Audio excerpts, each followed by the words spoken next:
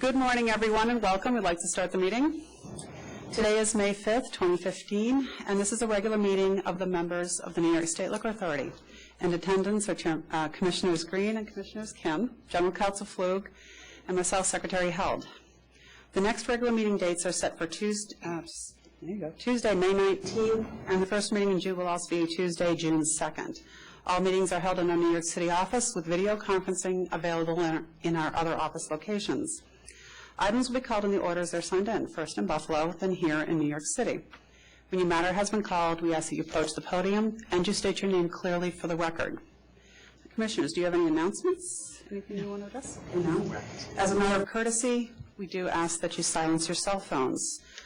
Prior to the first item being called, we have an item that we're adding onto the calendar, which I believe will be 1056B.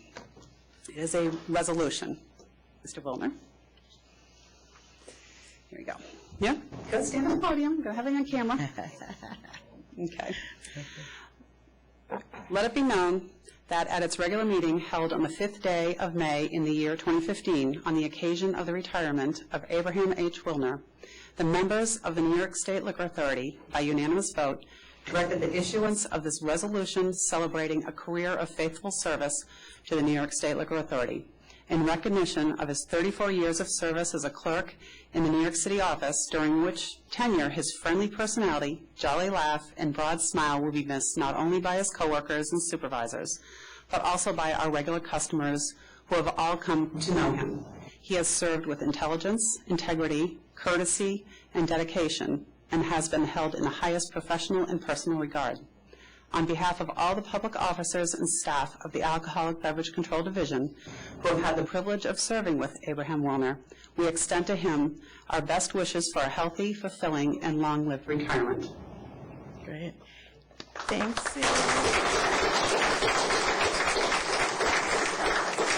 34 years is more than enough. Attorneys have seen me by the window, little joke now and then, but I think I have to move on, and also my wife would like me to be home as well, so not that we won't go at each other every once in a while, but 34 years is 34 years.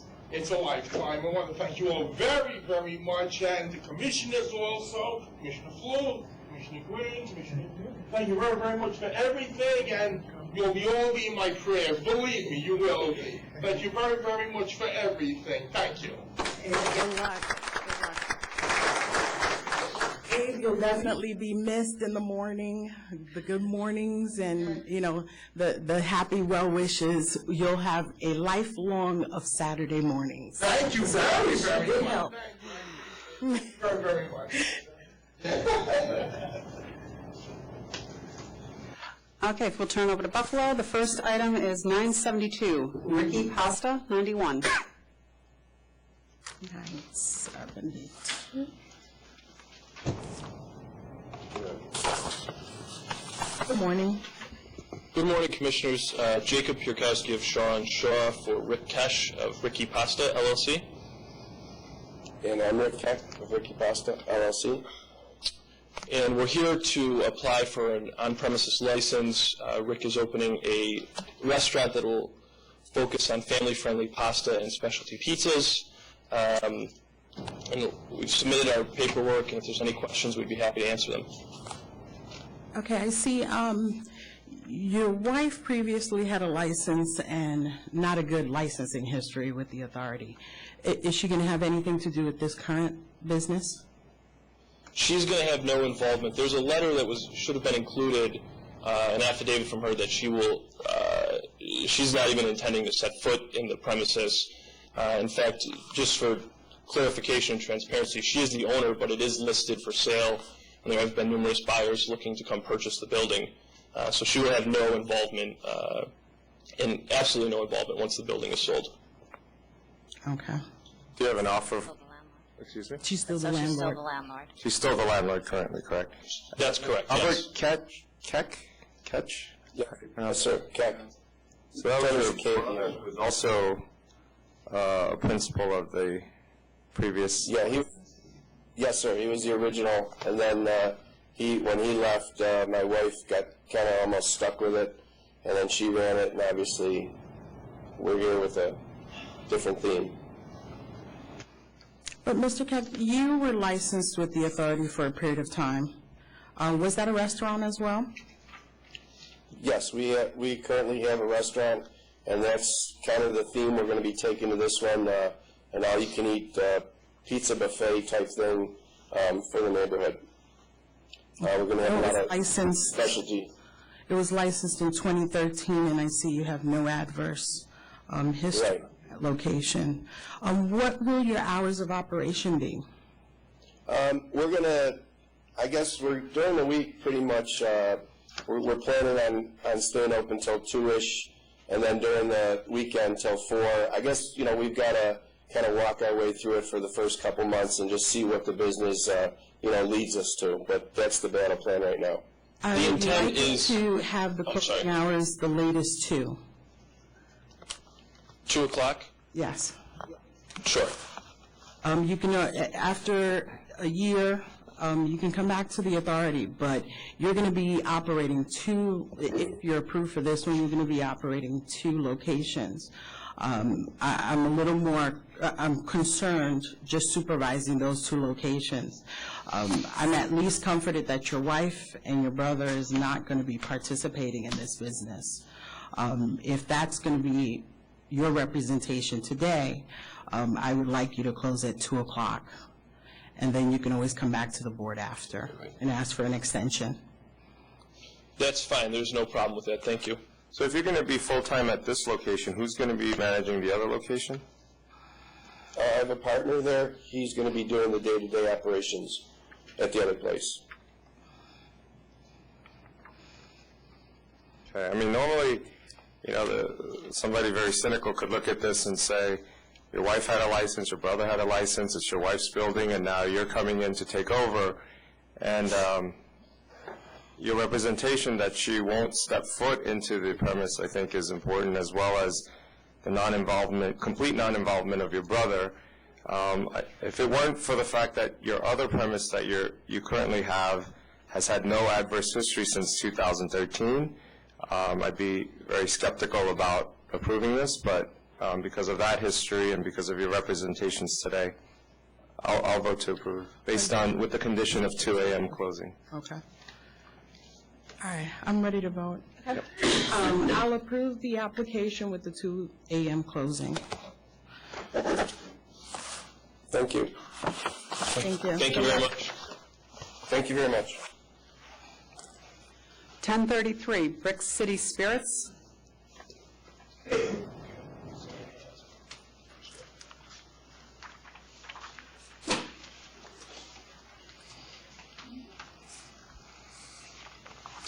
Good morning, Commissioners. Again, Jacob Kurkowski of Shaw and Shaw for Amanda and Andrew Anderson of Brick City Spirits, LLC. Morning.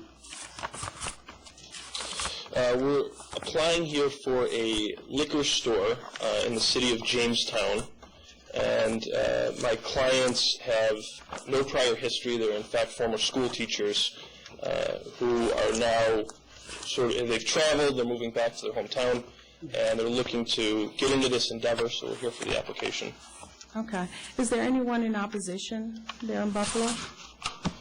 We did receive one letter of opposition. That was from C.C. Marshall, Inc. I see at least the closest, C.C. Marshall, Inc. is about a mile, 1.6 miles away from this current location. I see that the next closest is about 0.8 of a mile. None of the stores are on the same road as your client, and there's some increasing sales in the 2 closest, so I don't have any questions for this applicant. And I see you have the mayor's support as well. So I vote to approve. I agree. Good luck. Thank you, Commissioners.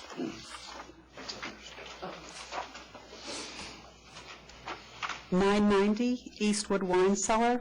I believe there's others that signed in Albany on this matter.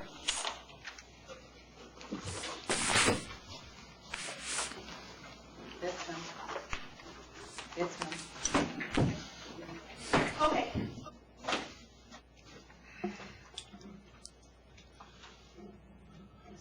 Can you state your name? Carvello, Eastwood Wine Cellar, LLC.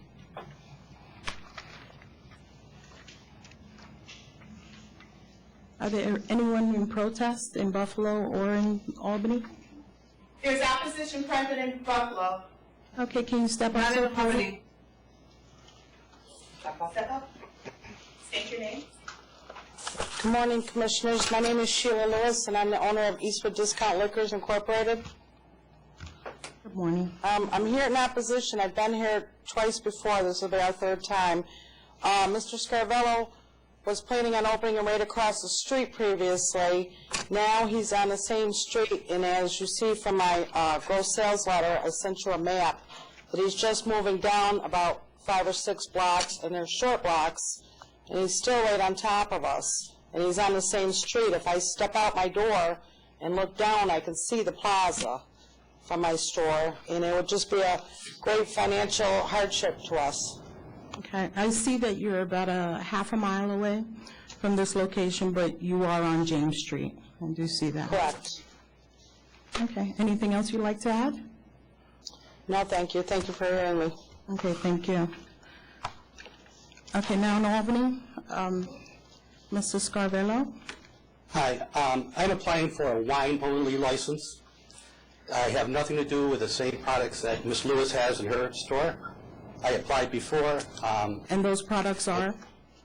I'm going to be all wine, no spirits, some New York State wines, mostly Portuguese, Spanish, Italian, French wines. So it's totally different from her market. I have 35 years in the business, from hospitality to wholesale business. My market is different. My customer base is totally different from Ms. Lewis's. Why this particular location? I initially started this a couple years ago. I went through all the applications, invested in wine racks and fixtures, and as it was going along, I did not know she was opening a store across from where I was initially going to do. So her application got on the desk before mine. So therefore they didn't approve it because it was across the street. Now I'm going down the street. I have an investment already. I lost $20,000 for the first time. I'd like to start and try to get that back with just a wine store. My customers Connection are... with this location, is it, because what I'm trying to see is, especially in that area in Syracuse, pretty much everyone drives a half a mile away from this location. I don't want to saturate that area with another store. I'm sure this applicant, she has a full liquor license. I mean, this licensee Yes. has a full liquor license. She does carry wine. What products are you bringing to that area that isn't already supplied? I'm bringing different products. I've been in her store. I don't carry the same products. Hers are supermarket products. Mine are boutique and higher-end wines. I'm just up the street from a Wegmans supermarket. We get 1,000 cars per day pass by this plaza where I'm at. I'm next to a cafe. I work at a private club and attended bar for a number of years in Syracuse, and I have a good reputation and a good customer base that would not normally go to Miss Lewis's store. They would shop somewhere else further away. Any questions?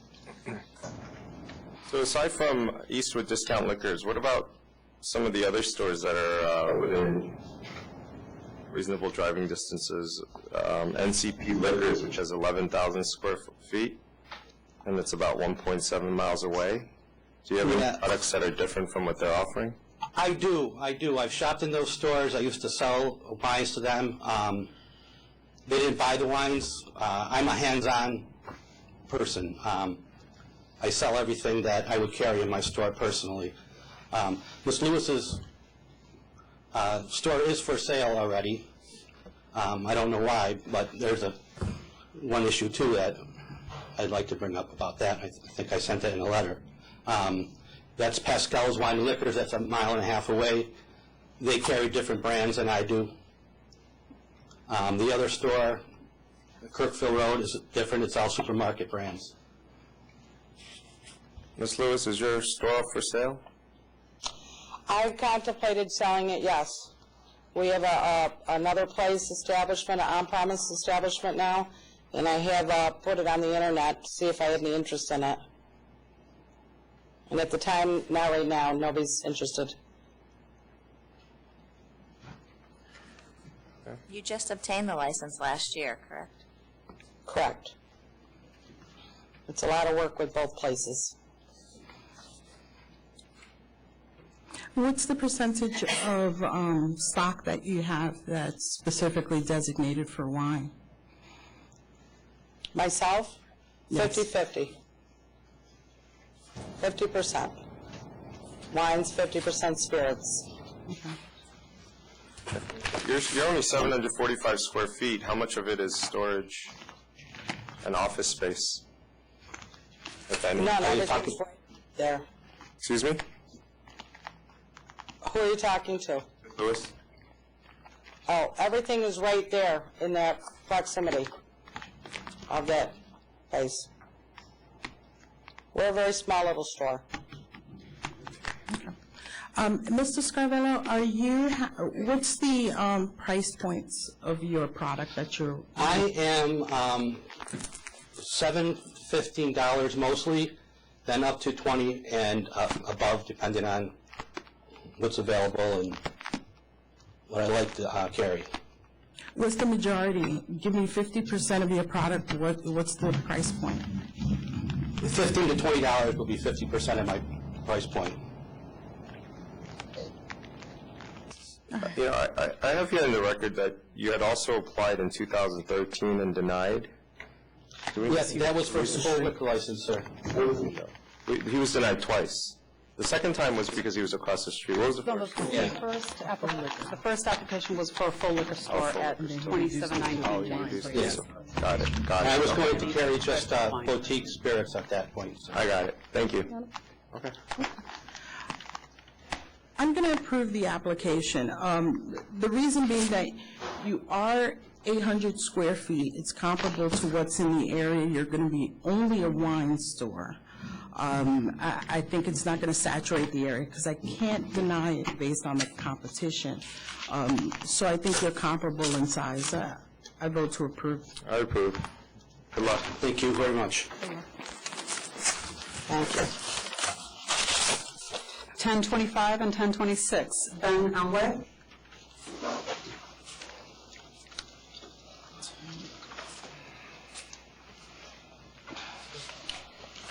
Good morning. My name is Attorney Matt Lazar. I represent Ben Elway, LLC.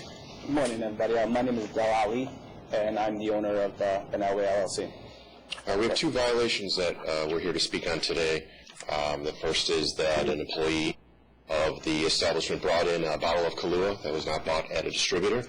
He did this on his own without the permission of the management of the establishment. He was fired from working there, and his staff was informed on the obligations of people not bringing in alcohol unless it's from a distributor, purchased by the manager or a representative. And the second is because the client was holding dance lessons at the establishment.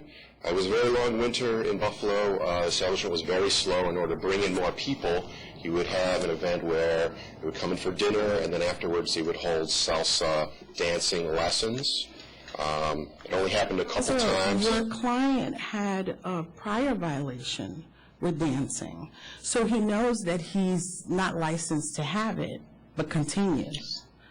That is correct. He had one previous violation. He did pay a fine for that. He hired a representative to complete the proper permits and submit them both to the city and to the SLA. He thought that was all done. We do have a receipt today, which we can show local council here, that he did apply for the city of Buffalo. He had one event. I'm going to see this. But your first offense was back in 2013. You were made aware of the violation, and then now, in 2014, you're still dancing. So can I hear from Mr. Ali? Sure. What is your method of operation here? And salsa is great. I think dancing is fantastic. But you've obviously paid a fine previously. You know that it's not permitted, and then you continue. I did pay a fine. a week later, I still had reservations for about 30 people on the same day. We no longer have those dance lessons. We do offer salsa music there still, but we no longer offer any lessons until we get the proper licensing. So you don't offer lessons, but you allow the dancing? No, we don't. I mean, we've got signs there, but I mean... look, July 9th, as part of the plea for the dancing violation, you stated that you would cease allowing dancing on the licensed premises. That was July 9, 2014. On July 11th, our investigator went out again, specifically at our deputy commissioner's request, and then observed dancing again. And there were about 50 people there, and at 11 p.m. salsa dancing instruction began. So you understand from our perspective, your credibility is going downhill from here. That is correct. In my defense, I've had those reservations. It was the same week. I did cease after that. The same week we did allow it. Ever since then, we stopped those lessons. It was 5 days later, and we had those reservations for months, and they did pre-book and pre-paid for them. So it was very hard for us not to. It was 5 days later.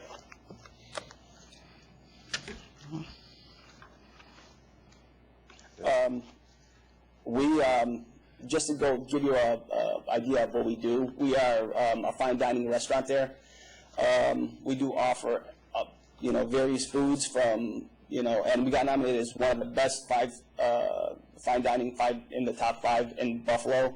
So just to show you, we offer everything, and I want to show you how nice the atmosphere is and the quality of our food. We offer everything from live lobster. I've had times where people would go in and bring the lobster to them, and they would choose which lobster they wanted. We'd go back I think your other method of operation for the restaurant is not in question here, and that's not the issue. It's really just you don't have a cabaret license. The city of Buffalo doesn't allow dancing without a permit.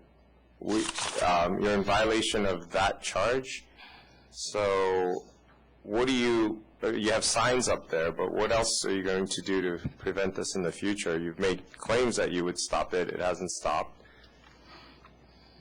Well, there's no dance lessons. We don't offer it at all. And that was the big draw. So we won't allow those dance lessons until we get the proper licensing. All right. Want to do 3? 3 days? Sure. I think there's a monetary fine. Because one of my concerns, I understand that you have a nice restaurant, but it doesn't seem as if you can cease the dancing component. You paid a fine last time. I don't know if a fine is going to curb that behavior. And at this point, you're having the lessons. You knew of it in 2013, and now we're back here again. So I'm going to impose a penalty that it's going to have at least 3 days of suspension and a $2,000 fine. This is something that you promised council when you came for a hearing the last time, that dancing will cease. So in 2 years, you had reservations for salsa lessons. I'm really difficult to take that as a firm belief that you're going to stop the dancing. So my penalty is 3 days suspension and $2,000. So $2,000 for the second preceding failure to conform to application, but there's also the purchase from unauthorized source.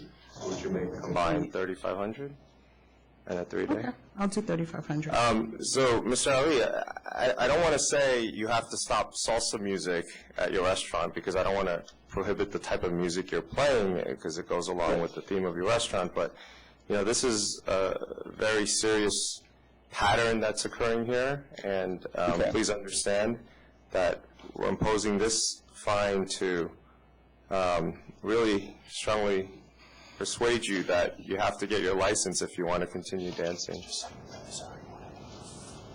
I'm really sorry. We won't happen again. Commissioners, could you reiterate you're doing a 3-day? 3 days suspension and $3,500. $3,500, Yes, thank I you. agree. Thank you. Thank you. 958, KMS Management Corp. Good morning, Commissioners. Chanel McCarthy of the Nor Group on behalf of KMS Management. You should have in front of you a statement of mitigation. We're requesting a reduction of the penalty. This is a singular sale to minor case. It is a second violation under the ABC law, but it's not a second violation of a sale to minor. I laid all of that out in my letter. A couple of other Actually, points. a third violation. I reduced it. I'm sorry? It's actually a third violation, not a second. You have two prior, it's extension of premise. Those are the two violations that your client Yes, I had in apologize. 2011 and 2012. This is a third violation for the premise, but the first underage sale. I is read correct. your letter in mitigation. I'll agree to reduce. I'll reduce the penalty to $3,500. I'll agree with Commissioner Green. If I could just make a couple of more points that may impact your position. I do appreciate that, but I would like to also point out that this is a very small community of 20,000 people, and KMS employs 40 people. They have trained all 7 bartenders. They are scheduled to train the 11 servers to be tip certified. In addition, the bartender has been reprimanded. And the company has also instituted additional new policies. They are now requiring IDs to be scanned through a computer that will verify that they are legitimate IDs and the age. They also daily post behind the bar the qualified age of a person to be 21, and that changes on a daily basis. So all of those things they have done, and that's in addition to what I also put in my letter of March 19th. So I don't know, I just wanted the board to be aware of that in case that impacts your decision at all. I'll stay at the $3,500. Me too. Okay, thank you. Thank you. Anyone else in Buffalo? There's no one else in Buffalo. Thank you, Michelle. Albany, 1048, Maldinos.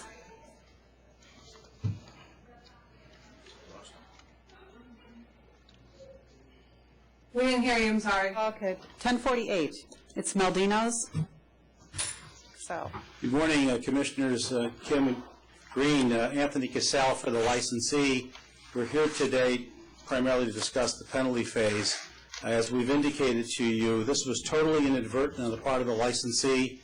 Immediately upon being told that they were in error, they stopped the practice of purchasing from a liquor store, and they also removed the liquor that is not allowed in an RW premise. The licensees sincerely regret this error. They apologize to the authority and to its officers and agents. They are an immigrant couple who came to this country seeking a better way of life for themselves and their children. It's a family operation. Basically, their little restaurants become a community center for the people of the Bosnian community in that area who gather. It's a place for them to assimilate into our culture. That doesn't excuse what they did, but the same token, we are here because we had to offer the $3,500, but we think it should be reduced if it's at all possible because they're really basically a mom-and-pop operation, not making a great deal of money. How long have they been in operation? I think about 2 or 3 years, Commissioner, with no adverse as far as I know. Maybe longer. All right. My concern is that this is a restaurant wine license. Correct. They had Jack Daniels. So the alcohol, the liquor that was there, and it was there incorrectly, we agree, was only for the use of the owner. Basically, it's an extension of his home. He's there all the time. He did not know it was wrong. He didn't understand, and now he does. He immediately, he complied. As a matter of fact, ironically, the original investigation was based on some kind of complaints you received, which were not founded. But when the investigator was there, and they willingly let him inspect the entire premise, he found the alcohol. And he found one bottle of wine, one type of wine, that apparently they couldn't purchase from a wholesaler. They went to a liquor store and purchased a bottle of wine. It was not intentional. It was not anything malicious here. They just didn't understand, but now they do. Well, they actually said that they did intentionally purchase it from the liquor store, that they didn't want to get the size from the wholesaler. Wasn't an They accident could, that they, no, they couldn't get that size from the wholesaler. If you read Well, the how letter. can the liquor store get it from the wholesaler, but the restaurant can't get it from the wholesaler? I don't know how that wholesale operation works. Okay. All right, I see the offer is $3,500. I accept the $3,500. I accept 3,500. Thank you. Thank you. Thank you. 945 and 946, the same premise, 2169 Central. 945. Good morning, Commissioners. Attorney Stephen DeNegris on behalf of Lewis Cross, the licensee, who is on my right, and Robert Savoca, who is on my left. Okay. I did see, I requested a personal questionnaire, and I did receive that. I understand the consultant that is assisting the licensee, you have your own license, correct? Correct. Okay. How much time do you spend at this location? Which location? The one that's 2169 Central.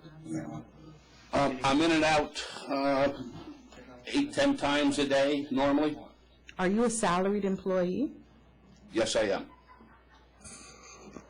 Are you managing this location as well as the one that you have a license for? I don't do any management at all. I console the owner who has some previous medical history that enabling him to be there as much as he'd like to be.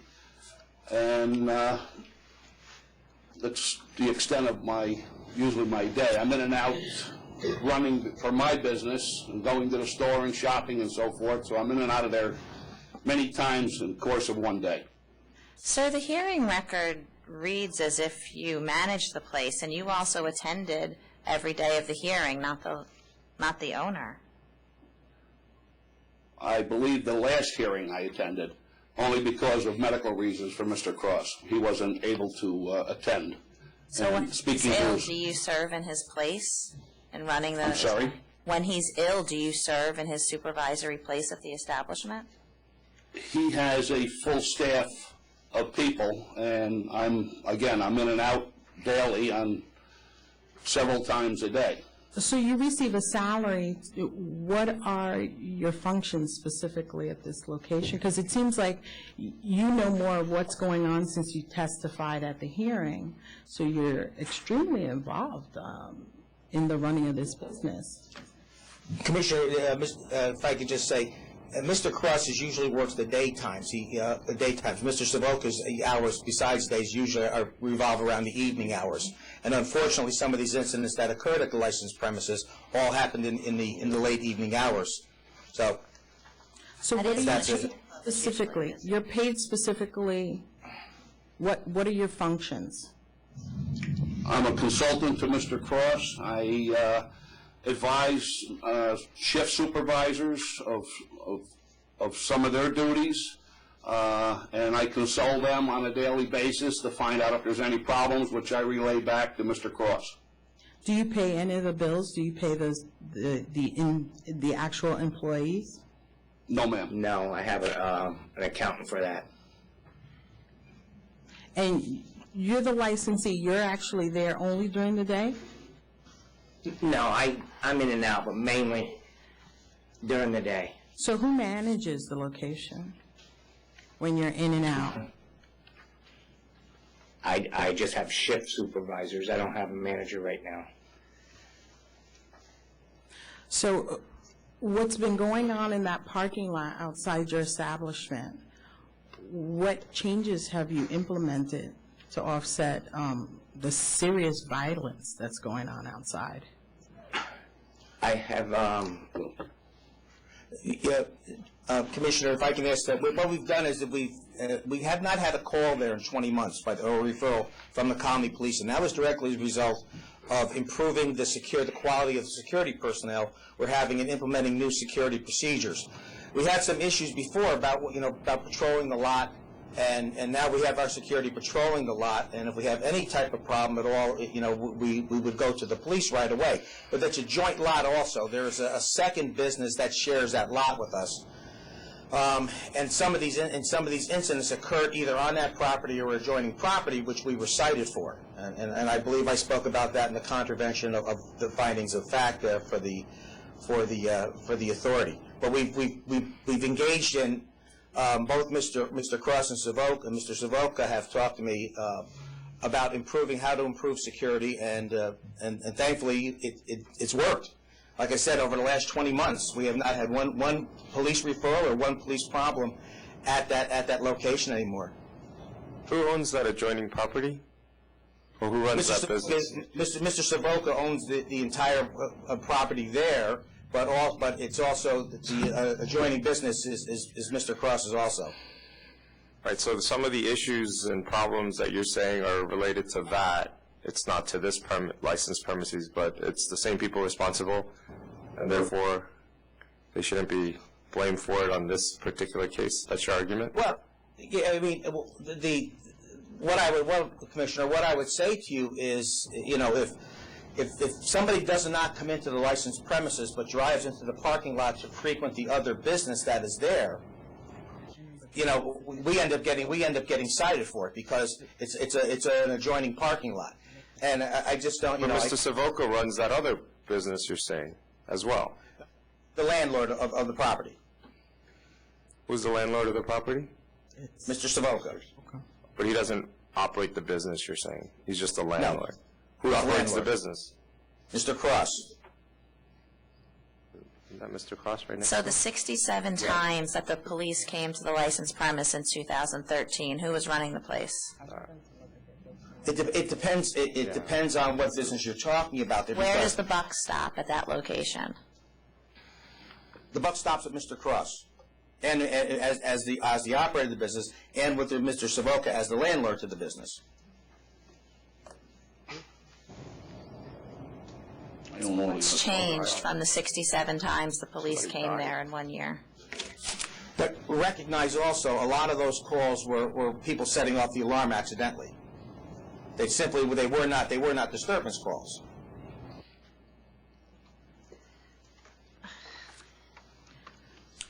We've even improved the training on that. We have virtually fewer alarm calls now because we've increased the training with the staff.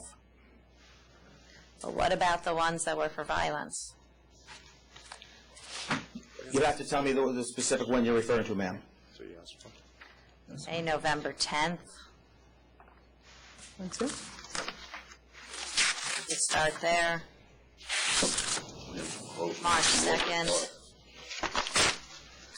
Well, if you've noticed, we've controverted both the findings on the February 23rd and the March 2nd incident.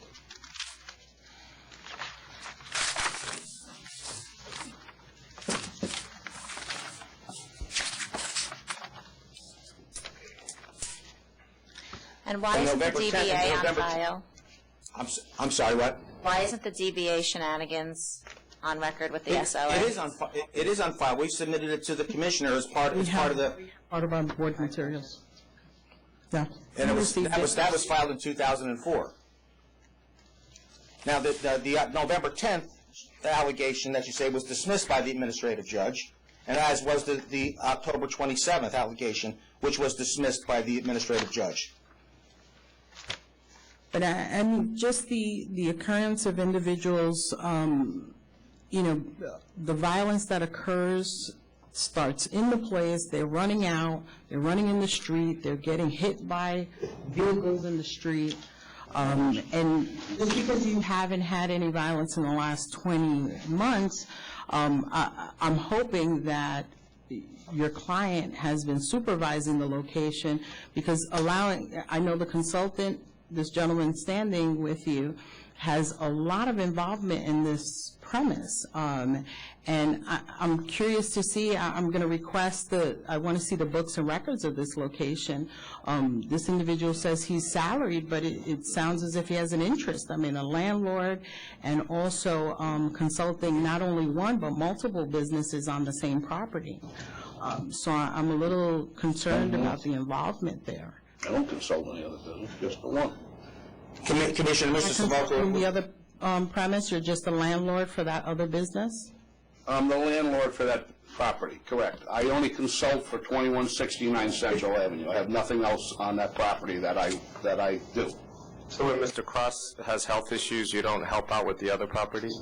Other business? It's pretty self-efficient, that business. There's a day supervisor there, and it's a relatively very, very slow garment, lingerie shop, and video shop. It's video of today is pretty passé.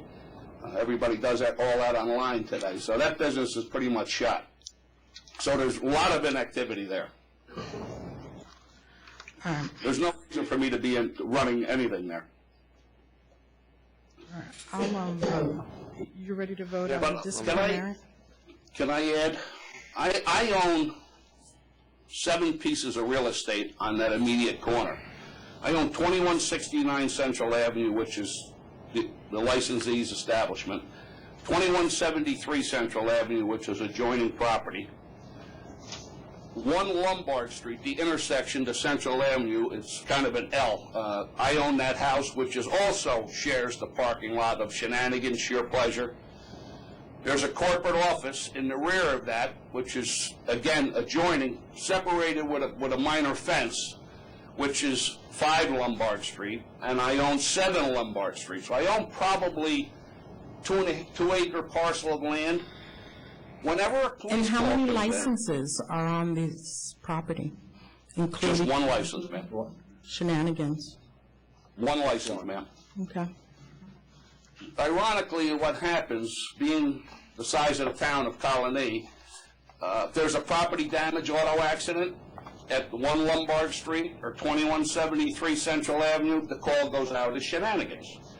If an alarm drop goes in, it goes out. Now, 1 Lombard Street, that's a 3-family house.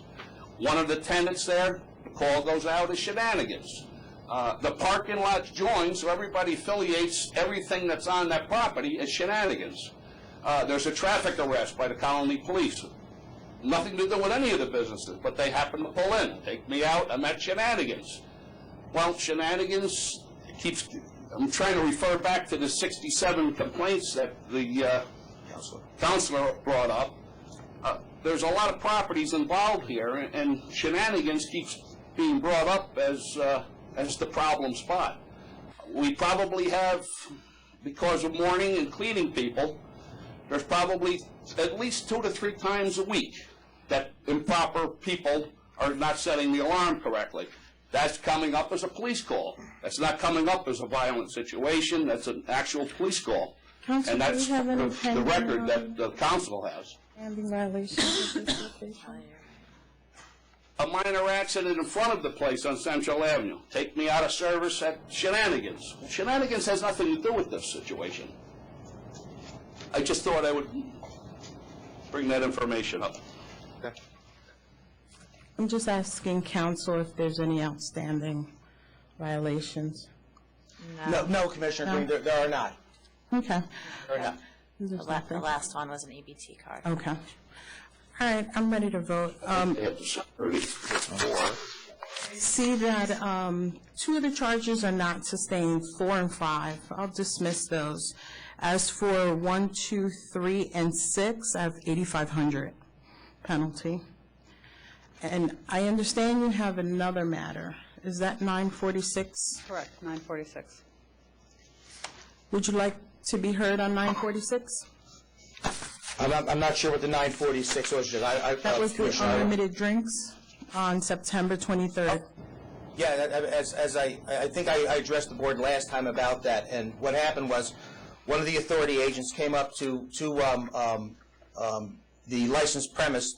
There was nobody there that could speak to them. Apparently, they had seen a website that we had up there that should have been under construction, and come in, took a look at the website, and cited us because apparently there was not a specific number of beers that were listed expressed in the webpage. As soon as we learned about that, Commissioner, as soon as we shut it right down right away, as soon as they told us about it, and I think the only reason why we did that hearing was to get it on the record about the fact that as soon as we found out about the violation, we immediately shut it down and have not put it back up. Okay. And so if there's only one license on the premises, then the investigator left the premises and walked across to another business on the property. What's he referring to? Is he referring to the corporate office? No, he went next door to the lingerie shop and asked them if he had something on the website for shenanigans, and they accommodated him by going onto the website, the internet website, and burned him off a copy of the page. It should have been under construction, but it wasn't. It was already published. It was live. not. And again, Commissioner, as soon as we found about it, we shut it down. Right, but it was out there for a while. It was out there, but I just wanted to make one other proffer, and that was there were no sales at all under that offer. No sales at all. All right. I have $1,500 for that violation. So that's $946. Yeah, I'll agree with Commissioner Green on 945 and 946. The 945 is $8,500 and 946 $1,500. Okay. Thank you, Commissioners. Thank you very much. Thank you. 970, Empire Spirits and Wine. Stop by, please. Hi, Kunal Patel. Regarding Chandrakanti Patel, Empire Spirit and Wine. Is there anyone in opposition? Yes, there is. Can I hear from them? Yep. You can just back up to understanding. I'm Dawn Carter Gross from Carter's Wines and Liquors, Inc. in Pleasant Valley, and I have quite a few concerns about the feasibility of the second liquor store being able to be financially stable. The years prior to Valley Wines and Spirits opening, which is the premises that these people want to open now, Carter's Wine Liquor Store did a quite hefty business. After Valley Wines and Spirits opened, during those 5 years, we showed a decrease of over 35% in our gross sales.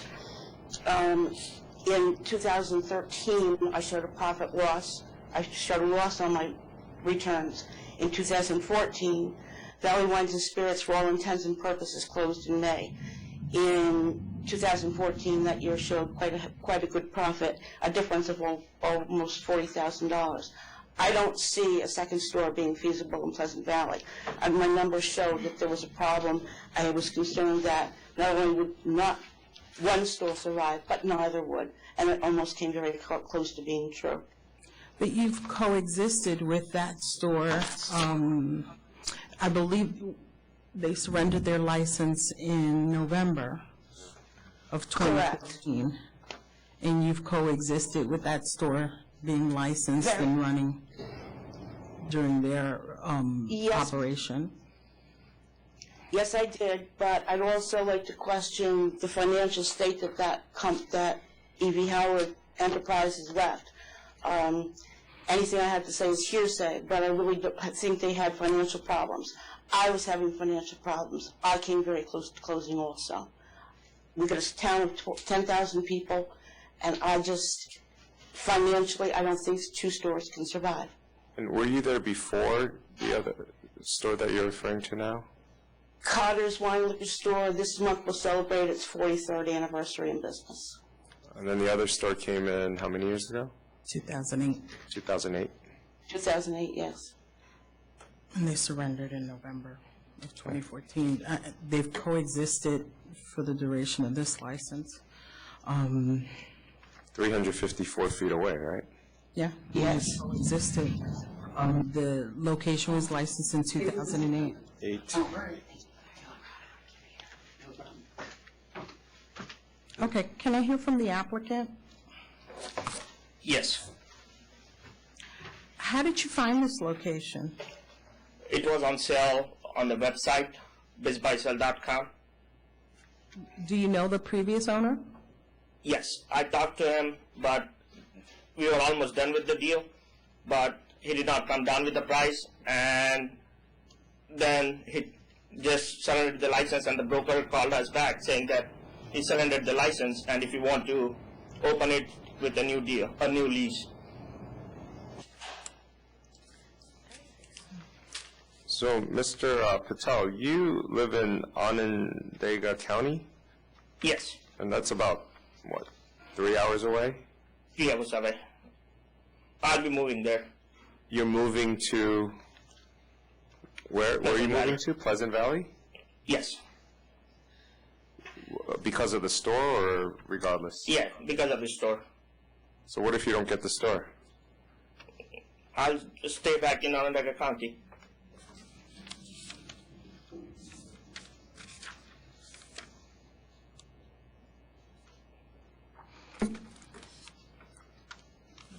How much of your store is going to be floor space and how much storage? It's 4,000 square feet. Yes, it's a 4,000 square feet with 2,700 square feet on the outside. The rest is storage? Yes. I don't know what her sales were prior to, so I don't feel it's adding a new store. All right, are you ready? I'm ready. All right. I'm going to approve the application. The store has existed while the competing 4 stores have been operational, even when this store was in existence in 2008, and just surrendered in 2014. So I don't think this is adding a new store. So I approve. Thank you. I actually vote to deny because it's 354 feet away, and just looking at the numbers, I think that it is clear when there is another store so close to this location that there are effects of saturation in the numbers. So I vote to deny. So that's a denial since it's a split vote. Thank you. Thank you. 941, Jacob Walker.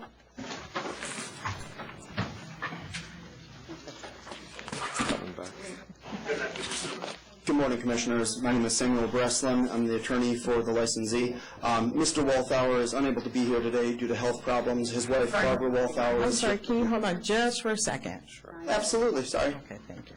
Let me just get that in front of me.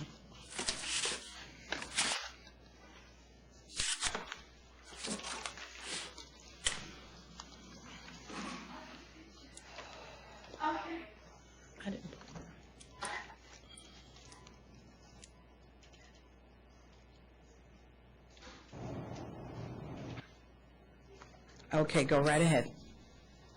Thank you. Again, I'm Samuel Breslin, and I'm here with Barbara Walthour.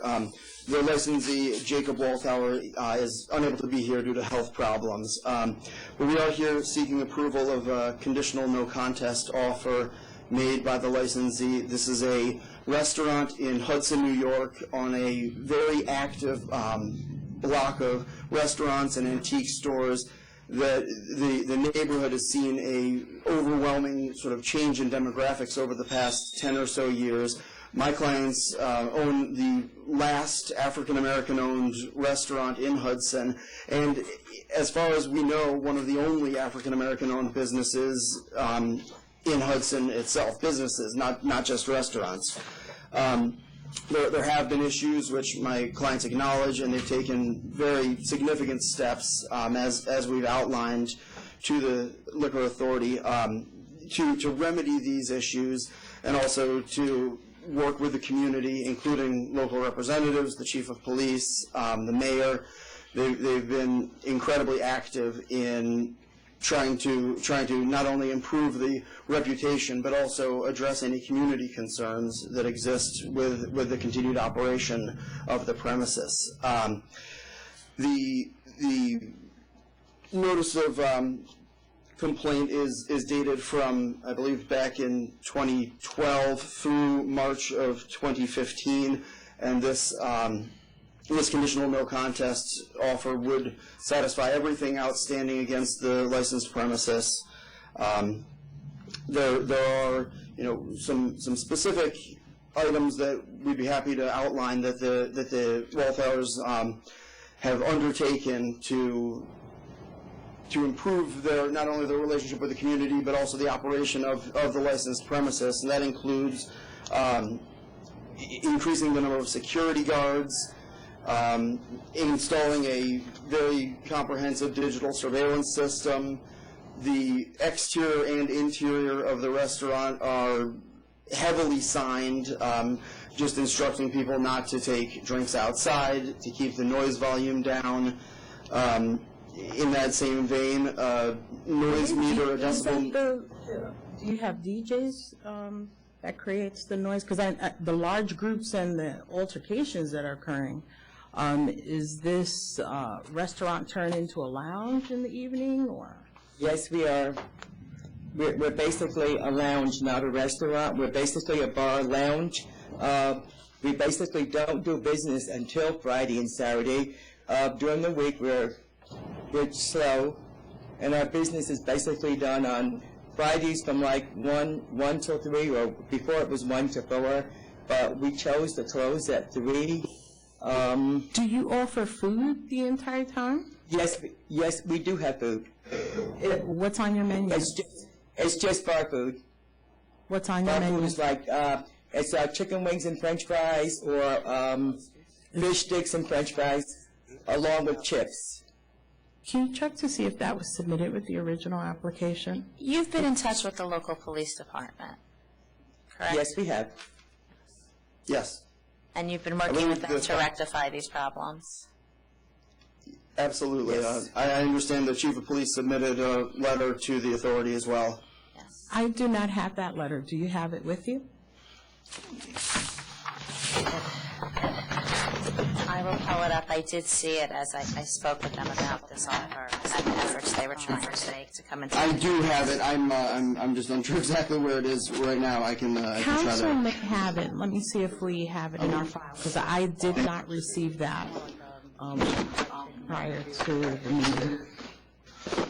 What was the original menu? Richard menu. I'll be up. And it's listed as a tavern restaurant. So it's a menu consistent with a tavern. So chicken, French fries. Right. Yes. Well, when you look at all the disturbances that are occurring, they're usually occurring after 2 a.m. My original thoughts were if you scaled it back to 2 a.m., it could possibly resolve a lot of your issues and these disturbances. But then you're telling me that all your business is done on Fridays and Saturdays between 1 and 3. Right. It's more difficult for me to stick to that line of thinking. In that vein, and to address that concern, Commissioner, one point that the licensee has undertaken is to, at closing time, increase the presence of the bar personnel, move people out in a more orderly fashion, have individuals outside to try to keep people. It's a tough neighborhood in the sense that it really is it's a narrow street, and when people leave, they have to walk in one direction or the other. It's a long, very straight road, and I think the majority of the guests are within walking distance, and it's the nature of the neighborhood more than the clientele even. It's just it's difficult to disperse that type of crowd because there aren't 100 directions that they can go. However, it has been addressed, and I believe that the frequency of complaints has completely dissipated in the last several months. And also, the complaint itself covers an incredibly large swath of time. And also, none of these incidents have ever happened inside of the establishment. We've been in business for 32 years, and the only time we had problems or complaints is when the New York City people have moved to Hudson, and they're trying to change it. And as he said, we are the only black establishment in Columbia and Greene County, and we do run a decent establishment. The fights that occur are not occurred inside the establishment or on the premises. They're across the street, around the corner. We have one neighbor that just constantly calls. She's like 5 doors away, to the point where she brings in chicken bones and say, these come from you. These are the kind of people we're having to deal with. Okay, So I this did is speak something- with our counsel, and she verified that the police department agrees that you've been working with them. to try to alleviate some of the situations that you're experiencing there. The focal point goes back to 2012, and I know that you've been working with PD since then, and they've had multiple calls, but I did see that the licensing establishment has called PD to appear and to assist with some of the altercations that have that occurred. So I see that you are participating, and they're willing to work with you to try to alleviate some of these issues. I see your offer is $3,500. Do you have anything? In that vein, we'd ask the board consider a lower fee only because, again, this is a struggling restaurant in a town where the demographics are shifting. I understand the offer is $3,500. If you could consider a lower conditional no contest fine, that would be, we would very much appreciate it. That is the lowest that I'm willing to accept. Fair enough. I just I'm wanted to ask taking that. into, it would have been higher. I'm taking into consideration that you have been working with PD and that during this course of time, the licensee has actually called the 911 for assistance and didn't leave it up to patrons to try to, survive on their own. So I took that into consideration, and I'm willing to accept the $3,500.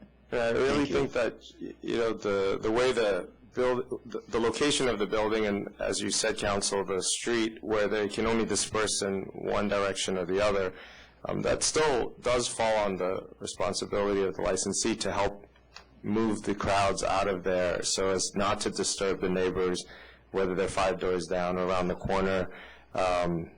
And whether they're being reasonable or not. At 3 a.m., if there's a large crowd on the street and they're just mulling around in front, a lot of times that's when these disturbances are happening. So, but again, as Commissioner Green said, considering the cooperation with the police, and out of the 30 somewhat calls to the police, 8 were done by the licensee themselves, showing active participation in resolving this issue. I'll also agree to $3,500. Thank you. Is there anyone else in Albany? No, we're all set, thank you. Thank you very much. Thank you. First item here, 969, 230 FA.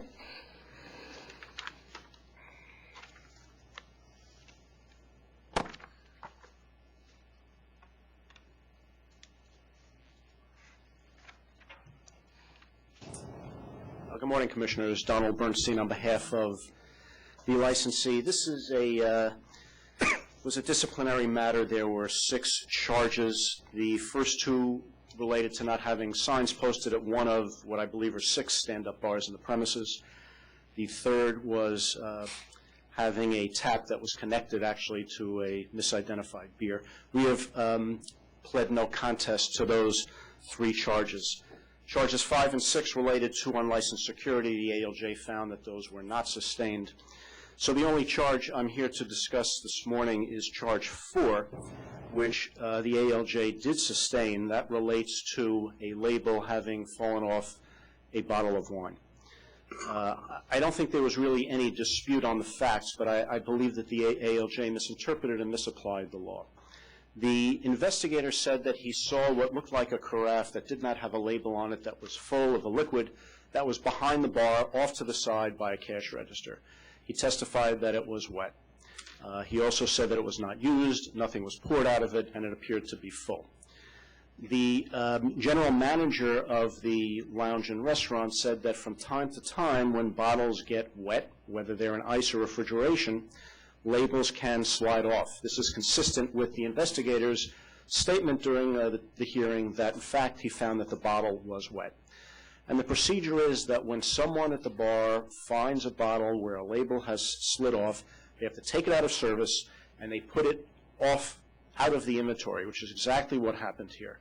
It's not immediately thrown away because what the testimony showed is that a manager or assistant manager has to take that unlabeled bottle to the office at some point during the day or evening and log it into the system as having been removed from inventory. And they do that for a couple of reasons. Number one, and we identified this as a bottle of rosé. It was not a carafe. It was a bottle of rosé.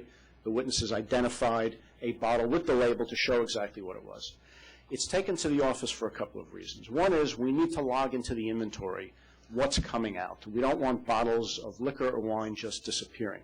If a bartender just threw it away, it would be easy for anybody to take a bottle of wine out, and on inspection they can say, well, the label came off, and we'd have no record of that. Additionally, depending on what it is, we may want to notify the wholesaler, whether for return, refund, or some other reason. And the general manager said that's just what happened later in the day. The bottle was taken out of service, brought to the office, logged in as being out, and then disposed of. The problem is that the ALJ found that because it was sitting on the bar back out of service, that it was mere possession, she said in her decision, was sufficient. But the statute doesn't talk about mere possession. The statute talks about being kept on the premises. And being kept, by definition, and I looked up some definitions, means reserve for future use, retain, continuing to do something. What about being on premise? They don't have anything else. I think that if the test is being on premise, I don't think let me that's just get this straight. I understand all the facts and the procedures. So assuming that all those facts and the procedure that they have is, is the procedure that they actually follow.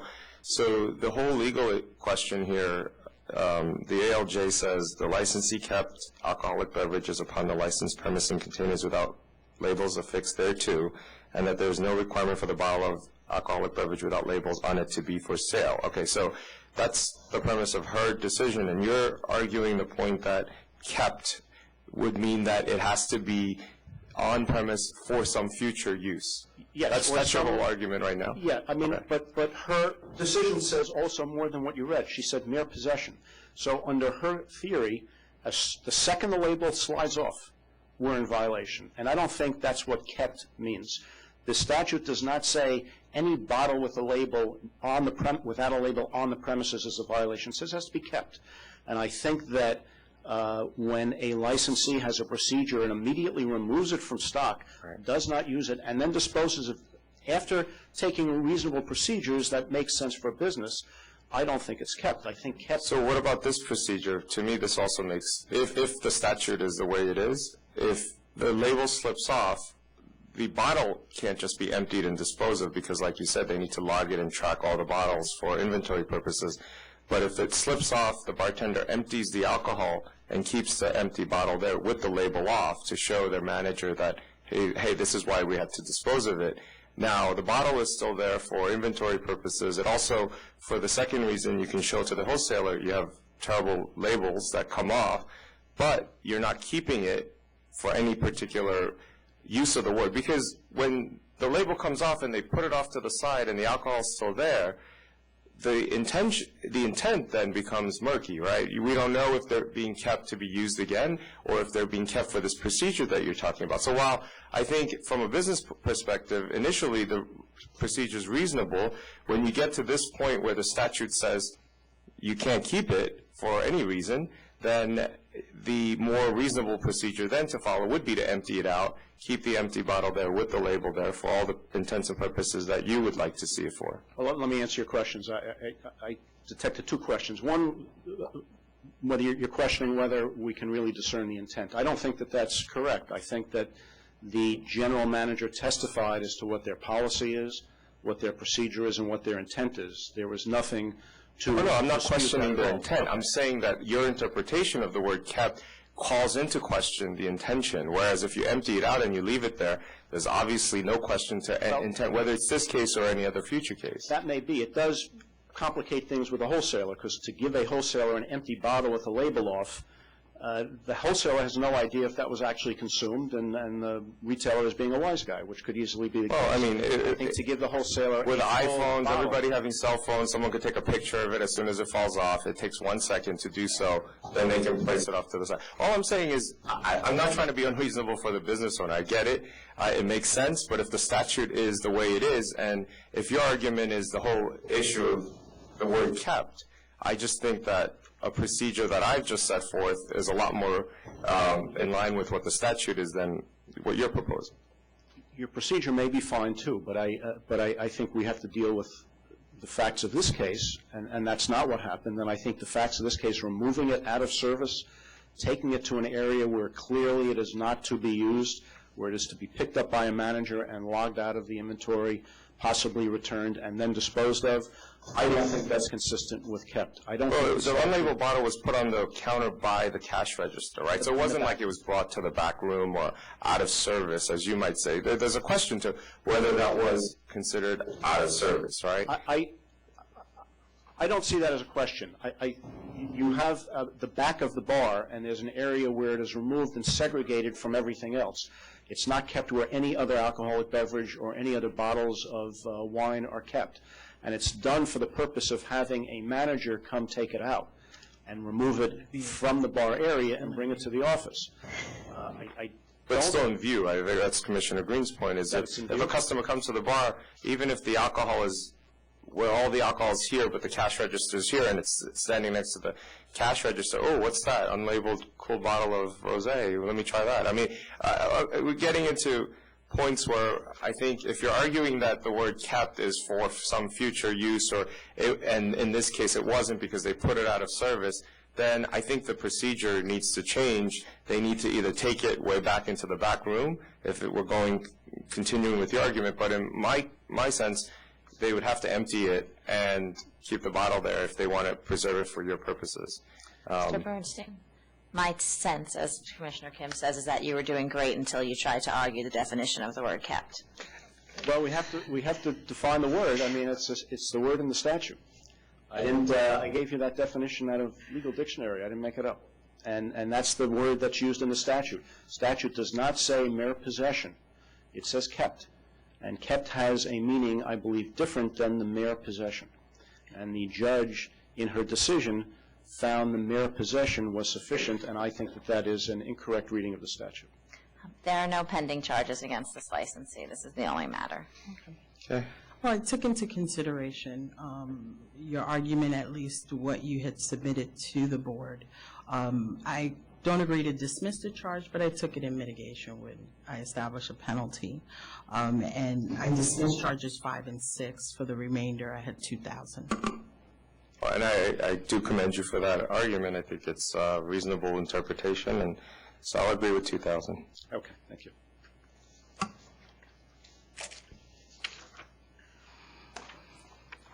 $9.44, Why Not Orchard?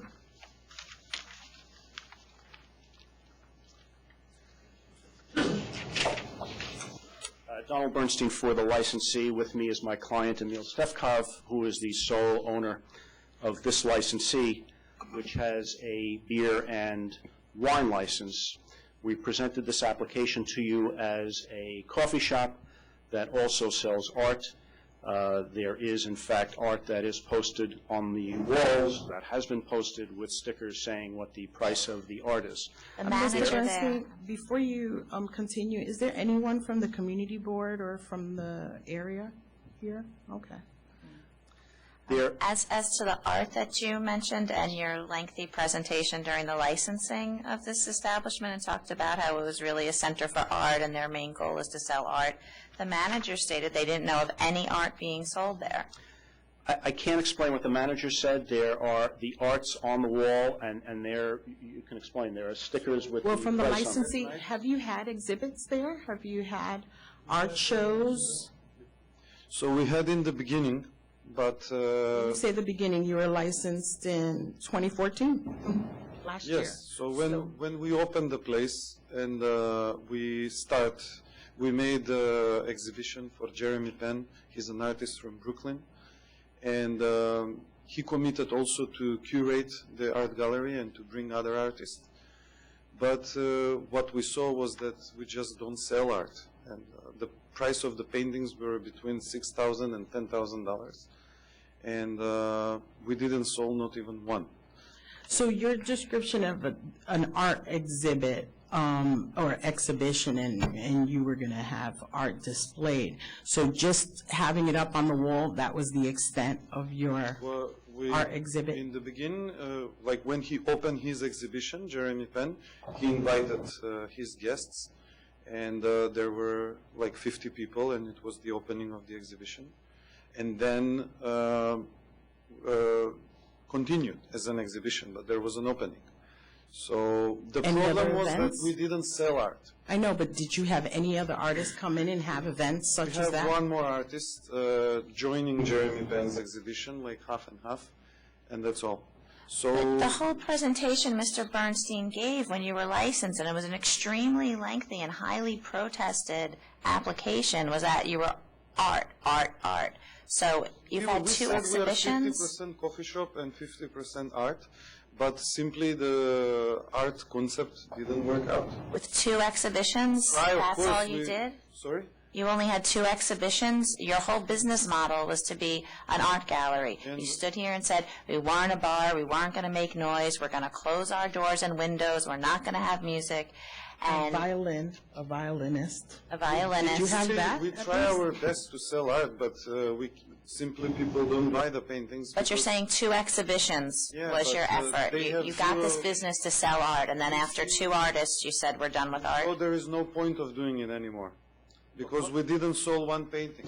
Oh, so And you we- decided that and then did not come back to the authority to let us Well- know that that wasn't a method of operation working for you? Didn't do more exhibitions. What we first of all, we said that this was, it was a coffee shop that sold food, that had all different types of coffee with beer and wine, and we said art would be displayed on the walls. We identified who the main artist was going to be, and that's been done. And they've had the two exhibitions. This was not a representation that we were going to have art exhibits on a regular basis. We said we were going to exhibit art, and that's what we've done. And it's always been on the wall and always been for sale. The fact that people are not coming in and buying it has proven This was going to disappointing. be events that were going to be held to feature the art that was going to be presented. Not that it was going to be every day, but it was almost 50% of what the day-to-day operation. You were going to have events with the violinist or a pianist. Right.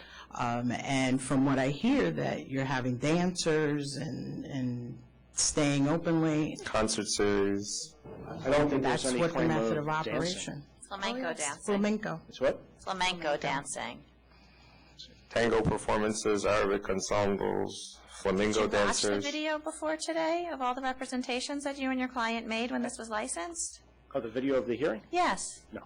You also said no music after 10 p.m. and actually advertised the Why Not Summer Concert Series from 8 to 10:30 p.m. That's pretty clearly. Arabic ensemble, flamenco dancers. All the live music has stopped, even the violin. But why did it start? I mean, it took place even when the application came here originally. You knew the community board, this location has never had a license before. They were opposed to it. We provided a license to you because your representation was that it was different. What was being offered was the art exhibitions that were going to take place, and your wine and coffee was about 50% of, the occurrence that would take place at this location. And even the community board had said that there were art galleries that existed. We don't need a coffee shop to serve alcohol to have art on the walls. But your representation was that that was a focal point, and that was going to be advertised to the community, the patrons that you provided. And secondary was the beverages that you offered. So I had the impression that artwork, and this wasn't something made up. You represented that this was going to be a focus of yours, and now you're telling us you changed because obviously the art wasn't selling. Well, I'm not so sure it's changed. The fact is, the art is on the wall. It is not selling, and one reason why we made the plea we made here is because the business model that we presented to you is not working. And what we plan to do, what Emile plans to do, is convert into a restaurant. And we will be filing an application for both an upgrade and change in method of operation. We have not done that yet. That change has not been made and won't be made. We went to the community board already with respect to that change. They have recommended approval, although there are a couple of conditions that they asked us that are not agreeable, such that we won't use any outdoor space. But they're also fine with us converting, and that's not before you today, I understand that, to full liquor with just an interior restaurant. So you're right. that the model that we presented is not working, but we have not changed the method of operation other than the fact that there's not regular gallery showings, but the art is still on the wall and still for sale. But in And the the beer and original wine is application, didn't involve flamenco dancers. You're correct, and that's why we're not going to a hearing on that. That was wrong, and it shouldn't have happened. But you're and saying we're nothing has changed. No, any events where that occurred should not have happened, and we're not contesting that, and we're prepared to pay a fine on that. I understand that. But they have been discontinued and will not be continued, and all the live music, including that which has been permitted, has been discontinued. And in fact, the premises even closed significantly earlier than the allowable 1 a.m. close. I think, what do you close, 10 o'clock? 9 p.m. 9 p.m. The business is just not there. They do about $100 a day in beer and wine sales. It's failing as it is. So are you're planning to surrender your license? No, we're asking to, we're going to be filing for a change in method of operation and an upgrade. We are losing money every day. So wouldn't it be better to surrender it? You put it in safekeeping, rather. Well, we're still open, and we still, even if it's $100 a day, there's $100 a day in beer and wine that's being sold. I don't think we want to give that up. 95% of the sales is profit. I'm sorry, Mr. Bernstein, you presented evidence at the 500-foot hearing and then stood here and said this was going to be an art gallery and that you needed a full OP license to complement that people were going to come to the shows. You have a letter here from Jeremy Penn saying that it's going to give New York City artists an exciting venue to exhibit their work and grow their own careers. Our team already has an amazing roster of vibrant and diverse artists that we plan to showcase through summer 2014. So that whole team of amazing rosters was 2 artists. 3 altogether, but that was the roster, 3. Jeremy Penn took the responsibility to curate the gallery. When we saw that we are not selling paintings, probably artists were not interested to present their art there. But you were supposed to be an art gallery was your main. The liquor was supposed to be second. You said here that it says the vision of Why Not is to be an elite art gallery that attracts both collectors and locally and from abroad, and that the liquor was just to enhance that art experience. We wanted to be that. We don't sell art, and that's why we completely want to change the concept, and we're going to apply for that. So, you know, from where we sit, credibility is huge, right? Because we can't monitor everything, and so when representations are made before us, especially when you have the community board opposing it, and I didn't sit for the original application, so someone like me who comes in and is just looking at the record, and the representations that were made that, you know, you would have no music after 10 p.m., that during the full board meeting, licensee representative would provide a telephone number so residents could reach them easily, which it never did. I guess the upstairs neighbor, Ms. Karachi, she was given your cell phone number from the landlord, and because there were drums playing on Memorial Day 2014 at 11:30, when she called you, you said that she was too sensitive to live in New York City and you had a business to run, so she shouldn't call you on your personal line. So when you say that you come here and say, based on the record, that this was going to be an art gallery, and I get it if the business that you tried didn't work for a year and then just recently, in the last couple of months, you decided that you were going to switch operations and then you didn't have time to tell us and then you're before us. But it seems almost immediately in the end of January 2014, you represented all of this, and then as soon as that happened, you were advertising for the Why Not Summer Series, you were doing Memorial Day drummers with amplified sound, which you said you also wouldn't be due. It was also hosted by an outside promoter. You're having dancers, which you said you wouldn't do. So really, if you were sitting here, how would you take this? How much credibility could you have after having made representations and then only a few months into it, done a completely different operation, and then a year later come to us and say, now you're going to open up a sushi restaurant? I mean, that's not before us now, but it's really difficult to accept anything that you're going to say or represent. The credibility level is very low at this point for me. I understand what you're saying. I accept the responsibility about the events.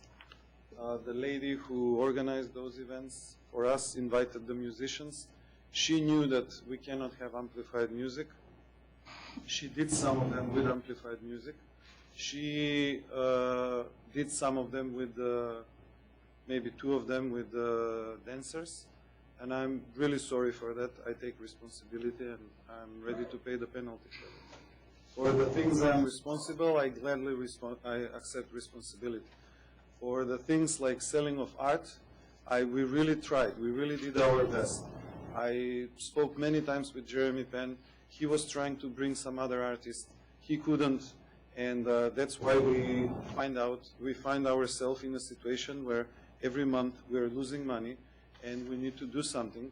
What we want to do, as the place is already built out and so on, I think that with we can have a successful operation as a sushi restaurant, Japanese restaurant. Just also want to add, Emil has 2 other licensed premises open for a number of years without any issues. Understandable, but, this is a community that has had so many licenses, in a saturated area, and when an operator changes up the method of operation, it's not as if you were changing up your menu.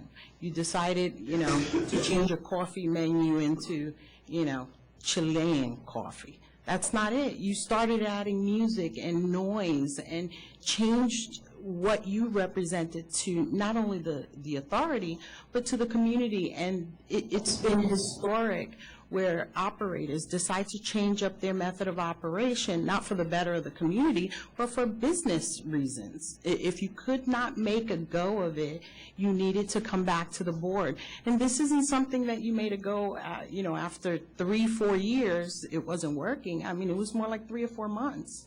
And this is a community that you chose to go into that was very strict on what method of operation you were going to have. And we believed your representation, and everything here in the disciplinary is totally opposite of what you agreed to. If I can answer, I don't think that we changed the method of operation. I agree that... And that's a problem we have, because you think everything you did was okay. I just need to understand. I think that the mistake was that there was an amplified music, and there were dancers in a couple of occasions. And there was windows open past 9 p.m. That night, when we closed the windows, according to... Now we even closed the whole store before that. But you and Mr. Bernstein stood here and you negotiated with the Lower East Side dwellers, and there was a whole list of stipulations, and Mr. Bernstein went back and forth with the chairman about, okay, we're going to take this and we're not going to take this, and they agreed to change your application at the time from an OP to a tavern wine, and this board bent over backwards for you on the representations that you made about how you were going to run your establishment. And then you didn't comply with any of them. I think that's overstating it. I'm sure we you have think not it's overstating complied with it. everything. I think that's overstating it. I think he's acknowledged the errors that he's made. The amplified music should not have happened. The dancers should not have happened. I think those were relatively short-lived. They have been stopped. And I think he's here to pay the price for that, knowing that there's going to be a price for that. And we're prepared to do that. We're ready to vote. I have cancel and bond. I agree. Canceling your license.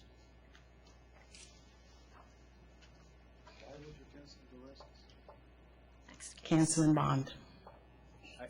I think that's a very excessive penalty in this situation.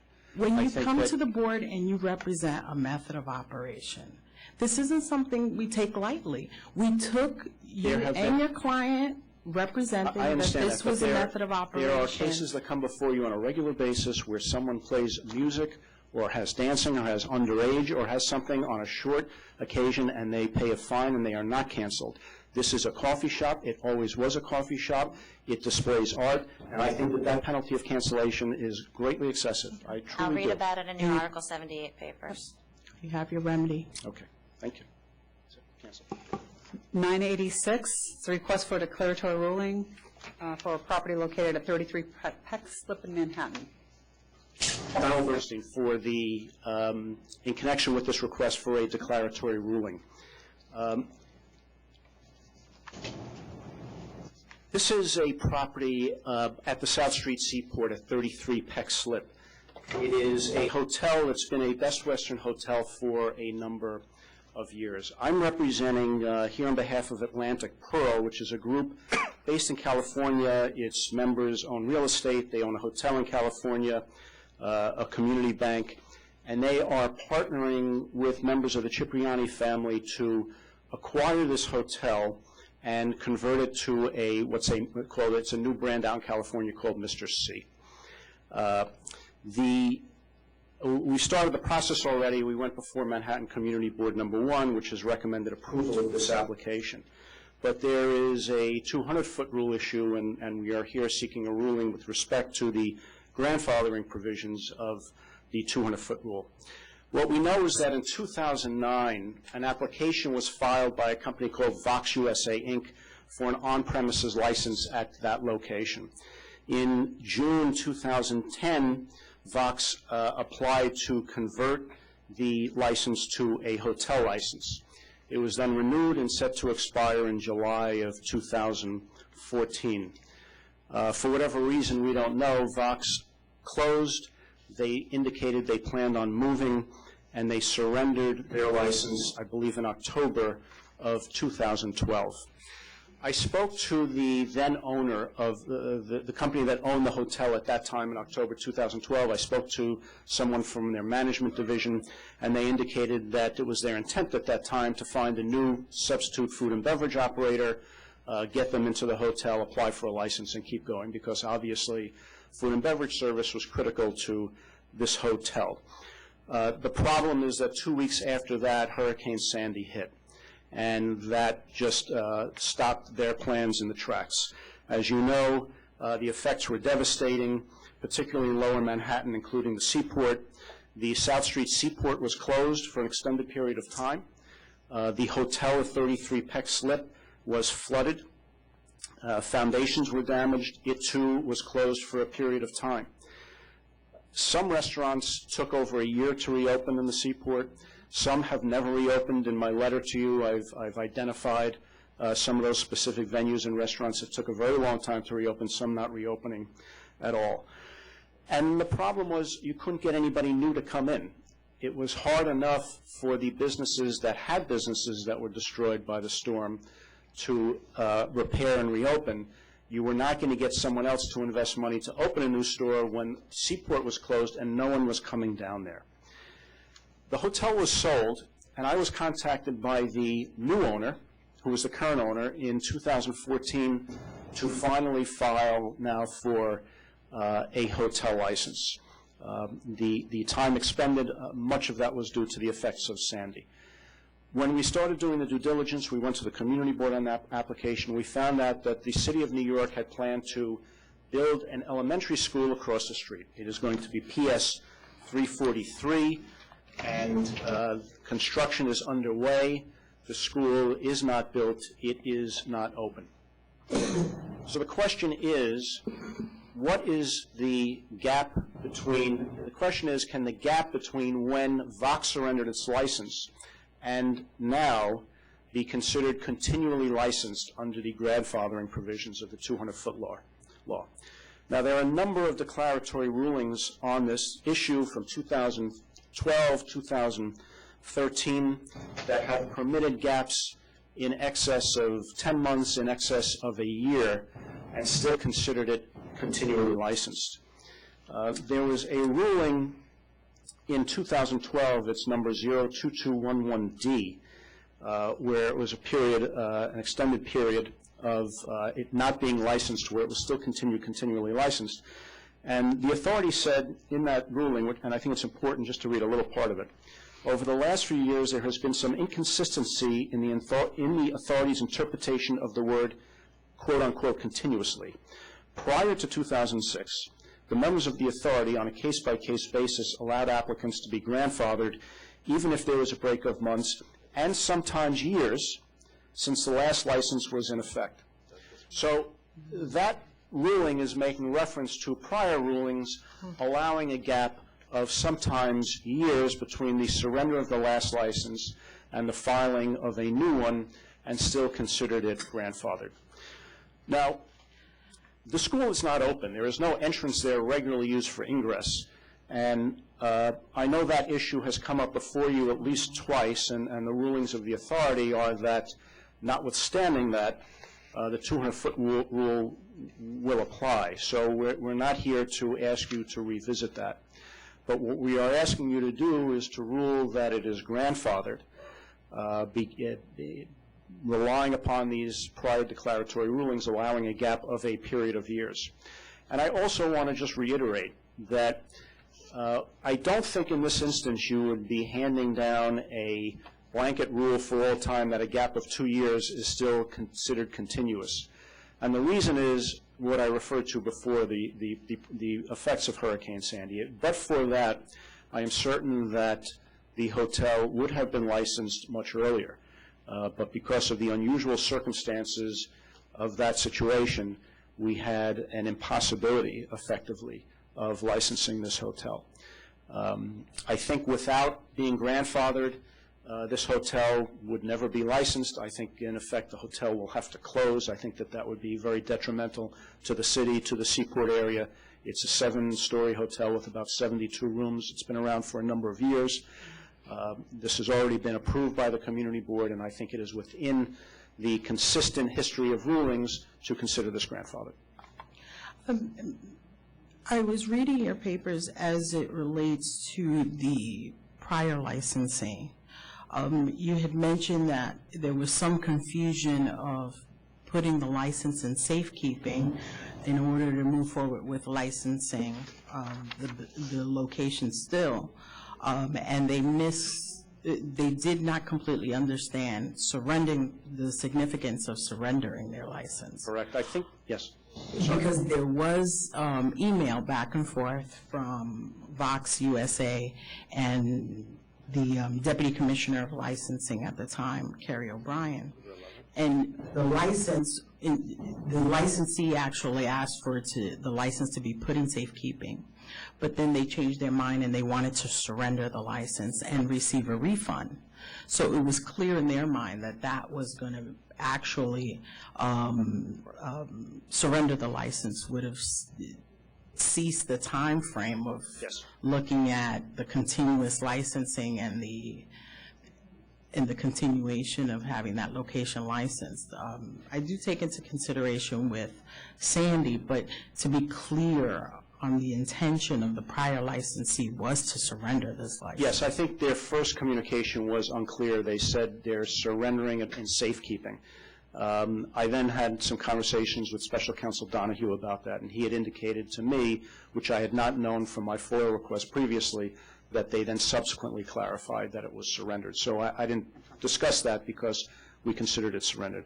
But the rulings that I referred to are situations where the license was surrendered. So I don't, unless you do, I don't see that as material in your determination. The material as it relates to your understanding of having this license continue with the view of having this location licensed for this period of time that it was unlicensed. Yes, I understand. And with the mental state of the prior licensee, knowing that they were surrendering the license and not to perceive as it's continuing with the intentions of having this location continue a license even after the restoration. Yes, that's correct. We don't dispute that. But although in the declaratory rulings, I don't think there was any intention by the licensees that had surrendered there to continue, I think that it was clear in those situations that that license was over.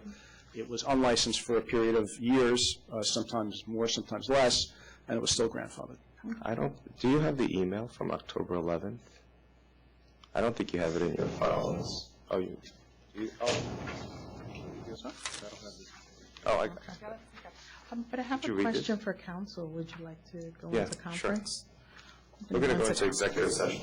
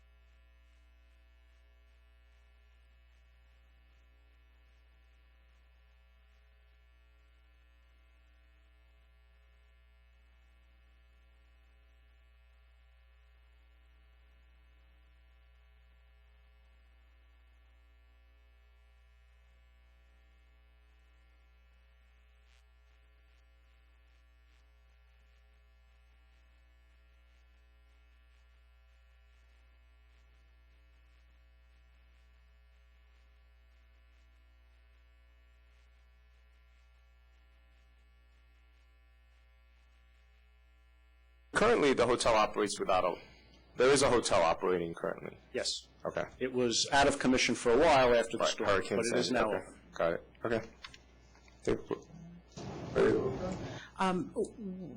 Like I said, one of the issues was take into consideration just the natural disaster occurrence and just restoring that location, hopefully to continue as a hotel. And with that representation, because you said it is going to continue as a hotel with the new applicants, so I'll grandfather the license. And until Hurricane Sandy, there was a restaurant, hotels, publicly in view and in use, and then I think that was a big factor in the closing and what happened thereafter, and so I'll also vote to grandfather it. Thank you. Thank you. Have a good day. You too.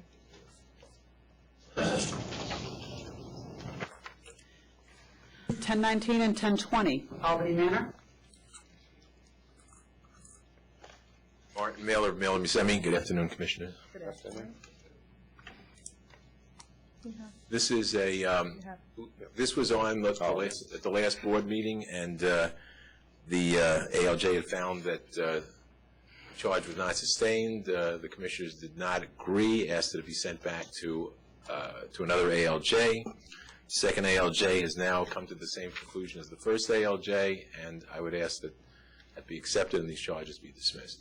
Okay. The alternate finding is the charges were not sustained. I'll dismiss. Thank you.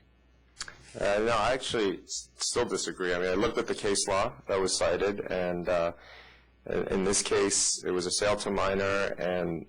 No, which, you mean K&Z Place? Yes. Okay. And the ruling says the officer, the sole witness, could not identify the beverage, its type or brand, and did not taste it. Right. The issue at hand, in our case, a police officer entered the premises, saw patrons with bottles of beer. No, didn't say bottle and cup. It said bottle. Well, okay, I'm sorry. It doesn't say beer. It said alcohol, bottle and cup. Correct? Alcohol. Yes. No, it said you're telling me that the report did not also say bottles? No. It said both. No, I agree. I agree. All right, alcohol, bottle, and cups. And I understand what the decision was trying to point at, that if the officer couldn't identify the beverage or did not taste it for alcohol content, there's some question as to whether alcohol was in that container. In our case, I think the police officers, they clearly stated that there was a bottle and cups of alcohol. So if you want to rule out the cup of alcohol because they didn't smell it or they didn't taste it, although I think also it's kind of unreasonable to expect police officers to take other people's cups and bottles and drink it and taste it for alcohol content. A sale to minor case, I could get it because you're the one purchasing it and it's only going to be you tasting it. But when a police officer is expected to spot somebody with a bottle of alcohol and then have to take it to actually taste it to confirm that it's alcohol, I think that's a ridiculous decision. And so I actually vote. Well, Mr. Kim, may I just say one thing? I gave that ALJ 6 cases. Each one of them says the same thing. The case that I'm very familiar with, because it's my case, was a matter of 2524 Cafe Concerto, where the police officer said that he saw bottles, I think he said of beer, actually, and he also said cups. And if I may quote that case, in any event, we find that there was inadequate evidence in the record that any of the beverages possessed by the 8 individuals questioned by Officer Chattery were alcoholic. Although Officer Chattery stated that he smelled the drinks in question and that they were alcoholic, he did not taste or conduct any field tests of any of the drinks. He did not state what type of beverage he smelled, nor did he identify a label on the beverage which would indicate that the beverage contained alcohol. The officer could not even identify the beverages in the unmarked container as beer. So what I'm saying is, that's not the only. I gave him 6 cases. He decided to take one. The second ALJ agreed fully with the first ALJ. You should have those cases because they were a part of the record, And I mean, you don't have to read them, but they're supposed to be in the room when you make a decision. So it's not only that one case. The law is crystal clear that unless there is an identification of a brand, that you can say bottle of alcohol, it's meaningless. It doesn't stand the test. And I would ask that you please understand that. This has nothing to do with bottles. It has nothing to do with cups, and everything to do with specificity. And there wasn't any specificity. And 2 judges have now said that that is not enough. And they're citing case law, which says it. So It's because the Cafe Concerto case specifically uses the unidentification of the alcohol as a reason to overturn the board's decision. And in the K and D, even though the specifics don't fit our scenario, which are the bottles, it still says the content of the cups. I don't expect a police officer and investigator to drink out of the containers. I agree that I think the bottles are different, and I believe that a police officer will know the distinction of a spirit, but being that, of a beer, being that we don't have that identification of what the bottle was. It's just the facts are not that specific. I think there's been a lot of... We're actually having our oral... No, I think there's been, at least in my time here, there's been a lot of police reports that don't specify exactly the brand. You know, the evidence, right, with testimony, with lab field testing. I think our standards for our agency and for the board is different than the standards in court. That's not true. Not in this instance. Can I have my conversation, please? I'm sorry. Discussion. And you can correct me on all the things that you disagree with me when we're done. And so the substantial evidence, when the police officer goes in and makes a report saying, I see an alcoholic bottle of beer in a bar, in a setting where people are walking out, I think unless there's other evidence to the contrary, I think you take that as evidence, sufficient evidence to impose the penalty. Still, we're just having a conversation. Can you please just wait? We get to listen to you. Yes, ma'am. Okay. But no, I agree. But in this particular case, it was problematic for me to even take the officer saying that he saw the bottle and not recognizing that as beer. And with the ALJ actually stating that they acknowledged the facts in the case and related to this as not because it was in a cup or a bottle, but just the fact that it was unidentified. And they didn't feel that it was enough substantial evidence to sustain the charge. And being that it's the 2 administrative law judges that had to touch and feel the one ALJ that actually was able to have a witness would have been nice, but unfortunately we didn't have testimony depicting specific detail and allowing the attorneys to actually cross-examine a specific witness. So I would say based on the specific facts, I don't 100% wholeheartedly agree with this decision, but my reasoning for accepting the alternative findings is going on the evidence in which we had to make a decision. And just void of specifics didn't make it easy to arrive at sustaining the charge. Would you like to speak now? No, she's perfect. I mean, the only thing Donald, make a recording of that so I can keep playing that back. The only thing that I would add is it was addressed by Commissioner Green. There's another case that I gave the ALJ. It's called Matter of Ridge, Inc. versus the New York State Liquor Authority. And what you have is an unsigned document, a police report. And there was a live witness that testified on behalf of the licensee who said that there was no alcohol. Matter of Ridge is very specific in saying that if you seriously controvert this piece of paper, that is not substantial evidence of the charge. And with respect to what you said earlier. What does that have to do with this case? If it's unsigned, I wouldn't take it as substantial evidence anyway. It was unsigned. Right, so what does that have to do with, in this particular case? That's all you have is the same piece of paper. You have a police report. You have a police report. You have a police officer saying. The police officer never said anything. He didn't testify. The police officer, there's a police action report, right, that alcoholic beverages in bottles and cups were seen, observed, I think was the word they used, at the premises, and that was in contradiction to the time of when they should be serving and when they should be allowing consumption, prohibited hours consumption. So, I don't know, to me, I just think that if we impose this kind of standard on the officers, that just is so unreasonable.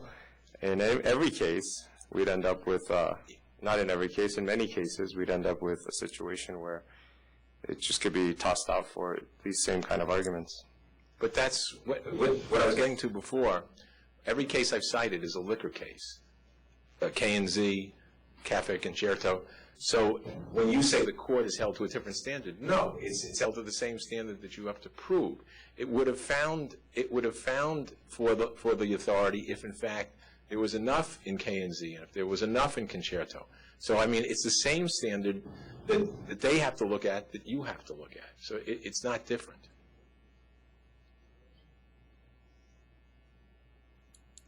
And one of the difficulties, like I said, is just the supporting. I don't ignore the police officer's report, but with testimony and maybe an affidavit, to identify specifically, like I said, it's just problematic that I don't feel like you need all of that. But for us to prevail on appeal, I don't know if we would prevail. I just feel like we'd be giving the courts another chance to get the law right. May I cite Mutilap? Excuse me? May I cite Mutilap, which matter of Mutilap is very specific. There was, in that case, a hearing, an ALJ found that there was no substantial evidence. It was sent back for a second opinion. The second opinion ignored established case law. It's one of the only opinions I've ever seen where they name the people that had the audacity to say that I don't like the decision, let's give them another shot. I'm just saying, matter of Mutilap is directly on point. An appellate division has made a determination. I don't think it's for this body to say I don't like the decision, and Mutilap says that specifically. How do you spell Mutilap? It's Palladium backwards. It's Palladium backwards. M-U-I. Palladium backwards. Yeah. Well, how's this? Would you like to have an opportunity to review the cases cited by Mr. Mailer? Yeah, I can give them to you. Sure, if you can give me all the cases. Yes. Or if you can email them to the secretary. But they were emailed. Do you have them? Okay. But why don't I just give them to you? I mean, if you have them, I'll take that. And could you email? You already emailed it to them, if you right? have it. So if you have it, I emailed it to the, It would be a good thing to review them, and I'll do the same. Okay. I'll do the same and review the cases. And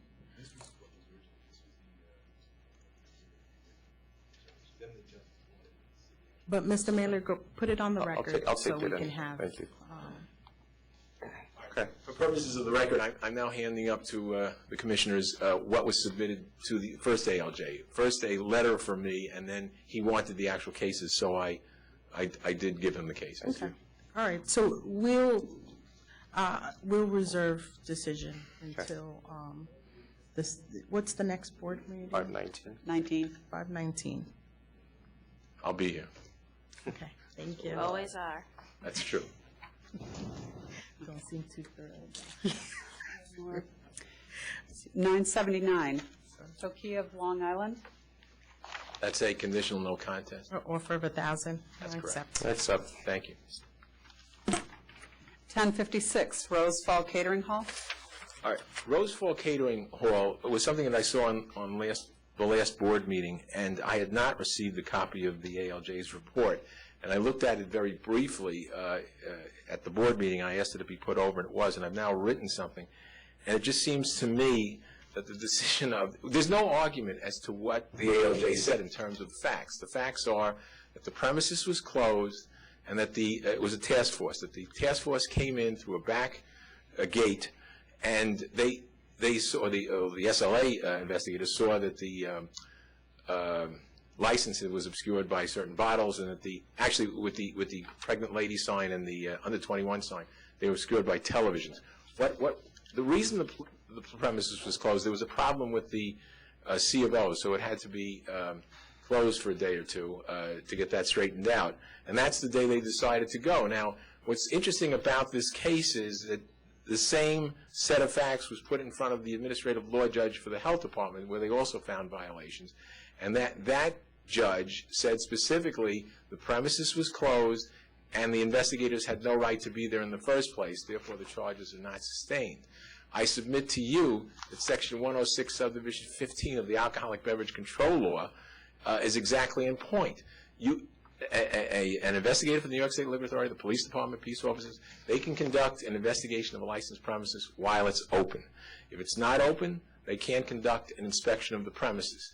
A matter of Finn, there's just a number of cases where you can exercise an illegal search. According to the hearing, it says the investigator went in through the front door and not the gate. What happened there was, I think the police led the charge. They came in through the back door, and then they opened the door for all of the other inspectors. They also saw the individuals in the location. I mean, it was family of the licensee. Right. They were fixing up. They were fixing up what was wrong with the CO. That's why they were in there. But the investigator enters through the front door. There were already people congregating inside. There was no alcohol being served. They were cleaning according to the facts situated.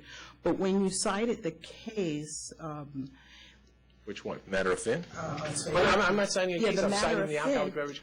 No, I know, but when you cite that to show that if a location is closed and the search of the investigator in that case, the facts didn't match. Because Matter of Finn had nothing to do with the place being closed. Matter of Finn was you can't conduct an illegal search. Yeah, what happened in that case was they went into a back. I know, and searched the code. Right, exactly. And that didn't happen here. No, but you're saying that it was the investigator entering the location. Without permission. That's exactly what I'm saying. The premises was closed. The police came in through the gate. They opened the door to allow not only the liquor authority but fire and whatever the March Task Force consists of. None of this was with the permission of the licensee. That's exactly what Matter of Finn is about. If you don't gain the permission of the licensee, then you have an illegal search. But forget about all of that. Mr. Mailer, there were people inside there. This wasn't a closed, locked place. There were people inside the establishment. The place was closed. It was the family of the licensee. The commissioner got it right. But you don't know that until you enter the location. You're actually visualizing individuals occupying the space, a licensed premise, that the investigator, and obviously the police, has the ability to enter the location. You do not need for the licensee to say, oh, please enter, and you can go on and look through the public areas. When I read the case, the hearing report, it actually states that the investigator entered the front door. Obviously, the individuals inside were viewable. When they come in, they find out that it is family. But I don't agree that the location had to be open and the licensee had to invite the individuals in order to go through the location. Madam Commissioner, the ALJ made a specific finding in this case that the premises was closed. I didn't make that finding. You're not making that finding. The ALJ made that finding. Two, again, it's eerily similar. The ALJ. As did this. This ALJ agreed with that ALJ. She also agreed that they walked in through the front door. They walked into, so what? So what? If you don't have the right to walk in through the front door, again, they walked in because the police, they walked in the front door. The premises was closed. They had no right to inspect pursuant to 106 Subdivision 15. It's during the hours when the said premises are open for the transaction of business. It was not open for the transaction of business. They had no right to conduct an inspection. the inspection is illegal. And I also maintain, what are we talking about here? We're talking about we're talking about a bottle in front of the license, and the only reason the bottle was there, they were cleaning up. The reason that we're not talking about the license not being there. We're not talking about the pregnant lady sign not being there. We're not talking about the under 21 sign not being there. Those two signs were obscured by televisions that were being moved out of the way so that they could clean up. If not for the fact that the only reason I asked that this case be put over, I happen to know what the law is. It was a clear violation of the law. I'm merely pointing that out. The violations here are technical in nature at best, and I maintain they're not even violations in and of themselves. But that's not the issue. The issue is the premises was closed, and inspection was conducted while the premises was closed, and as such, it's an improper inspection. And anything that investigator found out as a result of that inspection cannot be used. And that's what matter of Finn is clearly about. And I don't agree. But I agree that at least mitigating where the family was actually in there cleaning, I took that as mitigation. But I sustained the charges and just had a letter of warning. But I believe that the investigator had a right to be there and enter the premise. Whether the licensee felt it was closed and didn't invite them in, that wasn't persuasive. Did they settle their C of O issue? Yes, they're open. Yes. I mean, in the past, they had a failure to post warning signs as well. But they posted the warning sign. There's no question that they posted the warning sign. What happened was, because they were cleaning, they moved the television over to this. A television was moved over, and it obscured the view. I mean, your investigator's report merely says that it was there. It was just it was obscured. And the LJ did find that the establishment was closed. So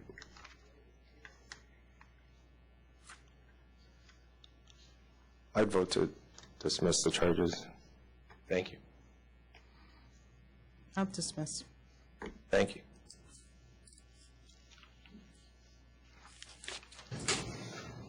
$10.29, Fortune Wines and Liquors. This one is a conditional low contest. It happens to be my partner's. He just, Offer $7,500? correct. Oh, do you have it? No, that was his offer, $7,500. Yeah, no, his 2% of all his sales were from unauthorized sources.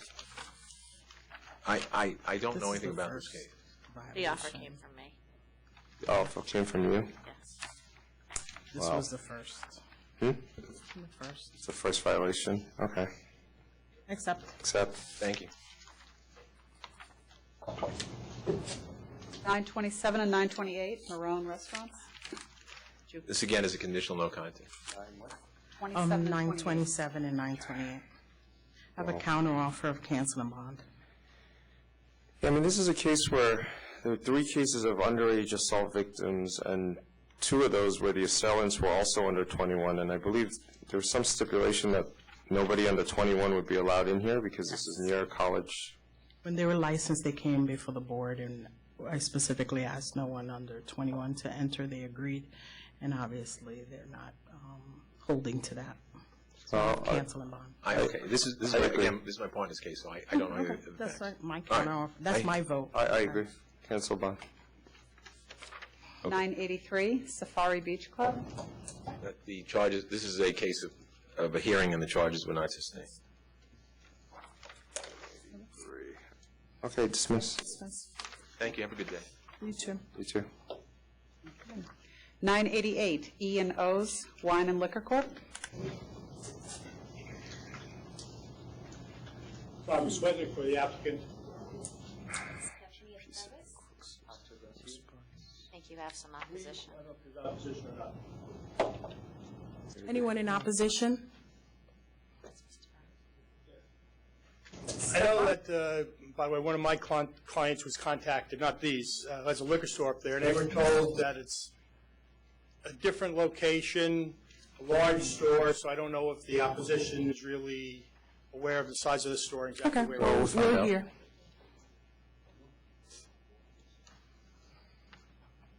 Good morning, Glenn Wright. I represent One Wine and Liquor, Inc. There are other stores here, but my client can step up with me maybe if I have any questions. I wasn't aware of any contrary information as to the size of the store. I did a full request, and I got a copy of the diagram that the retail space was 550 square feet. The application itself says the entire first floor, including an office, is 500 square feet. I pointed that out in my papers. That's what I'm going on as far as the size of the store. I would submit that this area is already saturated. There was another application that came up in February about 4 blocks south of this location that was denied because of the saturation in the area. This neighborhood has seen some very minor gentrification. I've attached photographs of St. Nicholas Avenue looking north and looking south from this proposed location. The south, there are 3 high-rises. Those are the only things on the horizon. The entire There's a block that separates this licensee from the applicant, correct? They're on one. No, your my client is on 185th? St. Nicholas also. No, I know, but 180 between 185th and 184th? It's about the end of 2 blocks. Is that correct? So it's 2 blocks, and they're sort of at the end of each block. But it's within 2 blocks. 185th? You're on 185th and St. Nicholas? Yeah, and 184, close to 185th, right? Okay. And this is between 182nd and 183rd. So my client is directly on the same road, 560 feet away. And my client does have a fairly substantial size store. He does have pictures of his inventory with them. He has 15% New York wines. He has wine tastings. He is an open floor plan store like all the nearest 4 stores. That's not an issue. This store, like all the others, just has on-street parking. I don't see what they're going to contribute differently. I know at least 2 of the nearest 4 stores have wine tasting, so I don't think they're contributing anything else. As far as what I was saying about the gentrification of the area, I attached census economic data. I mean, staggering 43% of the population over 16 is either unemployed or not in the labor force. 24% is below the poverty level. This doesn't have the economic wherewithal, this community, to support another liquor store. In 2013, there were 3 new stores. They're primarily south of this location where many of the gentrification is creeping up. So the gentrification that's coming up from the south has been met by 3 new stores. One of those stores that opened in late 2013 is the 5th nearest store to this applicant, Corcho, and he's here today and he can address that. This premises is 500 feet from my client, and then 500 feet south is another store that Jose Febrele on Audubon Avenue is on Audubon and 181st Street. And even though the address is Audubon, I went out there last Thursday and I looked at this, and it's about 200 feet off St. Nicholas Avenue, and there's a huge 30-foot sign saying liquors running the entire length of the facade of the building that protrudes from the building. So anyone walking along St. Nicholas will automatically see this liquor store, and it definitely diverts customer foot traffic from St. Nicholas. So this Is store... Mr. February here? I don't know. Because they didn't submit there was no response for 2014 numbers. There wasn't. I thought they did. I have it in my memorandum that their sales were declining. I would have based that on my flow request. Well, they only through 2013. 2013, okay. Mid-2013, so they didn't respond, so we need to... Okay, so the most recent numbers we have are the sales are declining, and I referenced that in my memorandum. My client's sales are flat, so they're opening up directly on St. Nicholas, 500 feet away from 2 other liquor stores, 2 blocks in each direction. Within 1,800 feet of this premises, there's 7 stores. I attached the LAMP report. Because of the non-response from many of the other liquor stores, I don't know how much retail square footage we're talking about that, but I assume it's significant, and certainly with the most recent 3, I believe the demands are being met. The 3rd nearest store You to said the... this store is an open store, right? Yes, my clients and the proposed store and the nearest 4 are all open floor plan stores and all full liquor. The 3rd closest store, their numbers were increasing slightly, but they just were sold. So there's a new licensee that is applying right now. And in addition, the 7th closest store St. Nick's Vinoteca was sold last October. So between, 3 stores to the south that just opened in late 2013, turnover of 2 stores within the nearest 7, I would just ask that this market be allowed to settle and see how it all shakes out. And I would submit that, these stores changing hands may be a sign of saturation and declining sales. Once again, I refer you to the application Good Fortune that came before the board February 24th. I would submit that there's this applicant does not contribute anything different to the area. I did point out minor inconsistency about the square footage. When I went out there Thursday, there was no notice. There was a security gate. The place was evicted. The previous tenant is constantly vacant. We have a picture with the notice. You do? Okay. Yeah. All right. Okay. Thank you. Thank you. Good afternoon. Good afternoon. Representing Culture Wines and Liquors. I was here What's about... your name, sir? Carlos Rivera. I was here about 3 months ago. What's the address? My address, 2402 No, the address of the store. of my store. Yeah, the one you're It's representing. 2402 Amsterdam Avenue. I'm the 5th store on the list. Yes, and I was here about 3 months ago also because there was another store that was trying to open, and I just got my license about a year and 5 months ago, and like Gloria was saying, the area is very saturated. We have a liquor store all over around us, and the new liquor store is actually not offering anything new because my store is an open plan floor.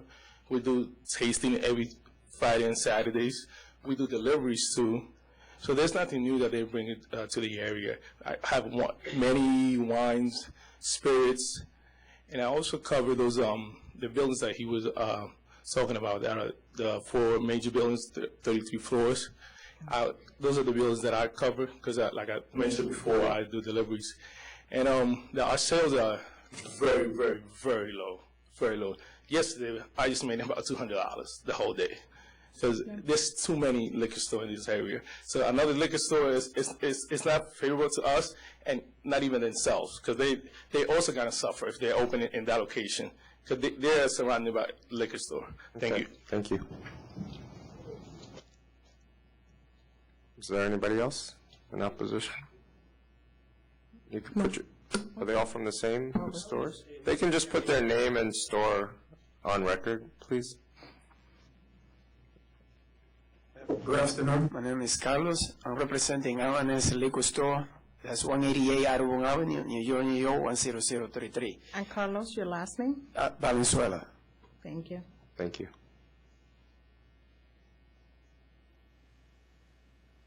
This is the 99 HL Liquor Store. This is my wife's store, but she have a baby. She can't come now. What's your name first? Yang. Okay, what's the What's location? your full name? Full name? Yang Hu. Yang Hu.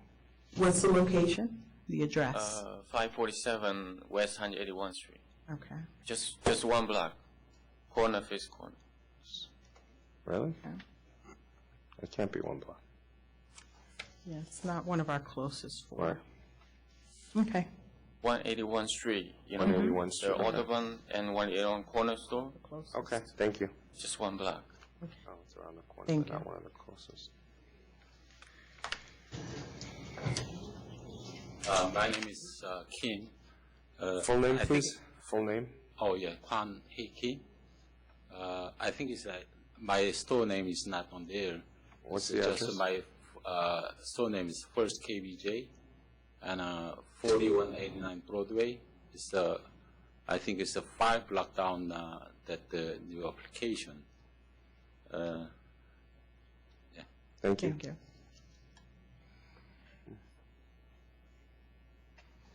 Okay, Mrs. Stratton, continue. I just note to ask people to identify themselves. I know Carlos, who I know spoke to him earlier. He was told that this was going to be a corner store, Rockwell big box store, and that they wanted to take a small location and expand into the store. I told him that that is not the fact at all, and I think that's why you see some of this opposition, because people have been calling them up and giving them misinformation. They weren't aware of the application, they were just aware of what they were So I told. think what's happening is, from all the people here in opposition, basically I'm just plotting dots on the map, and it's this big circle, and then your client has chosen a place right in the middle of this circle, whose radius ranges from maybe 1 to 3 blocks. But there's 1, 2, 3, 4, 5, 6. I counted 6, but there might have been 7. So please tell us what is going to be different in your store than any of these other surrounding stores. Well, first, just, the two closest stores have been licensed for 15 years. So they're not new licenses. They've been licensed for 15 years. This is the second closest store, some photographs of it. What the problem is, for instance, in that store, is that the windows are kept completely blocked, so that no one walking by can see what's on the inside. If you look at what the interiors are, there's really no shelves, and there's some bottles held up by strings. Other than the big liquor stores. No one is quite comfortable as to what's going on the inside. So my clients, When you say quite comfortable, I'm not sure what. Well, you can't see in. But you can go in the store and walk through it. It has a big liquor store. Yeah, it does. They know what's going on. They're selling liquor here. Well, we hope. Again, both of my clients. Buying something other than What? liquor? Are you buying? Both of my clients You live can in the talk to area. enforcement. I believe our enforcement director. Both my clients live in the area. Okay, they know what the area needs. Okay, so that's that one store. What about the others? Well, the other stores are that they don't cater to the younger crowd coming in. They may have some tastings, and what those are generally tastings of a manufacturer just going to be pouring its liquor. They don't do anything with educating the community people. This is a gentrifying area. Okay, again, both of them live in the area. This isn't, and they have grown up in the area, and they have seen the changes in the area. What they have are the old-fashioned liquor stores that don't do anything to educate people, don't have any new product in, don't have any of the newer liquors that are coming out, don't have any of the newer What are wines. some of these new liquor items that are catering to young people that they don't have? Well, I think there's bourbons, there's some single malt scotches, there's a lot of newer, called, they call them artisanal, they call them all different things, but there's different brands that are now coming out. Can the applicant name us some of the brands that you'd like to bring in that they don't have that cater to young people? Well, I would say there's a lot of different types of scotches. I mean, Can you name a few, please? There's a lot of single malt. I mean, I can't name them off the top of my head right now because I'm a little nervous. But can you help I them? know one is, be looking for one wine specific is Piasti. This is from Italia. And I've been looking in all of them and I didn't find it. Okay. And I went and asked all of them and asked, are you guys going to bring them? And they said, oh, if it's not there, we don't have it. So they didn't respond me back. I mean, the closest liquor store is more than 2 blocks away, okay? The other ones you're going to have, again, 2 of them 2 blocks away, but the one's on St. Nick, one's, again, 2 blocks away, but in a different direction. So it is not where you're going to be driving down to St. Nick and see them. The next one on St. Nick is about 7 blocks away. And while, again, this is Upper Manhattan, and you're going to have liquor stores there, but we cannot believe that it's the image you are concerned about, where if you're going to drive down the street, you're going to see liquor store, liquor store, liquor store. It's going to be, again, a newer liquor store. It's going to be an open liquor store. It's going to be much more modern than what you have currently there. And I think it's going to be catering to the community and the need for the newer people coming into that community. Okay. How many people are you employing? How many people are you employing? Me and him and 2 more people. Full time? Yes. Yeah, because he's going to be working in the night time, I'm going to be working in the daytime. Me and another person is during the day, and he and another person is during the night. Opposition wanted to say something else. Very briefly. Costello Diasti, I have $14.99. Okay, thank you. That was brief. I appreciate that. We're ready to vote. I think the application you have, I think as applicants, I think you will not have a problem finding a location that's not a block or 2 away from existing stores. The problem I have is that in a community, you shouldn't have to have a liquor store every other block. I think you should have an opportunity to have a store, look for another location, but this particular one, I'm just concerned of the rate, the distances you are from the existing store. This is a walking community. They're not driving. So walking 1 or 2 blocks for a liquor store is fine, but you shouldn't have one every block. So I think as applicants, you couldn't be successful if you find another location. Just so you know, in the future, is that they did have another location earlier, which we thought was closer to other liquor stores. It's going to be very, very difficult for anyone now in Manhattan to find a location which is not going to be somewhat close to other liquor stores. You have to look around. I mean, Well, they do, you know, believe me. Believe me, they spent a lot of time. It's not going to happen. If my vote, if you're in a community, which you know the community, you live there, liquor is not hard to find. And to have a store where you're walking in a community, it's gentrification is occurring, but slowly. And in a community where you have liquor stores existing that are open, that carry a selection, you're coming to us not carrying anything that the community does not already have. So you're going to have to look for distance, somewhere a little further, a little more, that at least you're not on top of another liquor store. You want to stay in the community, you may have to look around for somewhere else. It may be a challenge, but where I'm sitting, I'm not going to grant a license to a liquor store every other block. I'm not. So I deny the application. It's really admirable that you guys grew up in the community, you want to start a business there, and I definitely want to support that.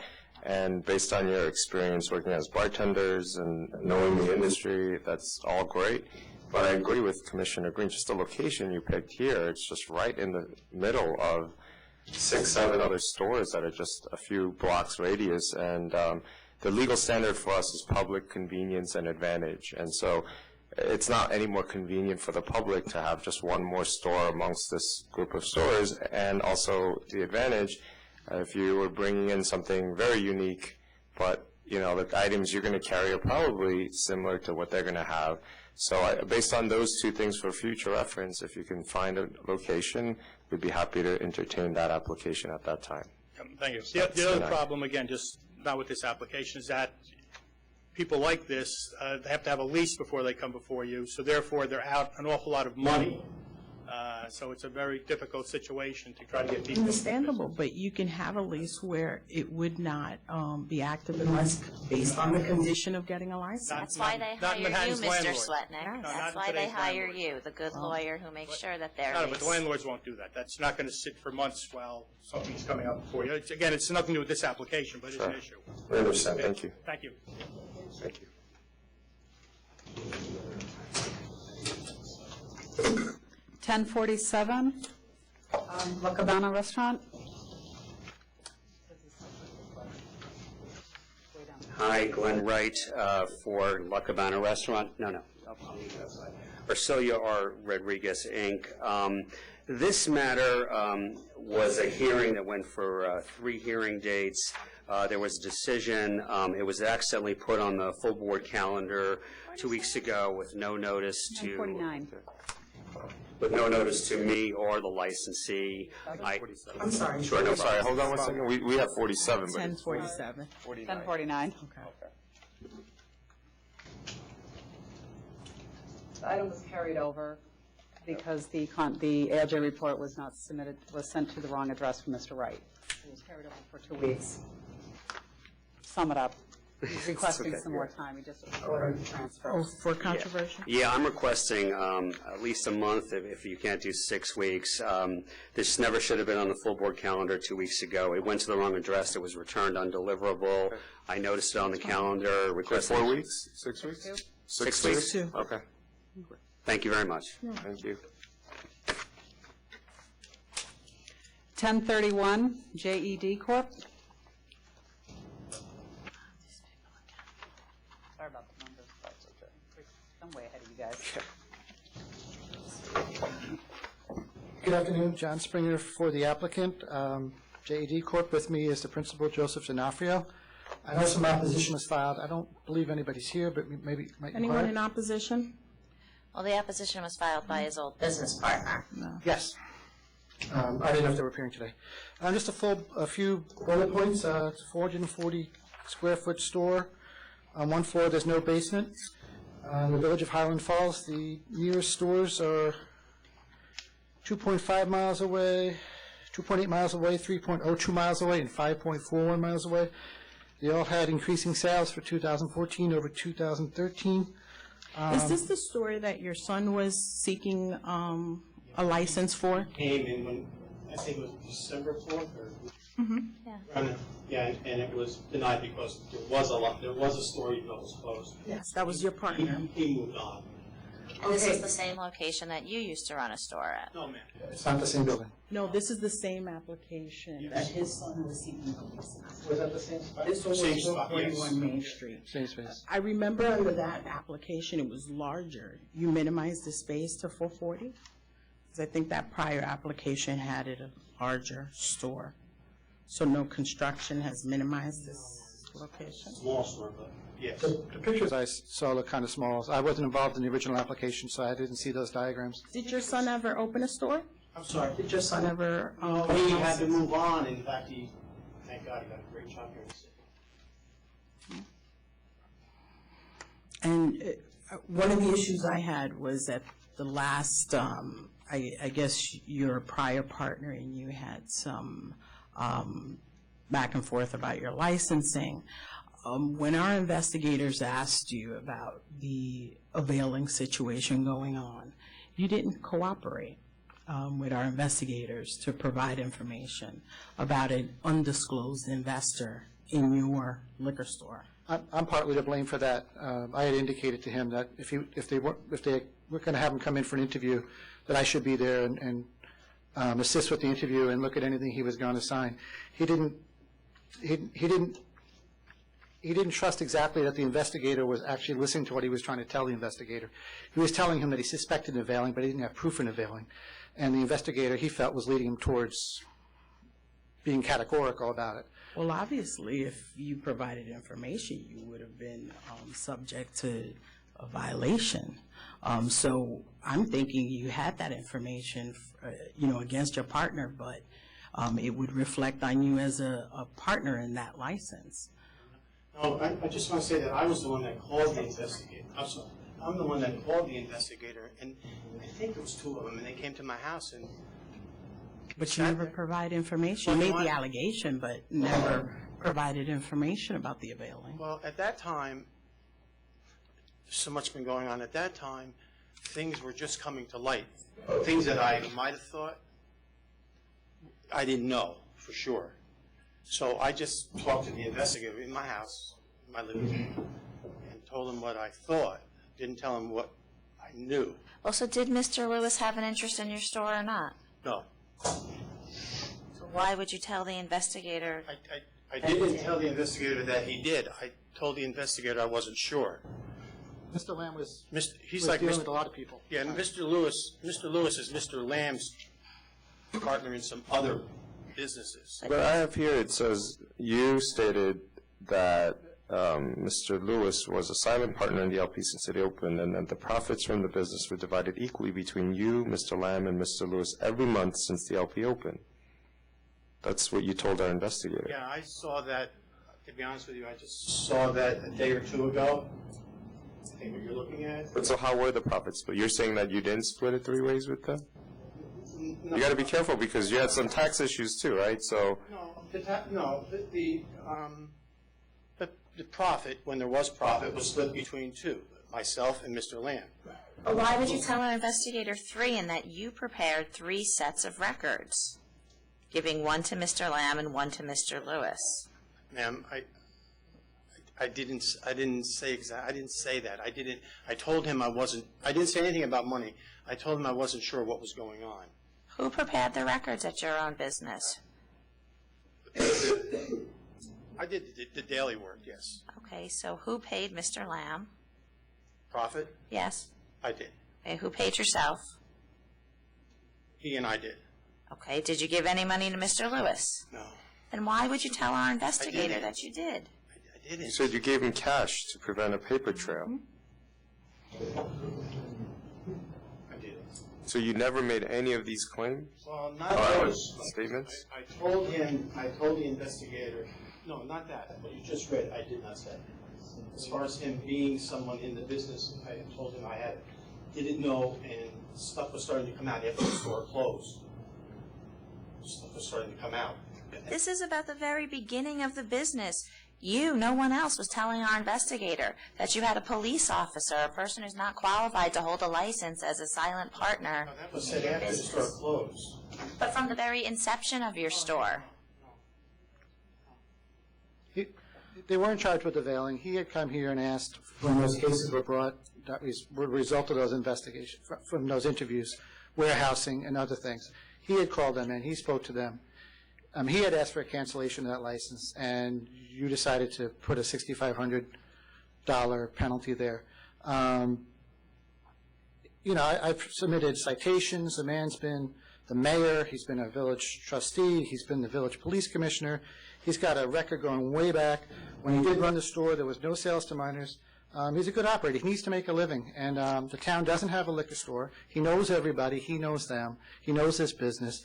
A lot of these problems, you know, they're being litigated in court, in state Supreme Court, and I think those things should be litigated there. If an availing charge had been brought, he would have defended that charge.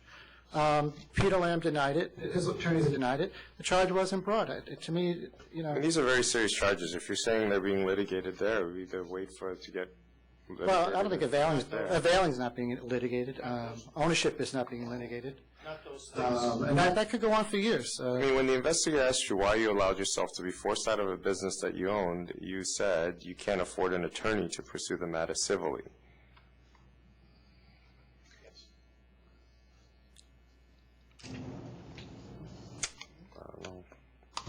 I think this is the third time you've appeared before this board. Not on violations. I didn't say on violations. This is the third time we've been here going over the drama of Rio Liquors. One was for the violation, and that was found that he removed all the stuff. And then one was with, I think, the second one was with my son, and then today.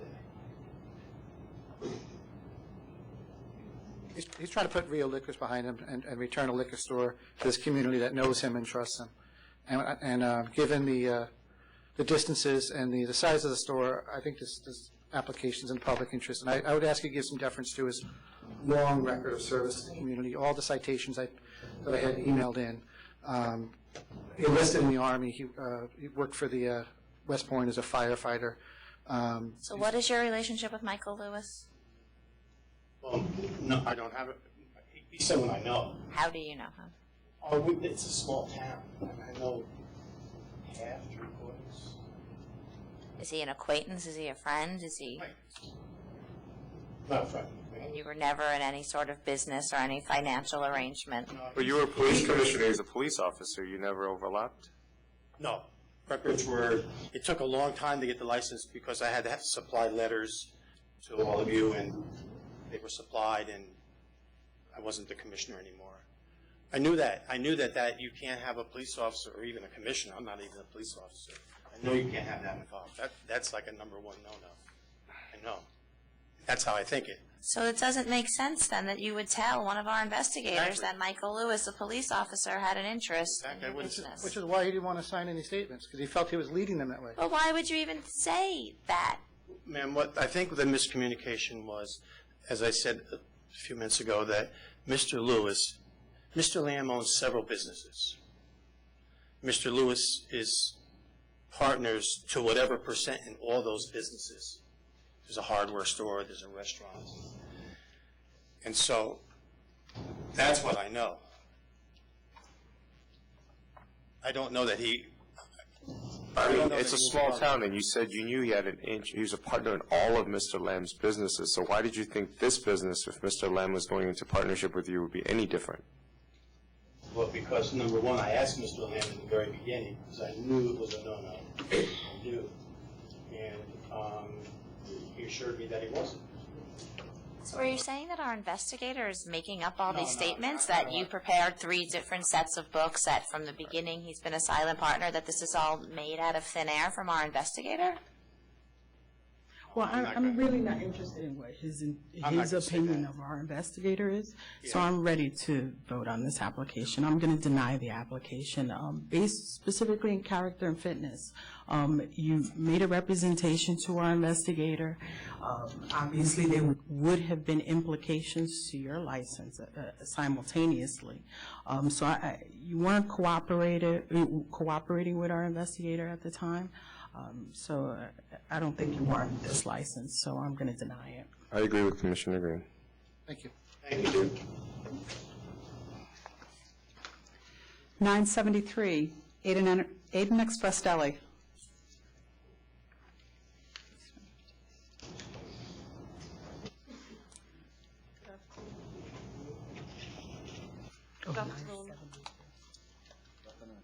Just I'm give here. us a second. Give us a second. I'm ready. Good. Okay, go ahead.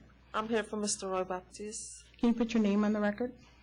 Doreen Danasari. Doreen, what's your relationship with I the... work in the office of Mr. Roy Baptiste. Okay. And you are? Delroy Campbell. And you're like? Work in office, messenger. I'm sorry, state your name again? Delroy Campbell. Delroy Campbell? Yes. Okay. Where's the applicant? Yeah, where's the applicant? He's not available. Oh, wow. So we just came here, if we can postpone the case for another day when both of them are going to be available. Can you answer You're all his asking questions? for an adjournment day? Or if you have questions we can answer, we can do that. Because we processed the application. Oh, so you're the representative representing your Roy I work in the office. of Roy Baptiste? Yes. Okay, so he's not here. Mr. Baptiste isn't No. here, and the applicant isn't here. Isn't here either. But Where you're is Mr. Baptiste? I'm Sorry, go ahead. Commissioner. He had an emergency in Maryland with his son had an accident, so he had to go down there on Sunday and he hasn't get back as yet. So he just asked me to come and see if I can postpone the case. You want to postpone it? Is that what you're asking for? Or if I can answer the questions. I mean, I did the application. So I'm- did he give you authorization to proceed and just answer questions and then allow us for a vote, or are you asking us for an adjournment because of his medical emergency so that he could be here? I can answer the questions. Can you answer the questions? Okay. So this $13,000 in promissory note, who's it from? Who's the promissory note from? That's from the, The seller of the business? yes, And is that the previous licensee? yes, for Aden One Deli Inc. Hayden One Deli Inc. Yeah. Who's that? The previous, that's, Well, this applicant was a cashier at the prior licensee, Right. at this address, correct? He worked for the applicant the licensee at this address. That license was revoked. revoked for sales to minor Yes, and on I 4 think occasions. the applicant, I don't know if you can answer for him, but was he the cashier during these underage sales? No, On any of And them? how would you know? Yeah. because I asked him before we processed the application, we would interview them and ask them, and he said no. I was the one that did the interview. How long has he been a cashier there? Or he's still Since the cashier? 2009, yeah. How many cashiers are there? No, he is the owner now for the new store, Aden Express Deli Inc. No, I know, but what was his previous job, right? He Yes. has a job He's a right now. cashier. Forget the Aiden Deli, but he was a cashier, right? Yes. At the previous licensee store, correct? At least. And there were 4 sales to minors that caused for the revocation of the previous license. And the cashier is usually the one in violation of this, right? Do you Yes. understand our concern?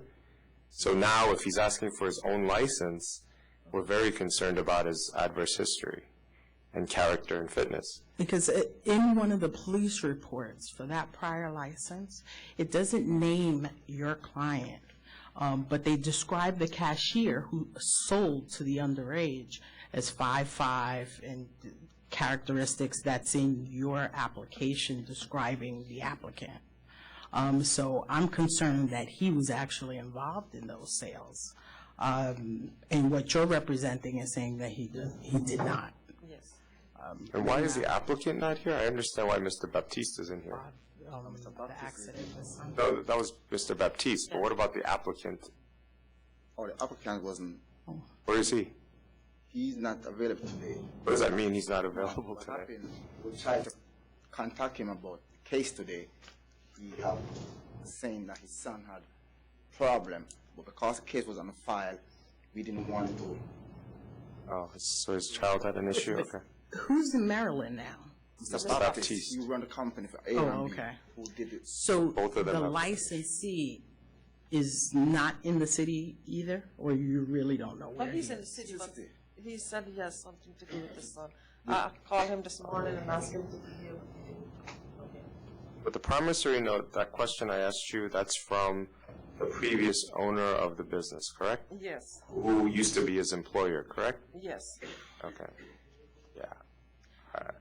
I'm not convinced that, you know, it sounds like to me, there's a high likelihood from the record that, and since he's not here to answer any questions, that he's just a front for the previous owner who got his license revoked and is trying to use him as a front to get his license back, using a promissory note, so.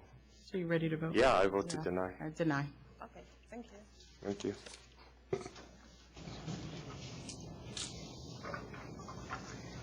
$9.78, the Juice Spot 2 Corp.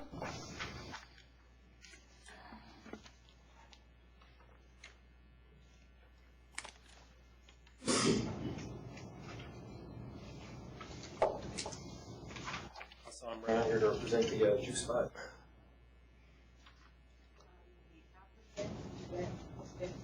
Yeah, she's got the little flu bug virus thing, so that's why she's like.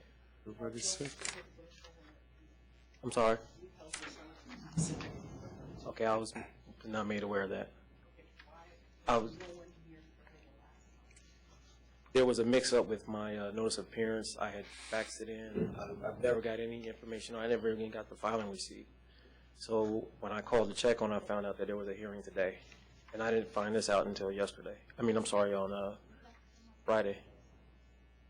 It's on the sheet. We did send an email on April 15th to the email address listed by the applicant with directions to appear. Yeah.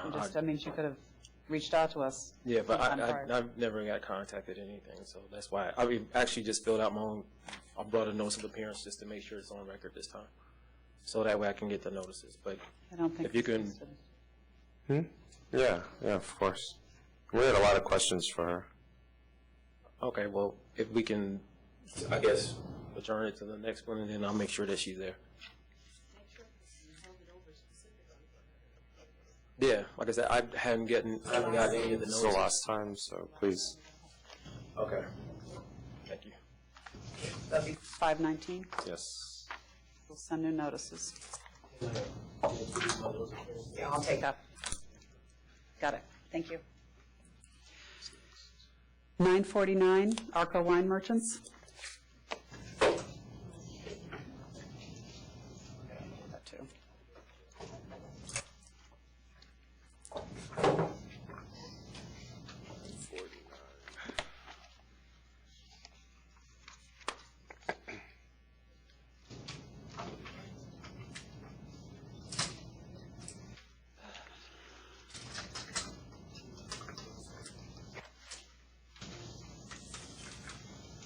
Is there anyone in opposition? No. Okay.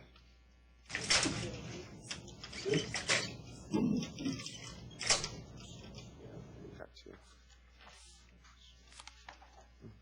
Good afternoon. Good afternoon. Bernard Seidman for the applicant. My client, Mrs. Kim, found a store on 43rd Street between 5th and Madison. She looked around the area. This particular store is not close to any store except the stores in Grand Central Station, which seem to have a captive audience. She intends to open a general liquor store which will feature New York State wines, not as a specialty, but as a feature. In contrast, Taste New York which is located in Grand Central Station, carries 81 separate New York State wines and spirits. She will carry over 90 separate New York wines and spirits. On top of that, she will have a general store which will serve the community. In this particular street, it is estimated that within 500 feet, 350,000 people will walk by on a daily basis. The nearest store outside of Grand Central is 1,000 feet. She's not competing with anybody except herself. She will undoubtedly work hard. She is a hard worker now. She's a bookkeeper for more than one store. She understands business, and she should be very successful. I think that just listening to the Washington Heights matter, you had a few moments ago, you mentioned 6 stores within a very, very short radius. We don't have that here, even though it's in Midtown Manhattan. There was an opposition from Mr. Goldstein, who has a store now on 39th and Madison. He was on 41st Street in Madison, and he moved down 2 blocks, 400 feet away, or less than 400 feet away, from a store that does 10% of his volume. We don't have that condition over here. Mr. Seidman, who are the other people with you? Just for the record. The applicant? Applicant? Applicant. Come on, step up here. Who were the other 2 men with you? An interpreter if we need him, and the husband. Mm-hmm. Thank you. I approve. I approve. Good luck. 1032 Oak Street Liquor.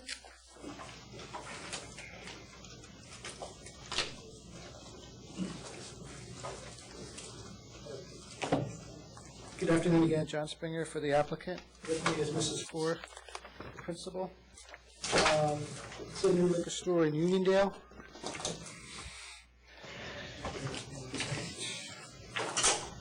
The closest store is... Is there anyone in opposition? Oh, step up. You want to hear from the applicants first? Yes.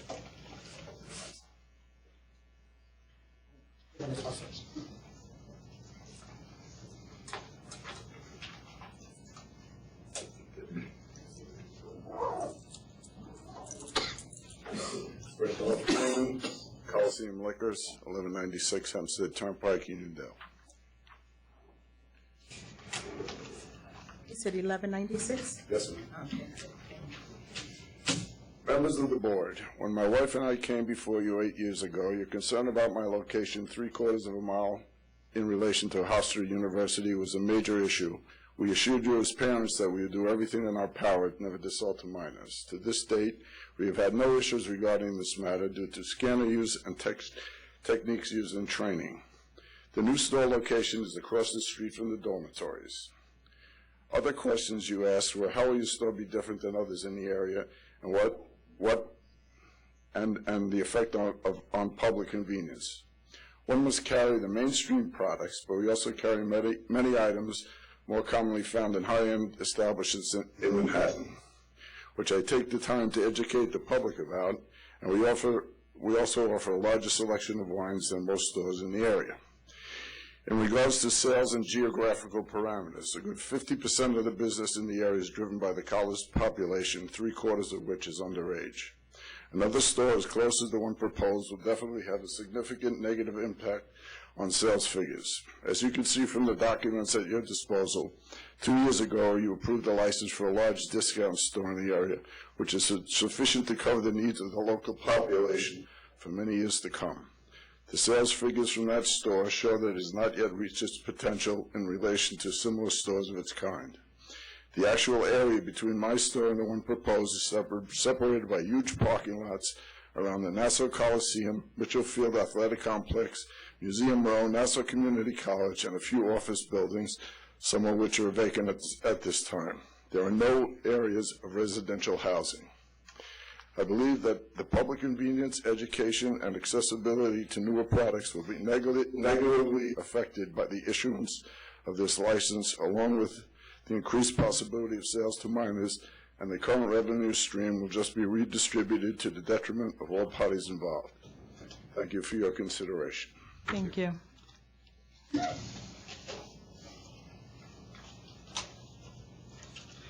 This gentleman's store is 1.2 miles away down in Hempstead and Turnpike. As he said, on the other side of the campus. His sales have gone up every year since 2011. 1,300 square foot store did $565,000 last year. The closest store is in Garden City. It's 1.1 miles away. They did $3.5 million in sales in 2013. The other stores are they're all over a mile. The fourth store, which is closing, has low sales. It's down in the village of Hempstead. They're 1.5 miles away. That's closing? Yeah, well, they have like, it's down in the village of Hempstead, which is a lot lower income. They indicated on their gross sales, which were from the day they opened, were very low. But that's the fourth closest store. It's south of Hempstead Turnpike. They're going to be closing. They're only 600 square feet, and their sales are not sustainable. But that has no bearing on this location. This location is a good location. It's in his. How did your client find this location? She's working with brokers. We looked at probably 10 locations starting in western Nassau, eastern Queens, and we came further out. She didn't want a bulletproof store, so she wanted to be more in the suburb area. It's a nice store. It's got plenty of parking. There's other stores in this shopping center. There are homes to the north and the west and the southwest. Right behind there, the shopping center services subdivisions to the west of the location. We think this would be a good. I see she was a cashier at a liquor store. Yes. In Howard Beach. Any relation to the person that owns that store? Is a friend. What's the person's name? What's your friend's name? So you live in Brooklyn, and you're going to go out all the way here to manage?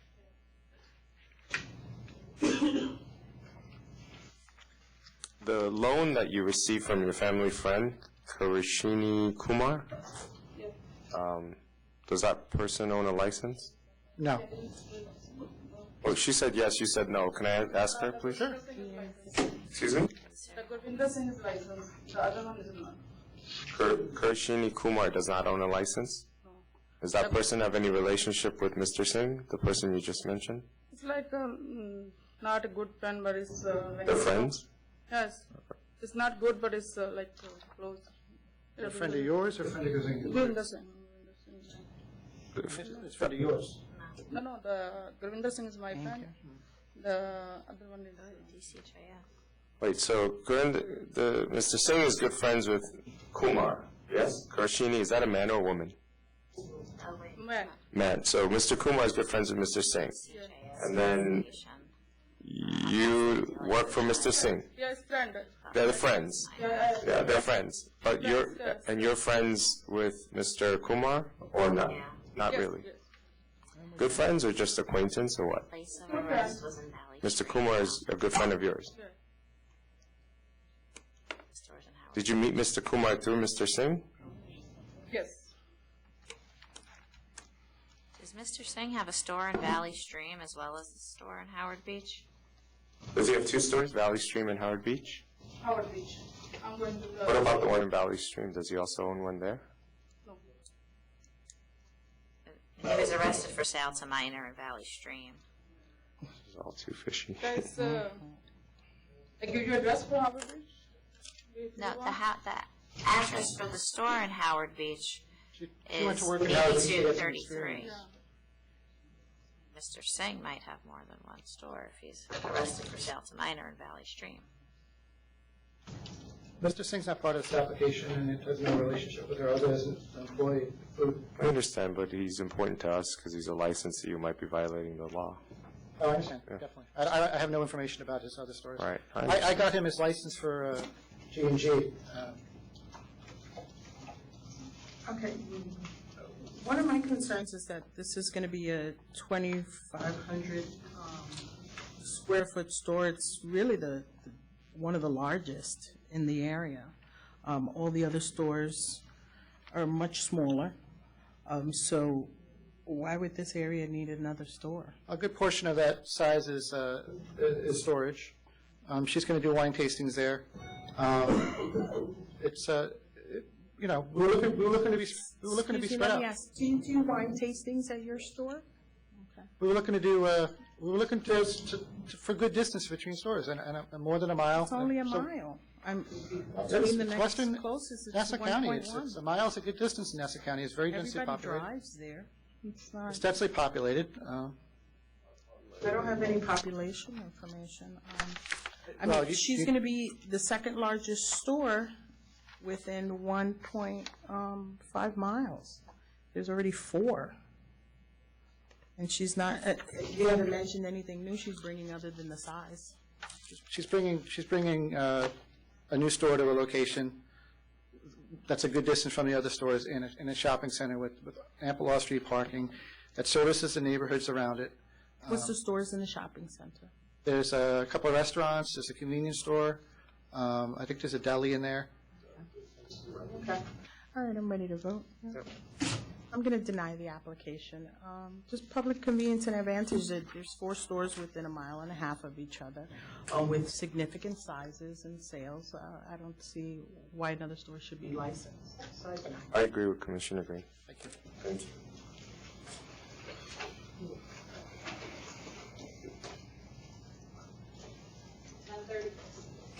$10.36, La Rolla Restaurant.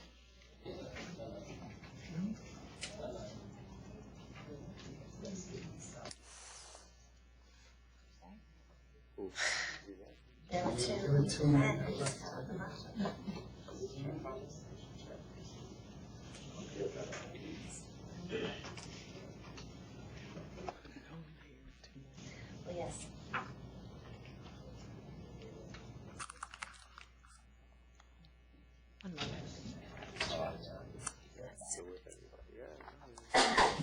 I'm sorry, Secretary, you had in that. 1036. 1036. Get this rolling here.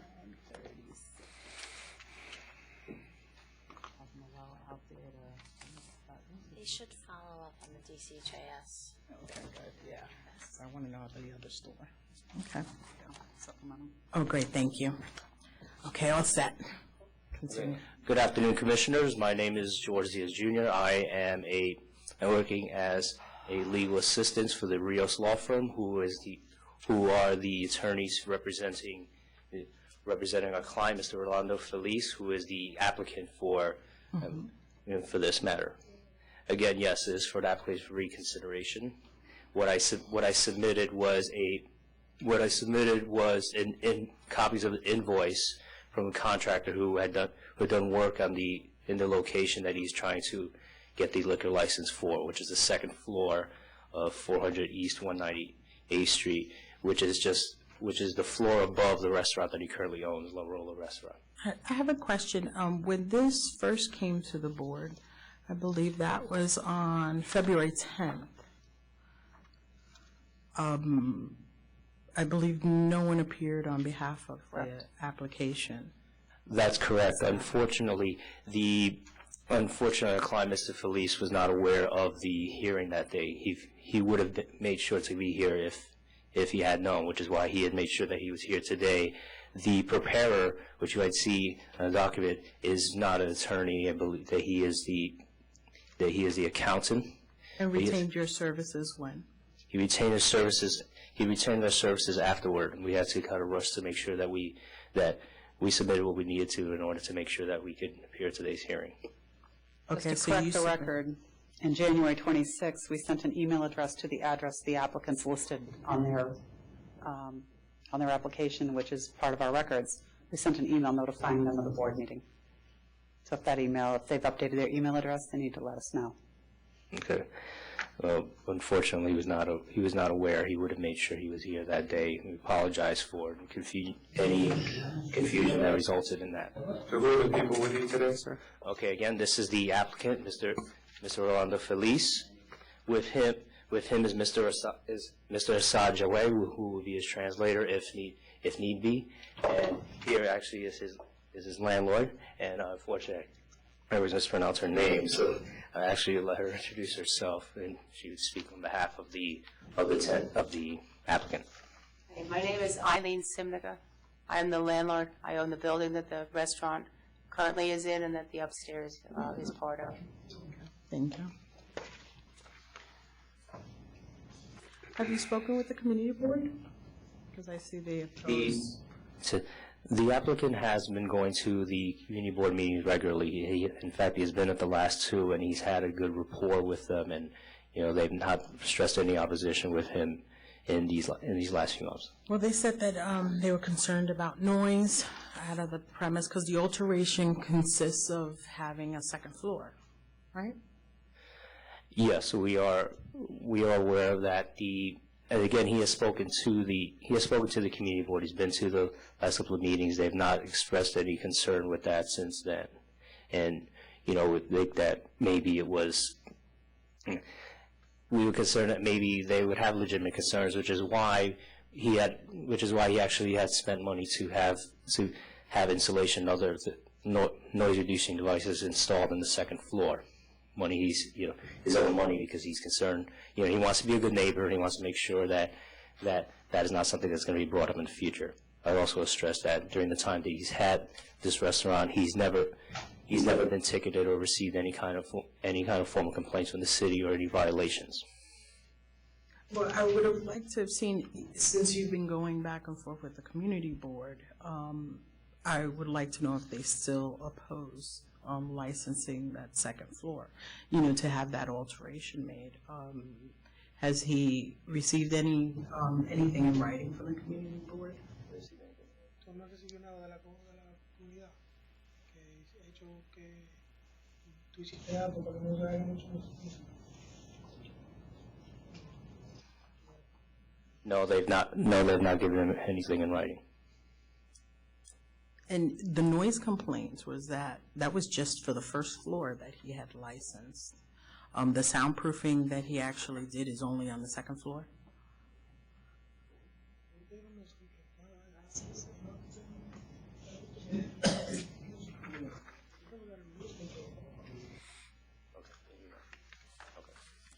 If I said something? Sure. As far as I know, there have been no tickets or any other complaints for the first floor. I don't know what the community board said. The second floor, I know he spent a considerable amount of money to make sure that the alterations keep the area quiet. I've had the building for a little over 5 years. My husband died and left them to me, and we haven't had any noise complaints. There was a tenant there prior to this one, and they had events on the weekends, and I never in all the years that I've owned the building had anybody ever complained to me, the community board or anybody else, about the noise upstairs. In the letter from the community board when this application first came before the board, the district manager said he came out and visited and discussed the noise issue or the noise complaint that they received with the applicant.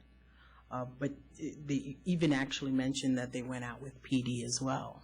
But then they did not forward us any letter stating that they were in agreement with the alteration. So that's why I need to hear back from either your client or from the community board to see if they have any other opposition to this application. So being that he met with them, but just because he met with them, I don't know if they are in agreement. They never mentioned to him anything about noise complaint to him physically. Does he remember meeting with the district manager? He said to the district manager, And who was that? And who was the district manager? If it's in the last year, it would have been Dustin Anglican. But he confirms that's who he met with? Lisa, was it Lisa that he sat down and spoke to him?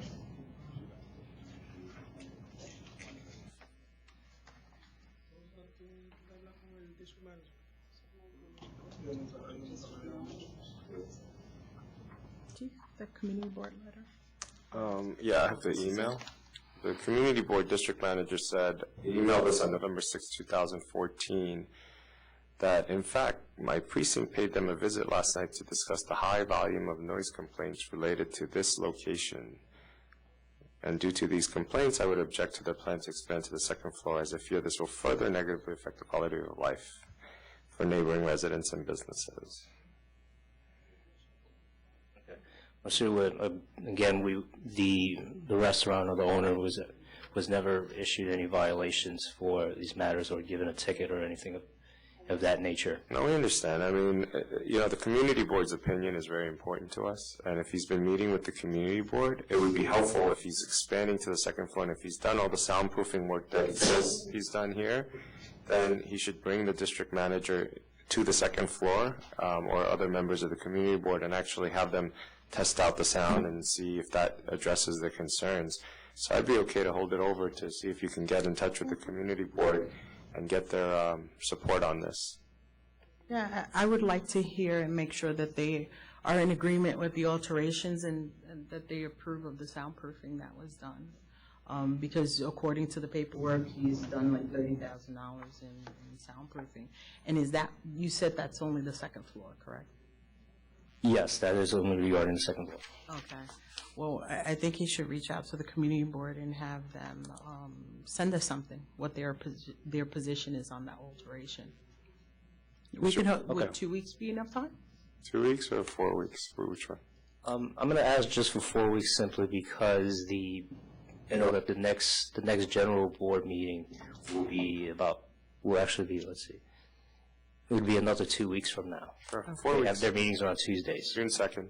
But try to reach out to them and see, being that he's had interaction, if, we'll put it off for 4 weeks, but in 2 weeks, if you can get a letter without going before the entire board, that would be fine too. We'll be happy to push it up. So it's okay, just if we get something, we can just submit it to you ahead of time? Sure. Okay. Thank you very But we'll much. technically put it over to the... Yeah, to June 2nd. If you receive anything, you can send it to my office.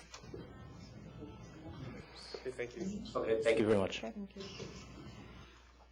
975, BMI Incorporated, request for reconsideration.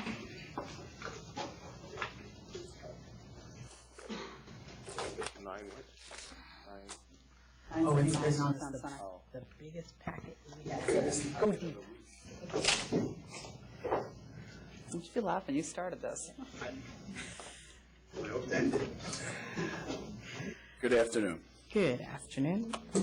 This is a request for reconsideration of... But how is it a request for reconsideration after all this time? Could you file a request for reconsideration rather than filing a new application? According to licensing, I can, and I did. I contacted licensing. Licensing asked that I put it in writing to them, and they said that they would send it to the board. There have been substantial changes with regard to the facts. Who was that at licensing? Who did I speak to at licensing? Deputy Commissioner O'Brien about sending it on. Of course, whether it's reconsidered or not is entirely up to the board, but to send it on for the request for reconsideration, we were told that there would have to be new facts and circumstances which we presented to you, as well as something relevant to why the application should now be approved as opposed to when it was disapproved. Then we've given you several new circumstances with regard to that. I understand that there are two people here, I believe, to speak in opposition. If you would like them to go first, then I could rebut and make it quicker. I'll give them the opposition.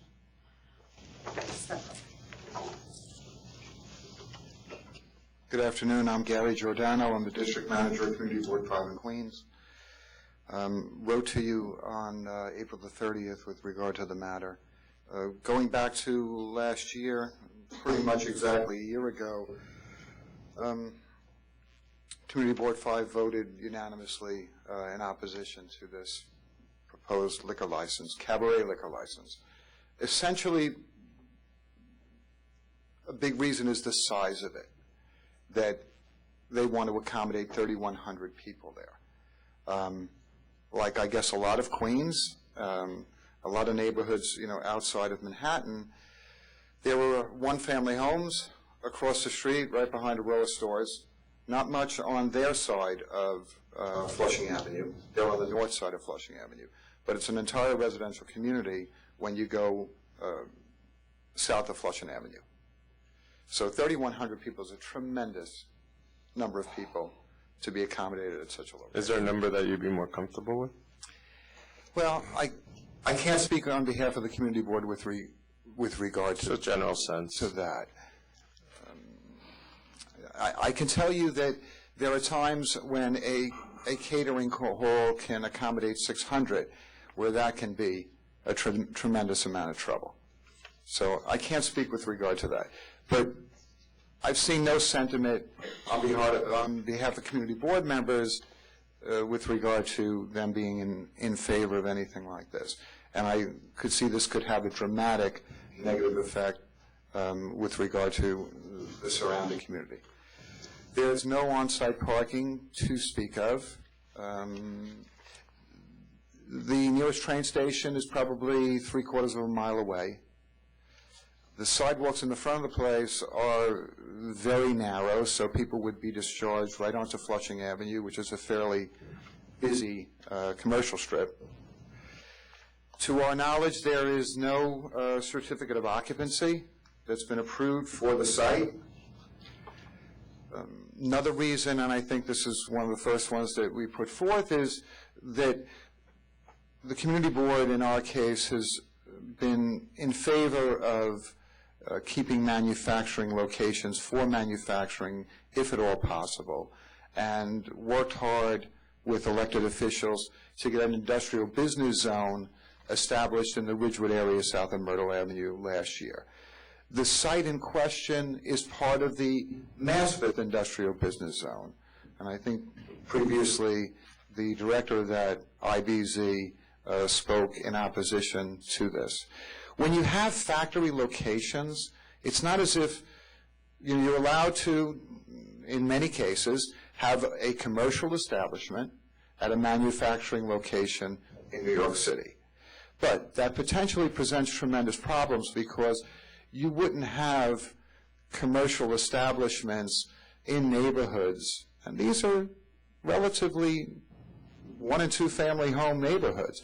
You wouldn't have a commercial establishment that could accommodate usually even 1,000 people in one of our neighborhoods. So this kind of thing, because a factory location enables one to have more space, can really be overwhelming, in my opinion, and I think in the opinion of the board, and detrimental to the community at large. One of the letters that we received was from the police department, the 104 precinct.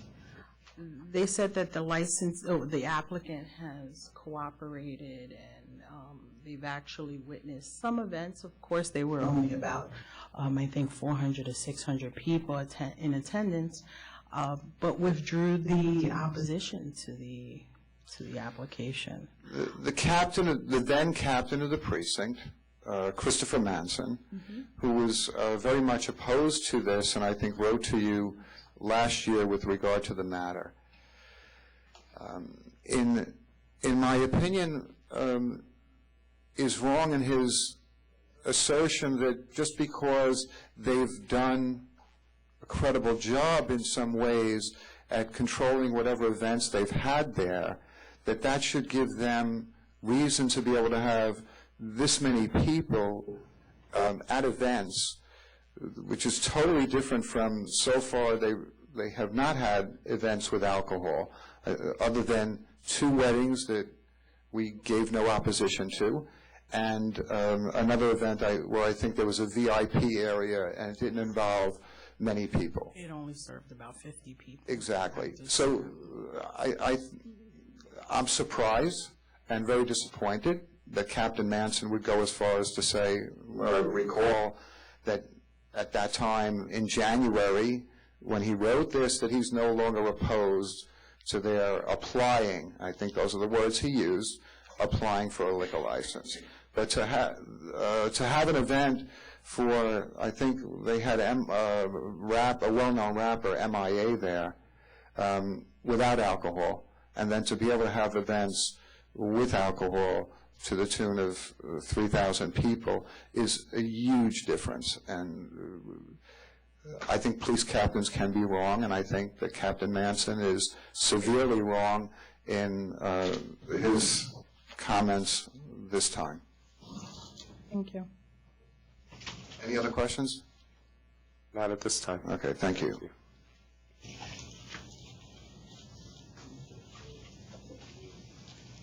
Hello, everybody.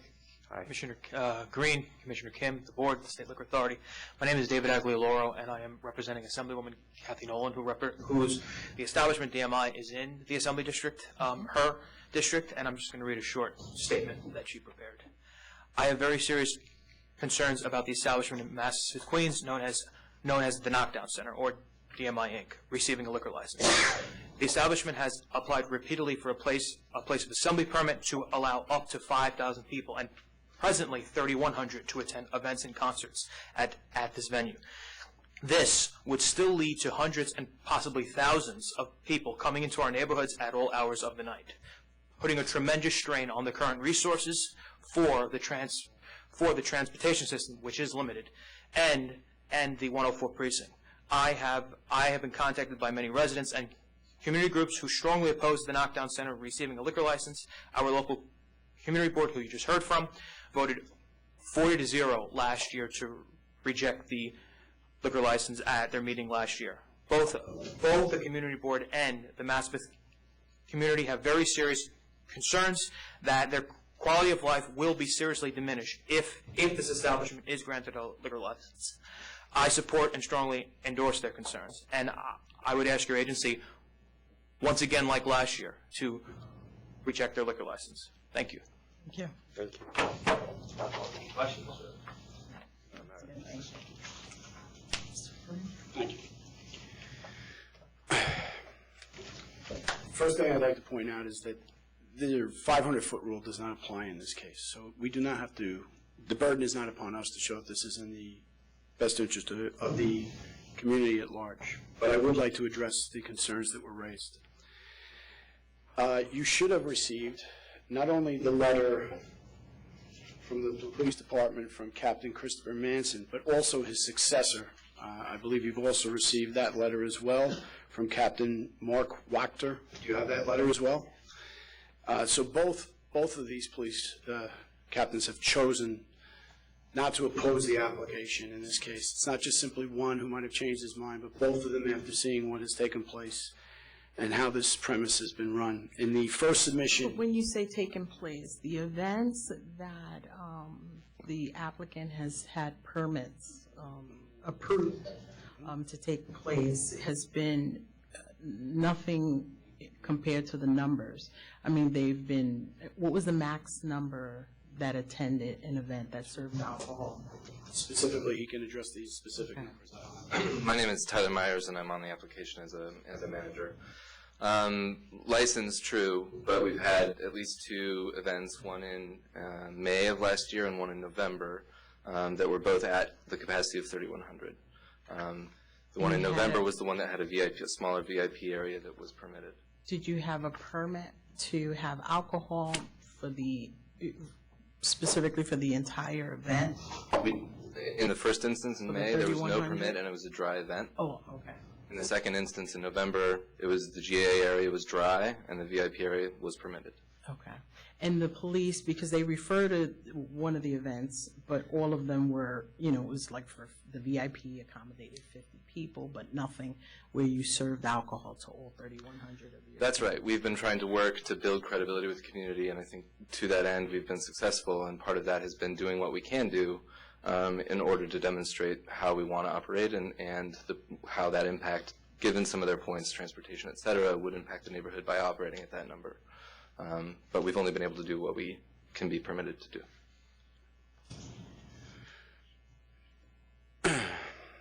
I also want to point out, and you should have a stipulation that was entered into with the three civic associations in the area, where there's a detailed stipulation as to the operation of the premise. One of the issues that was raised just before is about transportation, and you'll see within there how that we are going to facilitate getting people to the events, to the subway when there is an issue with regard to the larger events, to make sure that transportation can be used. Also, the issue of parking, specifically in the first application, the initial application, which is before you, we showed that there were over 900 off-site parking places between private garages, which I believe were 550 and 410, that were available on street. Also, there is, it's a relative term, but there is on-site parking, whether it's too much or too little, but there's 50 spots on site. So I consider that to be a substantial amount of on-site parking. So you have those 50 spots on site, you have 550 in parking garages in the immediate area, and you have the 410 spots that are on the streets. So altogether, there are over 1,000 spots. The 410 that are on the streets is just regular alternate side parking? That's parking that's regularly available on top of which. So there's ample parking within the area.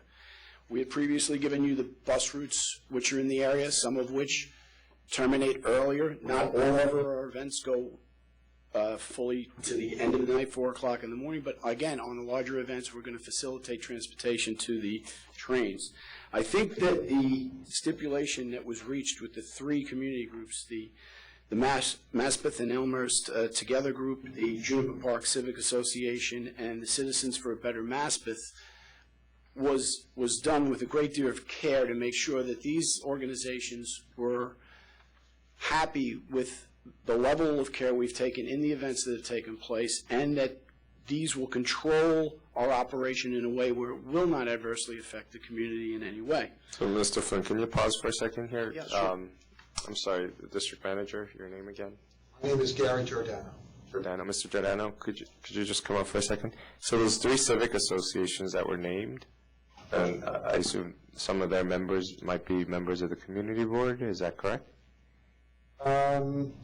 In the case of Juniper Park Civic Association, maybe 3 members of the Civic Association are members of the community board.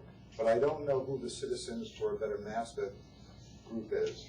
What about communities of Maspeth and Elmhurst Together, Rosemary, Dario? Right. Primarily, we know them as Comet, and primarily the area that they cover is the eastern portion of Maspeth into Elmhurst. In other words, I'm talking about maybe from 69th Street going east. And have you seen these stipulations? Have you seen this letter that we're referring to right now? I was given them earlier today. Do you have any thoughts on it? If you haven't had a chance to look, I'd love to hear your thoughts while you're here. I haven't had a good enough chance. And the way community board operates, and I would ask you, I thought that the commissioners of the Liquor Authority did the right thing last time in not granting this license.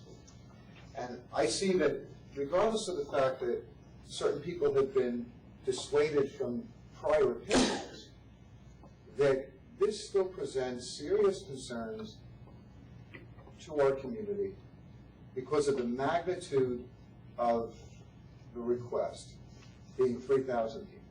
Okay. Wait, I got that point. Okay, thank you.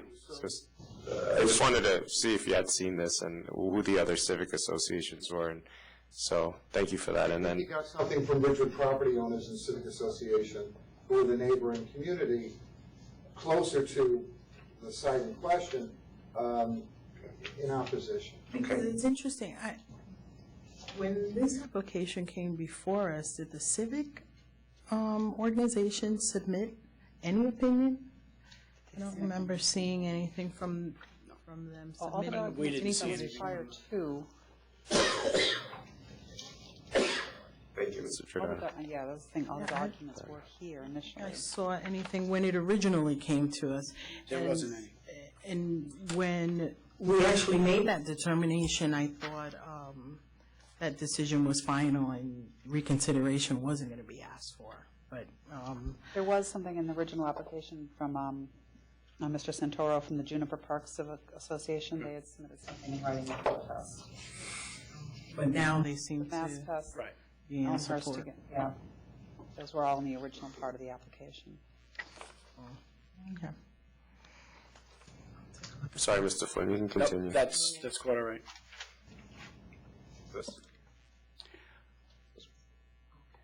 I'd also like to point out that you own the building and that this is as of right. It's not as if, in this case, it was mentioned how they would prefer there to be manufacturing if at all possible, but in this case, the owner of the building has a vested interest. He's certainly not going to jeopardize the larger investment here, which is in the real estate, to not operate properly, and he has an as-of-right application to change the C of O, which is in progress, and of course, as you know, any approval letter would be subject to us providing you with that C of O.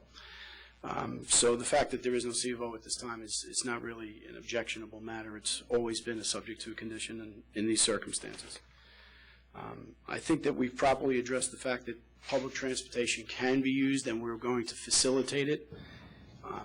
The police department, which was a large part of the concern, that the police department did not believe that this place could operate properly, now feels differently. Not only one captain, but you have two captains who feel the same way, and you've gotten both of those letters. But you know, the second captain, who I guess oversees now, I don't have the letter in front of me, but I can give it to you. I thought he was going based on the previous captain's scenario, but he hasn't physically gone out and monitored some of the permitted events. I don't know if there have been permitted events since he's gotten there. Oh, I have the letter. But he's also said that you know that he says with these stipulations that he doesn't have the opposition. So he knows that these stipulations are in there, that they would be agreed to by us, and that they would be conditions to the license being issued. Also, I just briefly, in the initial application, it didn't wind up in the disapproval letter, but I just want to make it clear that there was also support in form of petitions, letters, and testimony in support of this license application, as well as a digital petition that was done. So there was also other support in favor of this application at the time. Will answer any of the questions that you have at this time. With the consideration of the number of people, it's still at 3,100? Yeah, I mean, if you remember, the application was 5,000 when we first started, and we brought it down to 3,100 with a back and forth suggestion at the time. And then we pointed out to you that 3,100 is not going to be used at all times. I believe you have that in the application. We have provided an exhibit to you of the basic intended use. How many events would approach that number? How many events would be in the over 1,000, which you specifically asked for, and the majority of the events were which were under 1,000. And that was presented to you, and that still would be the same as it was before. So this wouldn't be that, every night they're turning 3,100 people out on the street. That's not what their intention is. They don't want to do this. Again, they own the property. They want to be here for quite some time. They have a substantial investment here. I think by their actions and working closely with the community board, I think the first letter you see where they've shown that they can work with the nightlife guidelines, they continue to do so. The stipulation says that they have to contact the community board and the precinct when they're having any event over a certain number. I think this is a case where there's a detailed stipulation. Many of the grounds for which the application was originally denied no longer apply, in that the police are now saying that this can be run in a manner where it won't be disruptive, that the community is not totally against this application. And I think it's really, really important in this case to remember that the 500-foot rule does not apply in this situation. As it relates to, I guess this was on before us almost a year ago. And The community board has not heard from your clients, at least as going before the community board and having community board members come out and tour the site. Has that taken place in the last year? Yeah. I've attended probably every community board in the last 7 months. I just met with Gary this past Wednesday. I speak with Vinny Arcuri, who's the chairperson, every couple of weeks. I've spoken at the public forum at least once in the early part of this year, I think, inviting people to an egg decorating and various events that we do for the community. Bob Holden, who is a CB5 member and who's also the president of the JCPA, he signed that letter, and he was just out this last Sunday. Vinny's been out. Gary visited us a long time ago, probably March. Anyway, before the original application. And Jean Tandler has been out. She's also is the nonprofit in charge of the IBZ. She's been out probably 3 or 4 times. So there have been community board members. I'm struggling to think of others. Walter Sanchez, I believe, has been there. Mike Locasio, who's also a CB5 member, has been there. Have they showed any interest of actually taking Yeah, into some of your changes? And I think that there's 2 issues from the community board perspective. One, I've many times and actively invited anybody I can, both in public forums and then also personally at the meetings, to come and see the building, to tour the building, to see that we're not what has been described of us or what we've been said to be. And yes, I think a lot of the community board members who were part of that original vote, which was 40-0 last year, I think at least some of them have changed their mind. I couldn't tell you a hard number, but at least some. And the board is new. It was one of the largest number of new board members appointed to that board just this past April. So I think it's different. And we've actively and aggressively tried to get out there and have the conversation about who we are and invite people to come see for themselves. okay, I didn't hear you. Well, we are art-centric, that's our goal, and that's to bring different communities together within our 4 walls. It's not necessarily about having parties or music, or, it's more about gathering the public and having a space and a place to see art and hear music and to have access to culture that wasn't there before. My family's on the building since the mid-50s. We manufactured there. And, I thought it important because I've spent most of my life in Maspeth that we could really use something like this. And if you talk to our neighbors and if you talk to the people from Maspeth, they really do appreciate it. And we look forward to it.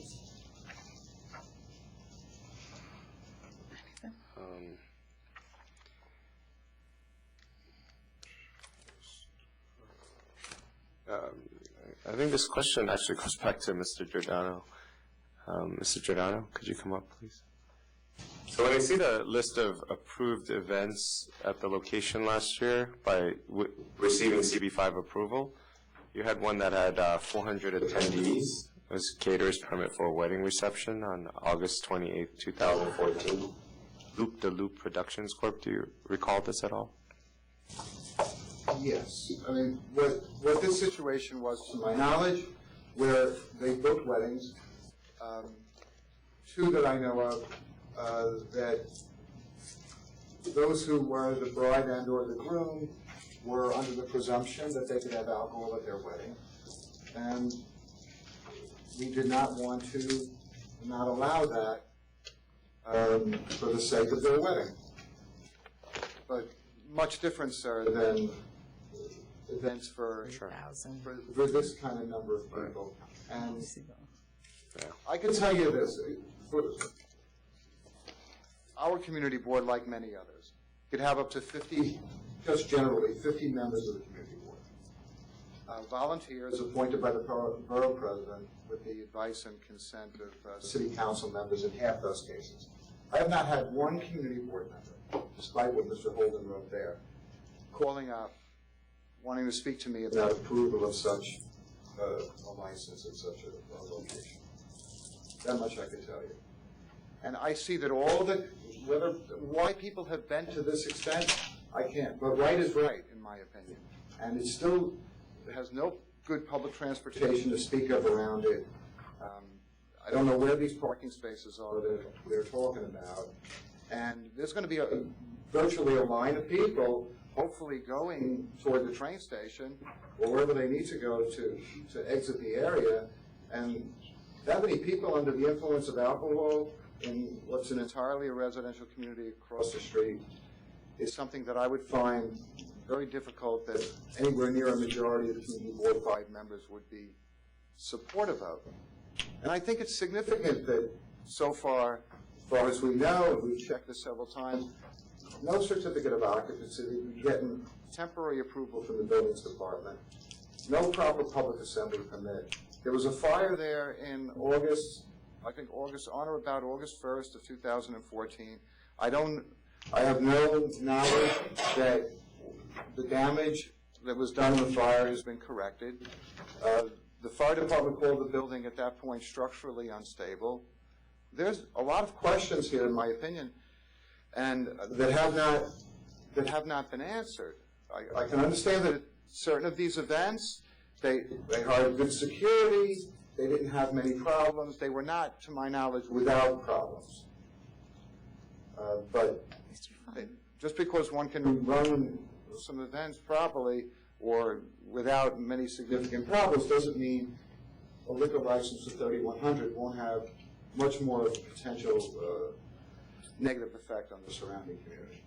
Mr. Flynn, is there any coordination with the MTA? So you have these buses who are dropping people off at the subway station. Is there any coordination that there are actually trains waiting there, or is this just transferring a large number of people in the community from one place to another place? The MTA has their train schedule, which I'm not certain what it is. We have not talked with the MTA, but the MTA runs the train schedules, and those trains, to our knowledge, run consistently through the entire evening. Well, for Forest Hill Stadium, when they have a concert, at the end of the concert, they have Long Island Railroad cars waiting there to take the people home, and they have subway cars that are empty waiting there to take people home. Is there any sort of coordination like that? We intend on trying to do coordination with the MTA, but that's a step we haven't taken yet because we're not there. If we were to get approved, we still have to get the certificate of occupancy, and when we get the certificate of occupancy, that'll give us time to reach out to the MTA. But briefly, if I can, I just want to address an issue because it seems like a lot is left on the table as to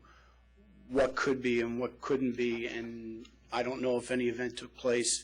Let's be very specific. There was a fire. It was the result of, there was a camera crew that was in there filming TV. They did something that started the fire. The fire was put out. It's been corrected. These I can pass up to you. They've been stamped. These have all been stamped by the architect, and we're waiting for that to be. That is structurally sound. That is structurally sound. Everything was normal. We get. There's also a patio. It was also the patio not area, part of the building. not the building itself. So if I may, pass these up so you can get it. I'm sorry. I got it.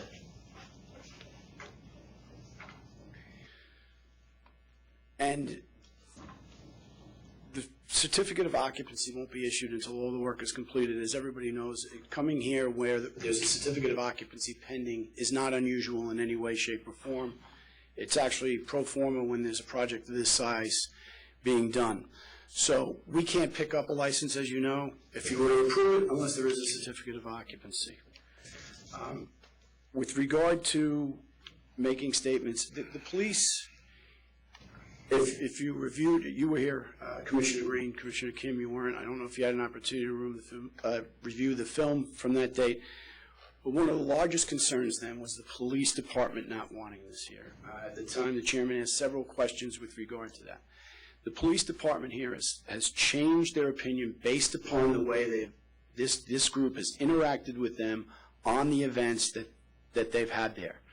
That includes events where there have been maximum occupancy. Has there been alcohol there?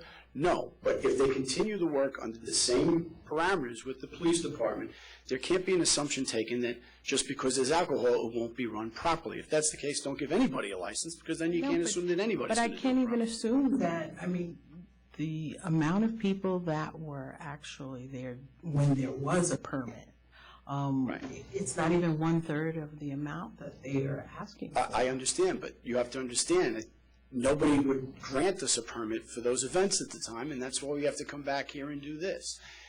And again, if this were a circumstance... You're asking for reconsideration now, and I remember when you came before us, you wanted that determination to be final, so you would not have to exhaust our administrative. For the purposes of an Article 78, and I was specific when I said that with the chairman. The chairman understood based upon the recent appellate division case that had just come out at the time, and that chairman agreed to it on that, and you found it right in the denial itself at the end. And again, I had asked. Watch the video We're again. not. Subjected twice. And I had asked specifically about making this method of presenting this to you as opposed to the filing for a new application before I did it. So I just didn't really throw it up because there. it's the time frame. I mean, it's almost a year already, close to it.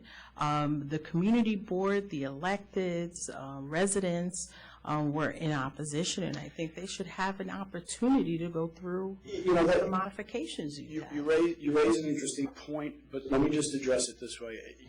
You have the letter from the Councilwoman Crowley in the file as well, I suppose, in favor of the application. Both the other politicians that were against the application know of these changes and everything else. They were notified. I think it's safe to say, if they had opposition, they would have presented another letter here today, or they would have had somebody in attendance like they did last time. They chose not to, and I think Who are the other two you're referring to? Adabo, Senator Adabo, and Gianaris. And I You think... reached out to their offices? Yeah, they've been speaking to their office. They're for you now, or neutral, or? They're neutral. They're neutral. And Do you know if that's true? The representative from... Kathy Nolan. Excuse me? Kathy, I can't speak for their office. I could really only talk for the Assemblywoman. She's still against this. Right, okay. But I think it's evident by the fact that they knew about this and they would have been here in opposition, as they are every other time that they are in opposition. They didn't even bother to send a new letter because they were aware of the stipulation that we entered into with the civic groups. And they were aware of the change in the position with the police department. And I think really the most telling thing here is that this is not a 500-foot case. This is not a case where the burden of proof has been shifted to us. And there is no evidence that this can't be run properly with these stipulations, with the police department saying that it can be. And under the statute, these people should be granted their license. They should have the operator. If they go far from what they're saying, you will be right on top of them. And please remember that in the original presentation that we gave you, only so many percentage of the events were going to approach maximum occupancy. We broke it down for you pretty specifically as to which events would even exceed 1,000. So I actually don't think I saw that. Do you have that handy by any chance?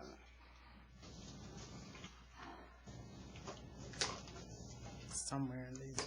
Somewhere amidst all the bus schedules.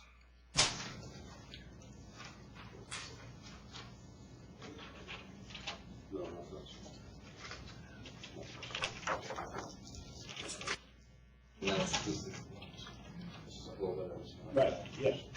Sorry for my notes. Sorry. That's fine. Yeah, that's fine. That's fine.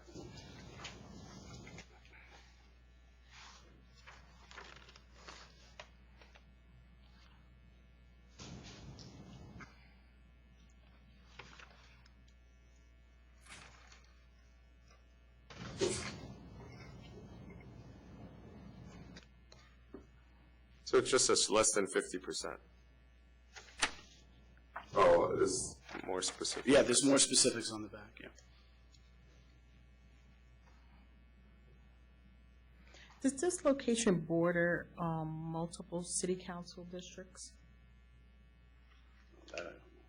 Because it's No, on it both doesn't. sides, But it only would one? be districted. Okay, because I know some of them have changed.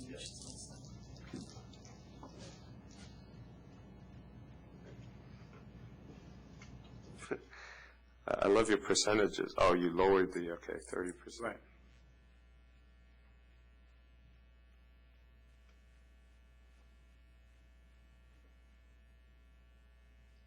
It doesn't add up to 100, but it's okay. That's your notes, yeah.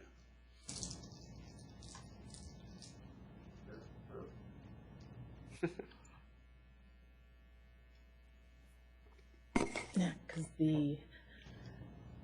this was, and only that portion, let me see.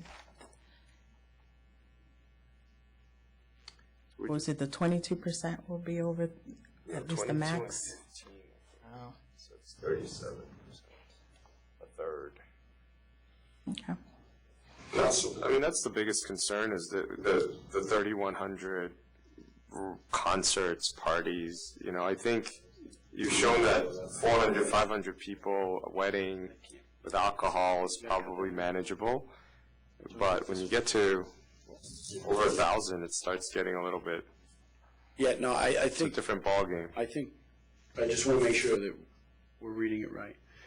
When you have between that amount, you don't expect them to reach that amount, though. You see, this is a new venue, obviously, and while we have run events and we've done a lot of events, we don't really know exactly how it's going to break out. So there might be some stuff that ranges from, say, 400 to less than 1,000. There might be some stuff that ranges from 500 to 3,100. We don't really know because we're dealing, we're not necessarily producing these properties, obviously, parties or events ourselves. Who's doing them? Excuse me? Well, we have people who come in. You have outside promoters, you mean? Well, it's Live Nation, it's for a concert, it's, say, Fleas as an art fair kind of thing, where they come in and they say, listen, we have X amount of exhibitors and we want to put on, say, 1,500 people. We're expecting 1,500. We just turned down an art book fair that, was a PS1, and they, expect anywhere from between 500 and 3,500 people a day. We explained to them where we were at, and they said, well, we have to be somewhat flexible, and we explained to them we can only go to a certain point, and that would be it. And they were okay, but we didn't, nor did they really know exactly how many people had See, and that's where it's problematic. It's problematic because there's a lot of,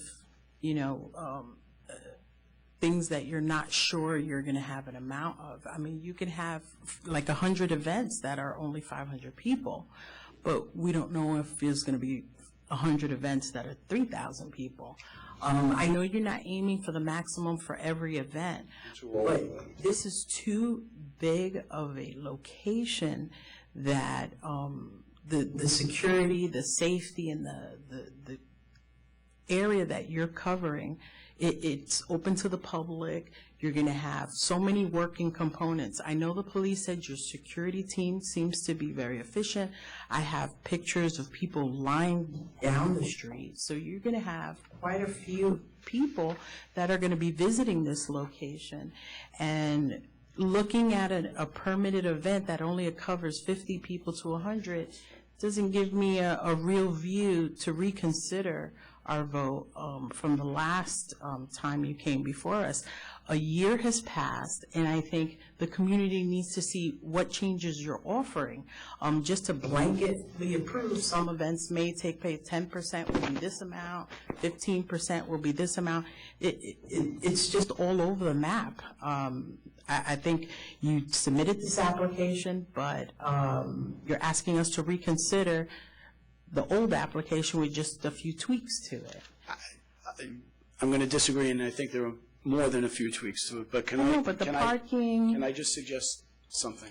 Well, the parking was always there, and quite honestly, I don't think it was ever refuted that these parking spots were there. It's just that they don't exist when we showed that they did. But I don't want to waste any more time from the board. Can I ask that this be put over? And then we can actually have a chance to go right to the community board and show them everything and put it over for a month. I think that should have taken place already. It's been a year. Well, then now what you're doing is you're saying that you don't want to reconsider the application. I mean, again, it's your vote, but I don't see anything lost on anybody if we put it over a month.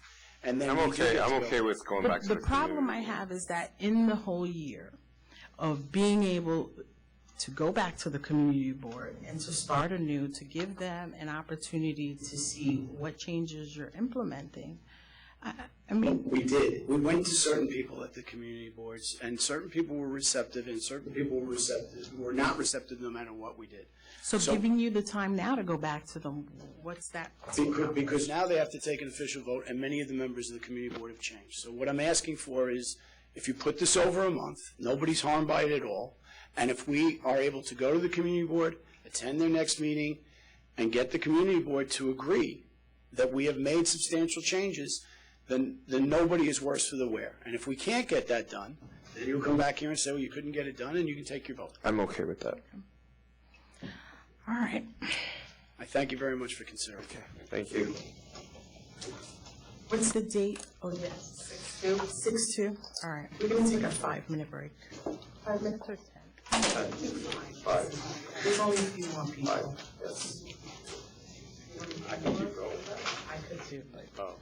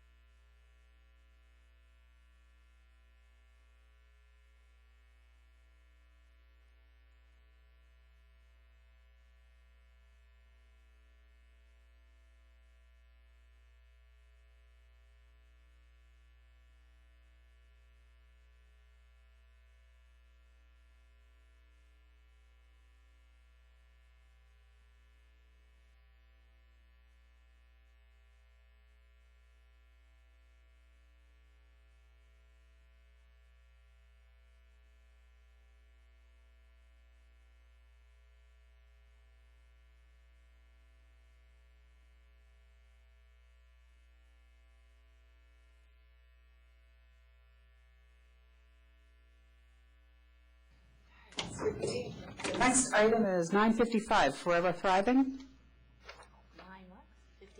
955. It's okay, it doesn't look like anyone's signed in. Oh, but we just pass. They did, but they're not here, so we'll pass. Okay, 1008 and 1009. That'll be 100 Lafayette Street. I'm sorry. Good afternoon, Warren Pazetsky for the licensee. It's only one that I would like to speak to you about, and that is it's case number 85327. That's 1009. I remember 1009. This is a case that a sale to minor was sustained with absolutely nothing. There was no testimony.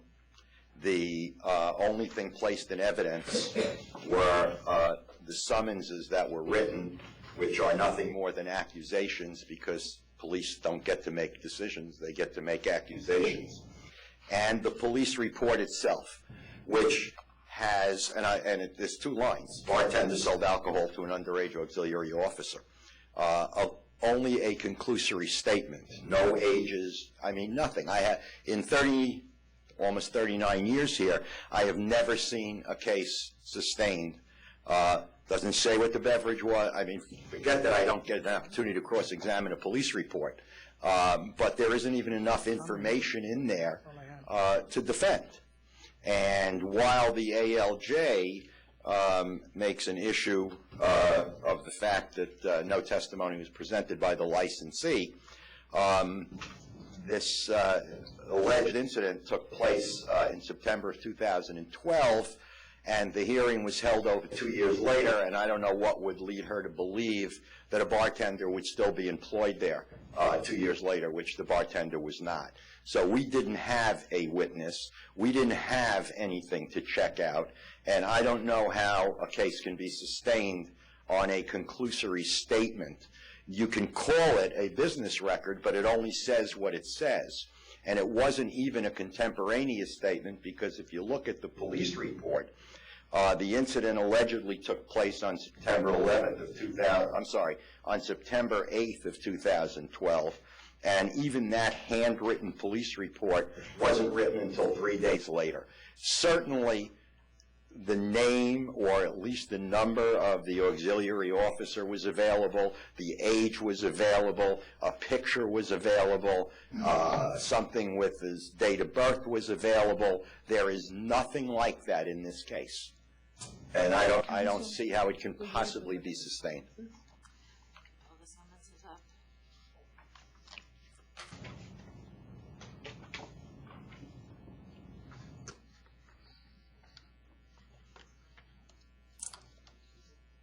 I'm going to ask counsel to look up the summons to take a look, because I don't have that in mind. I have copies of the summonses, if that'll help me. I have copies, yeah, but all they are is summonses. It says failed to check ID.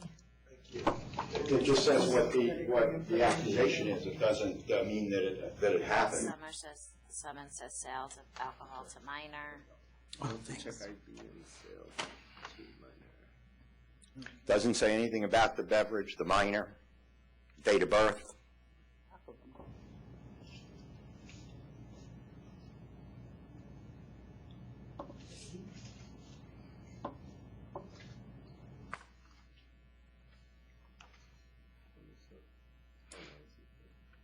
On the police referral form, at first it says bartender sold alcohol to an underage auxiliary officer. That's all, again, I agree, that's what it says. It's nothing more than a conclusory statement. Typically with an auxiliary officer, we would have an affidavit from the auxiliary officer. We also get generally an ID with a date of birth to show that they're actually a minor.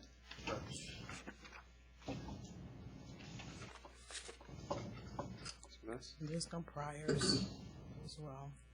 There are priors. Not sales to minors. Not underage. Yeah. All right. Based I'll on, dismiss. Yeah. Thank you. Dismissed. Okay. 1008, did you want to please be around for the penalty? No, well, it doesn't matter, that was, Here. yeah, I can hear it. You need the summons back? Sure. We have it in. Okay, for 1008, same premise? Okay, 1008. Now we're 1008? Yes, 100 Lafayette Street. You want to be heard on? No, I penalty? can just wait for Okay. 4500. 4,500. 951 through 954, May's Restaurant. This is a conditional no contest plea. I know this morning in talking to, we had originally sent in this plea, the amount of which was what was suggested by counsel's office, and it was held for a while until we could give them a security plan, which we did, but I don't know if Jackie's gotten it since. It's been scanned in, okay. Mr. Amaretto. Yeah, that's what it was held for. And I didn't get a chance. Yeah, okay. And this was done after the local police had indicated. PD said they were working with them to Yeah. resolve the issues of the parking lot. Yes, yes. All right, you offer 14 days suspension with 15,000? Can I just look at the security plan before you? Sure. Because I see that they've been working with PD. When you came up with the security plan, did the police department have any input? No, they didn't, but they were satisfied that the premises, they've also changed their entire method. They're doing mostly private parties, and they've agreed not to have under 21s in, except, at a private event. You don't name the security company. It's not, they run their own, they have their own security. They have a head of security. It says security we use is predominantly former law enforcement personnel using an outside agency. So what is the outside I agency? think that's only the fill-ins, that they have a significant staff. I know this was sent in weeks and weeks and weeks ago, and I didn't get any comment on it. Counsel. This was just scanned into our office today. I know, it was sent in before, because Mr. Amaretto wouldn't even send up the plea until he had the security plan. And he's had it for a while, we haven't had any comment. If there's anything else you want before you accept the plea, we'll be happy to provide it for you.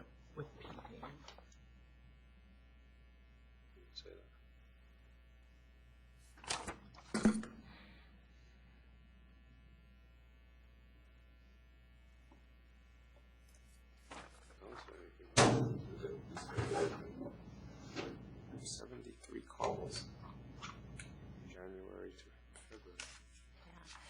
This was the offer that Associate Counsel Amaretto and I worked out in consultation with the local police. I just find it odd that the security plan doesn't name the company, but just says a company. And we required it to name a company? We didn't. We said to submit a security plan, but I find it odd that the security company can't be named. Oh, I'm not saying that my client couldn't, but this was what was submitted. Do you want to wait and have If that you want to wait, clarified? it's fine, I'll get the name. And two, it said they're going to only have individuals over 21? On the plan. Not on the security plan. No, but I think that's what he's doing now, which is what satisfied the But that was police. part of the CNC. Yeah.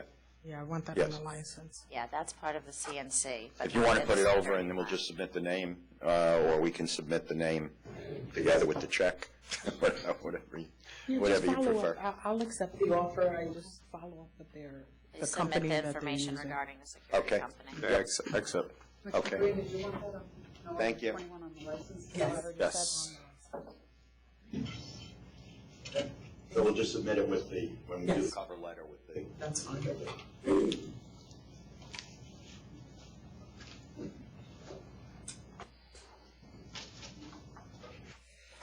989, it's 176 Bleecker franchise. I'm sorry, 989, I did say that. I'm thinking more backwards.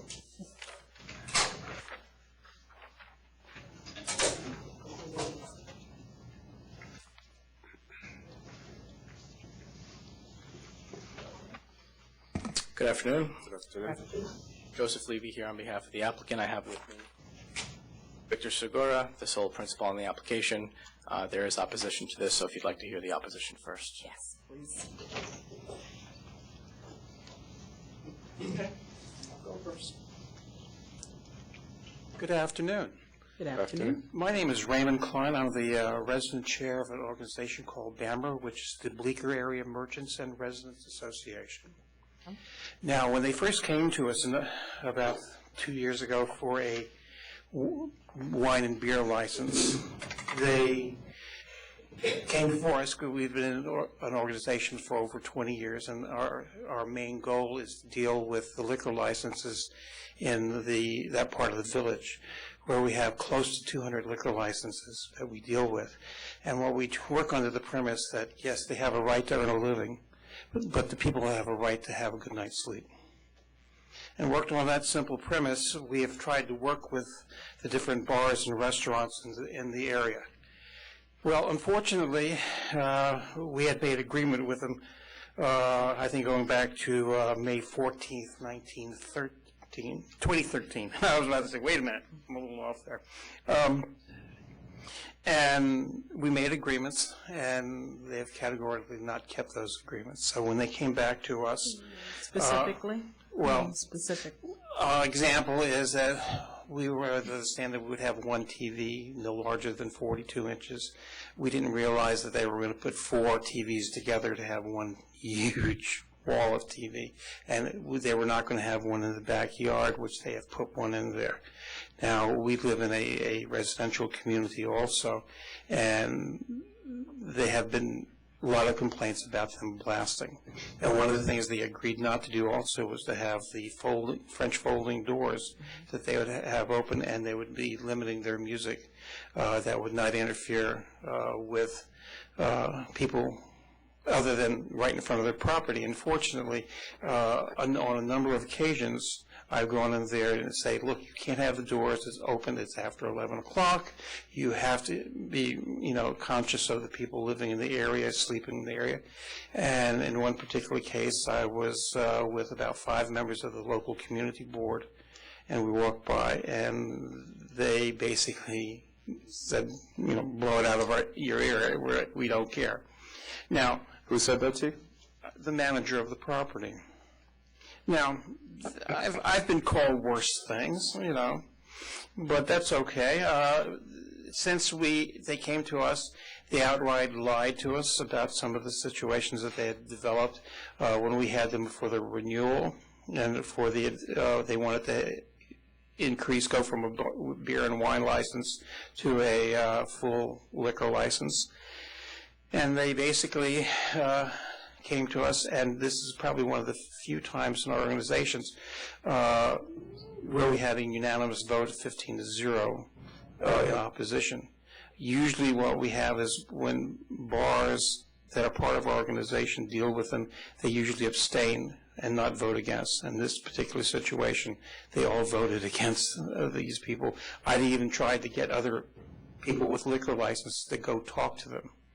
And they decided to do what they were going to do whenever they wanted to do it. Now, since they came to us, we found out that they were also, I think, applied for in bankruptcy court.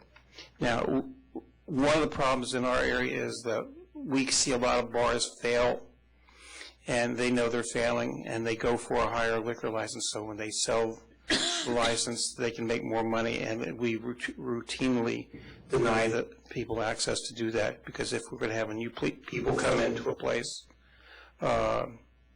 we just don't want to deal with people following up from an older license. We want them to come to us, talk to us, and deal with what the neighborhood is and all its changes. So I urge you to vote against them having a full license. Okay, thank you.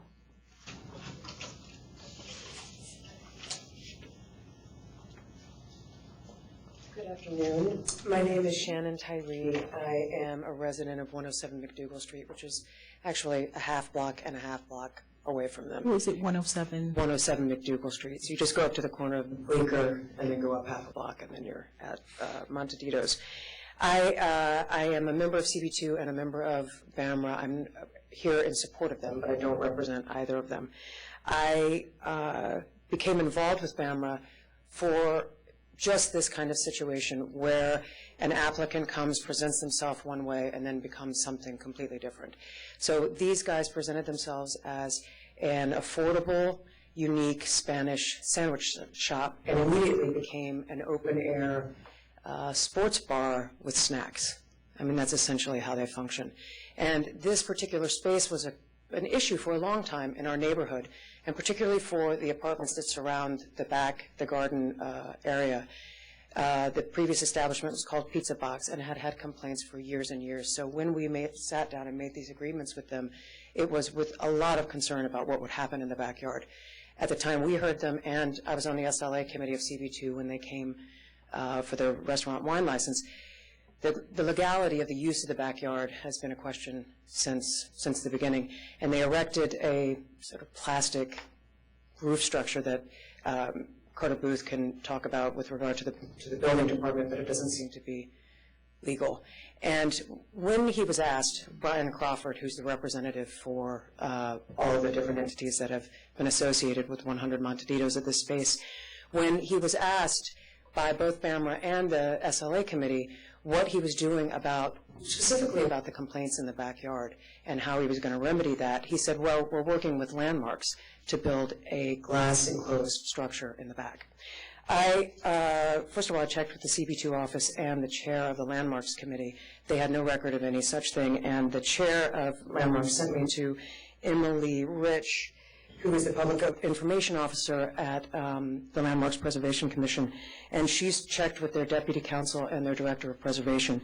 And what they did have on record for them was before our area was landmarked, which was in December of 2013, they did apply for a structure in the back. And she said that the structure was not something that they could approve. They let them know that. Again, this was before the official designation. And they didn't issue the typical permit for calendared properties, known as a notice of review. They did, at one point, apply for 2 things for interior work, and they were given NORs for that. But since we've been landmarked, they never applied for anything else, no structures, no nothing, and were, in fact, told before that Landmarks would not approve it. So when Brian Crawford was asked, what are you going to do about this, the only thing he said was, we're working with Landmarks, which is obviously by the records of the Landmark Preservation Committee, not accurate. The front of the establishment, when I was on the SLA committee, when he came for this upgrade in November, I asked him, you know, you made this agreement not to open your facade to the street. And immediately, before you even opened, because you built out an accordion door open facade.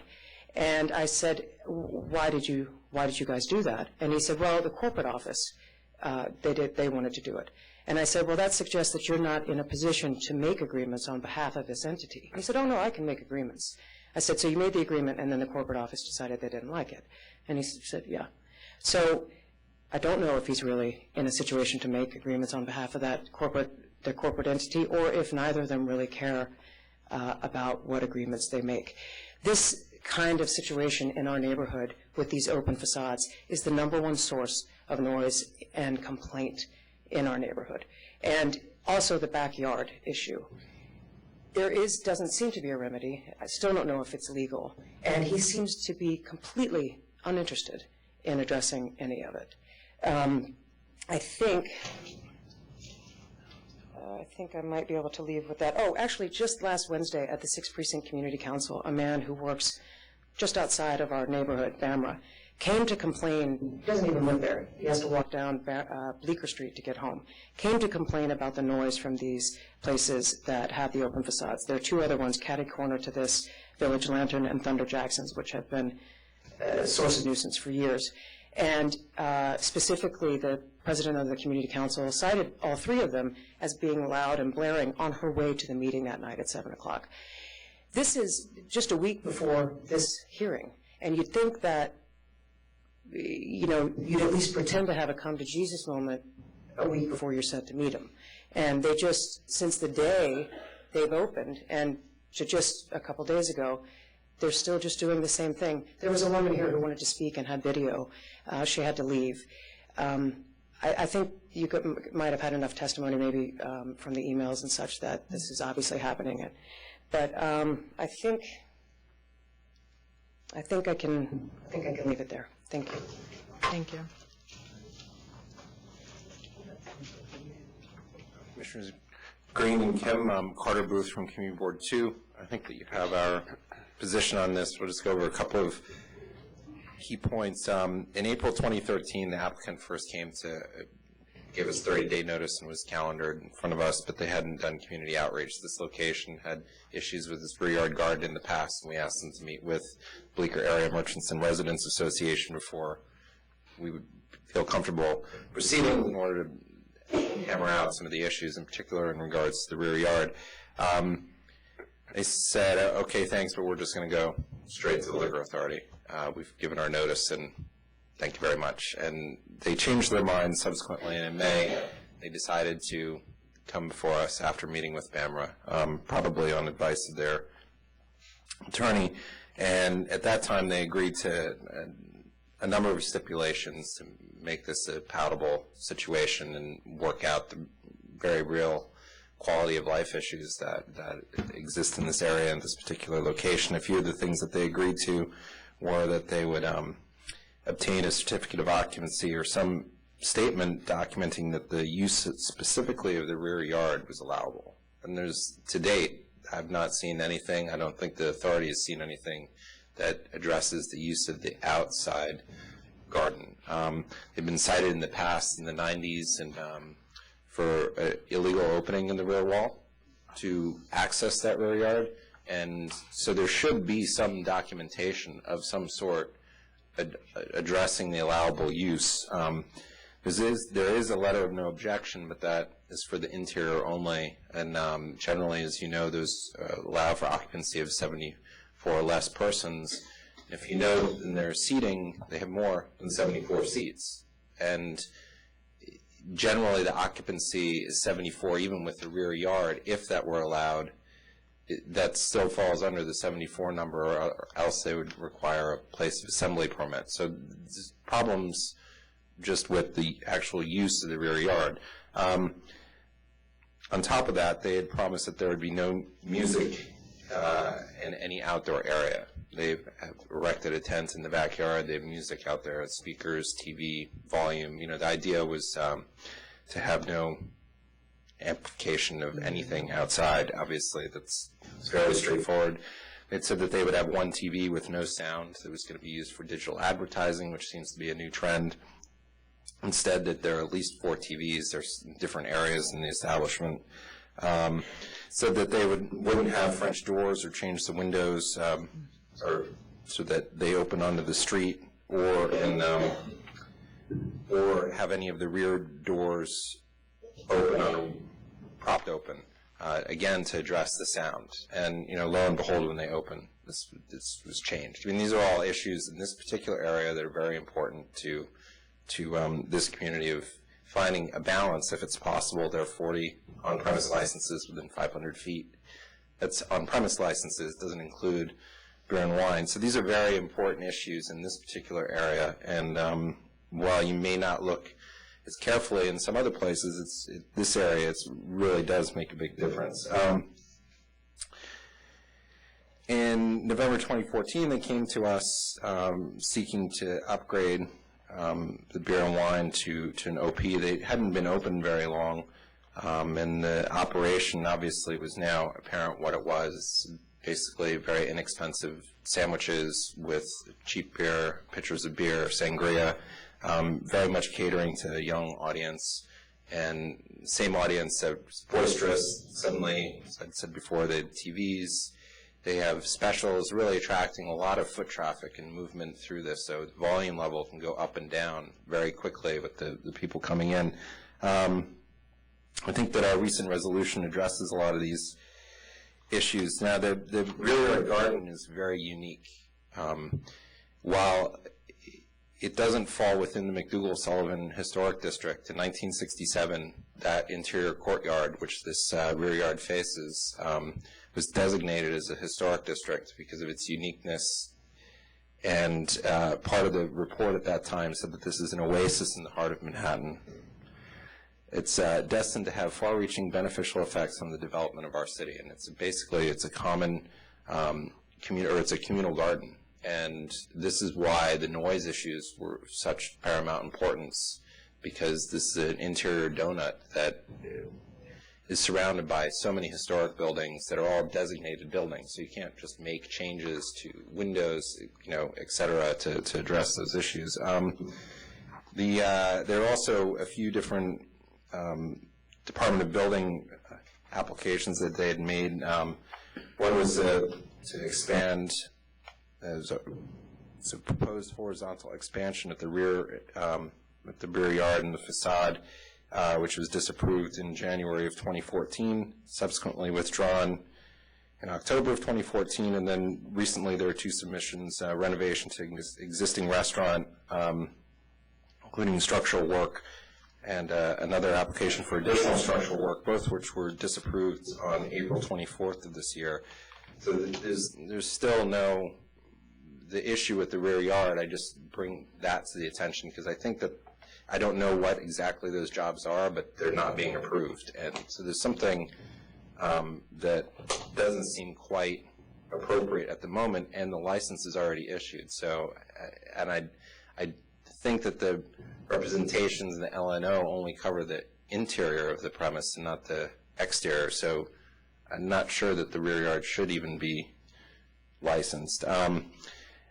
Another issue which was brought up, Mr. Klein brought up, was in regards to the bankruptcy proceeding. 100 Monteditos, I guess, is some national chain that came to the U.S. They were in a pretty rapid expansion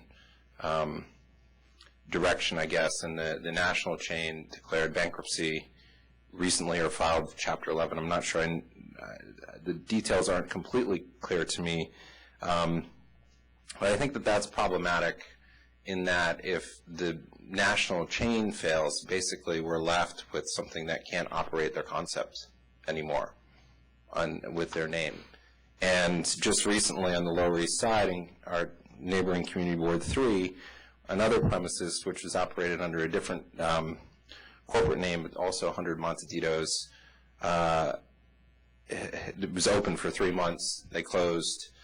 And there are a number of articles that were brought up that they wanted to upgrade that license as well and bring in an upscale restaurant concept. But I'm not quite sure where that went. But this is very problematic when you start looking at this location because we're not sure if this is going to stay with this concept. And there's so many other little issues around that. So these are just some of the concerns. As an example of, you heard a case earlier today for Why Not Coffee, and that's exactly our concern. And is the business that suddenly not the business anymore as they struggle to change. And I think Mr. Klein pointed out very astutely the issue of sort of the bait and switch and upgrading, and when the concept's not working and looking to move. So when they first came before you, just on the outdoor space, what was their representation to you about the outdoor space use? That they had always been using it. It had been used. The representation was, I think, that this was previously Pizza Box, which I believe was operated by the building owner. That may not be correct, but that they were the ones who had received the citations in the past for the openings in the rear wall, but they had said that they could use the space. And I have copies of some of those violations if you're interested.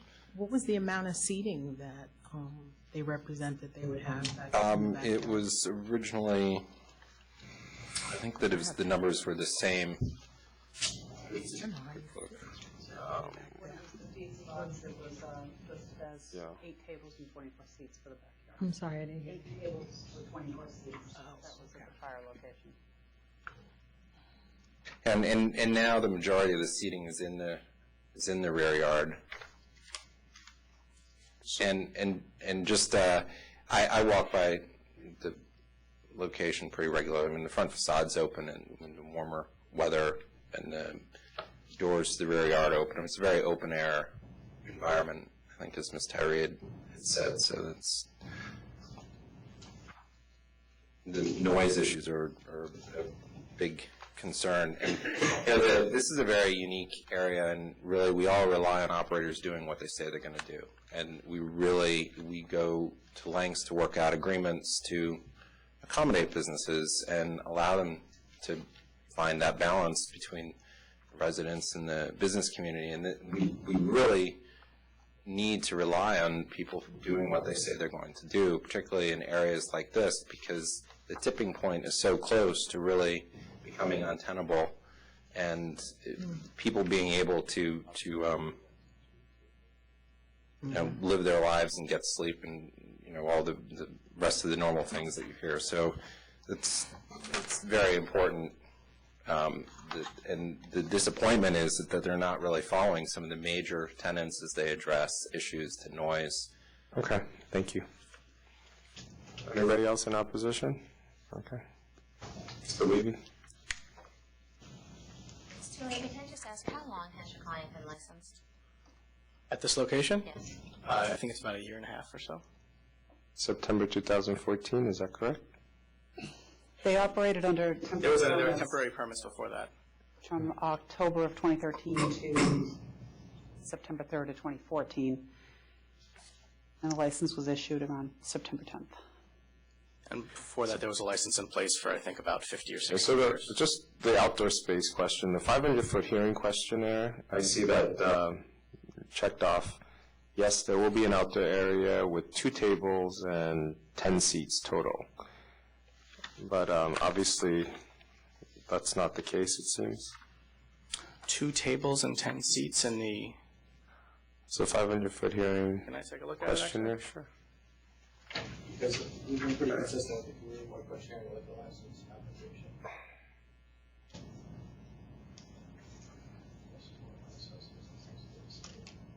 It's a mistake. Seems to be. Community board notification questionnaire. and Mr. Evan Van Regenmaker signed it on March 5th, 2015. Yep, that's one of my associates. And our application's been pretty consistent with the community board notice and the community board resolution.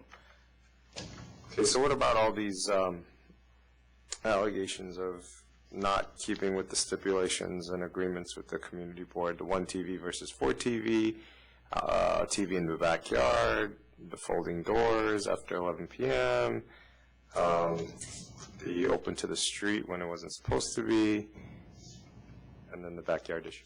Yep, I can address a few of these in sort of a brief statement. I'll turn it over to Victor, who's the sole principal on this license, who I think it would probably please the community board and the liquor authority to know is even in a more hands-on role now than he was, a manager that he had hired who had been doing a lot of the negotiating with the community board, and the block association is no longer involved in the project at all for misunderstandings like this. And as far as just to briefly touch on the bankruptcy issue, this is an issue with the kind of global franchisor. This is an independently owned territory, so they are not going bankrupt. They are not in jeopardy of not having enough money to continue. But as it relates to the name and the marketing of that franchise? Sure, I mean, Victor can speak to that, but There's a chance that it will not continue? No, basically the bankruptcy really relates to the operations in Florida.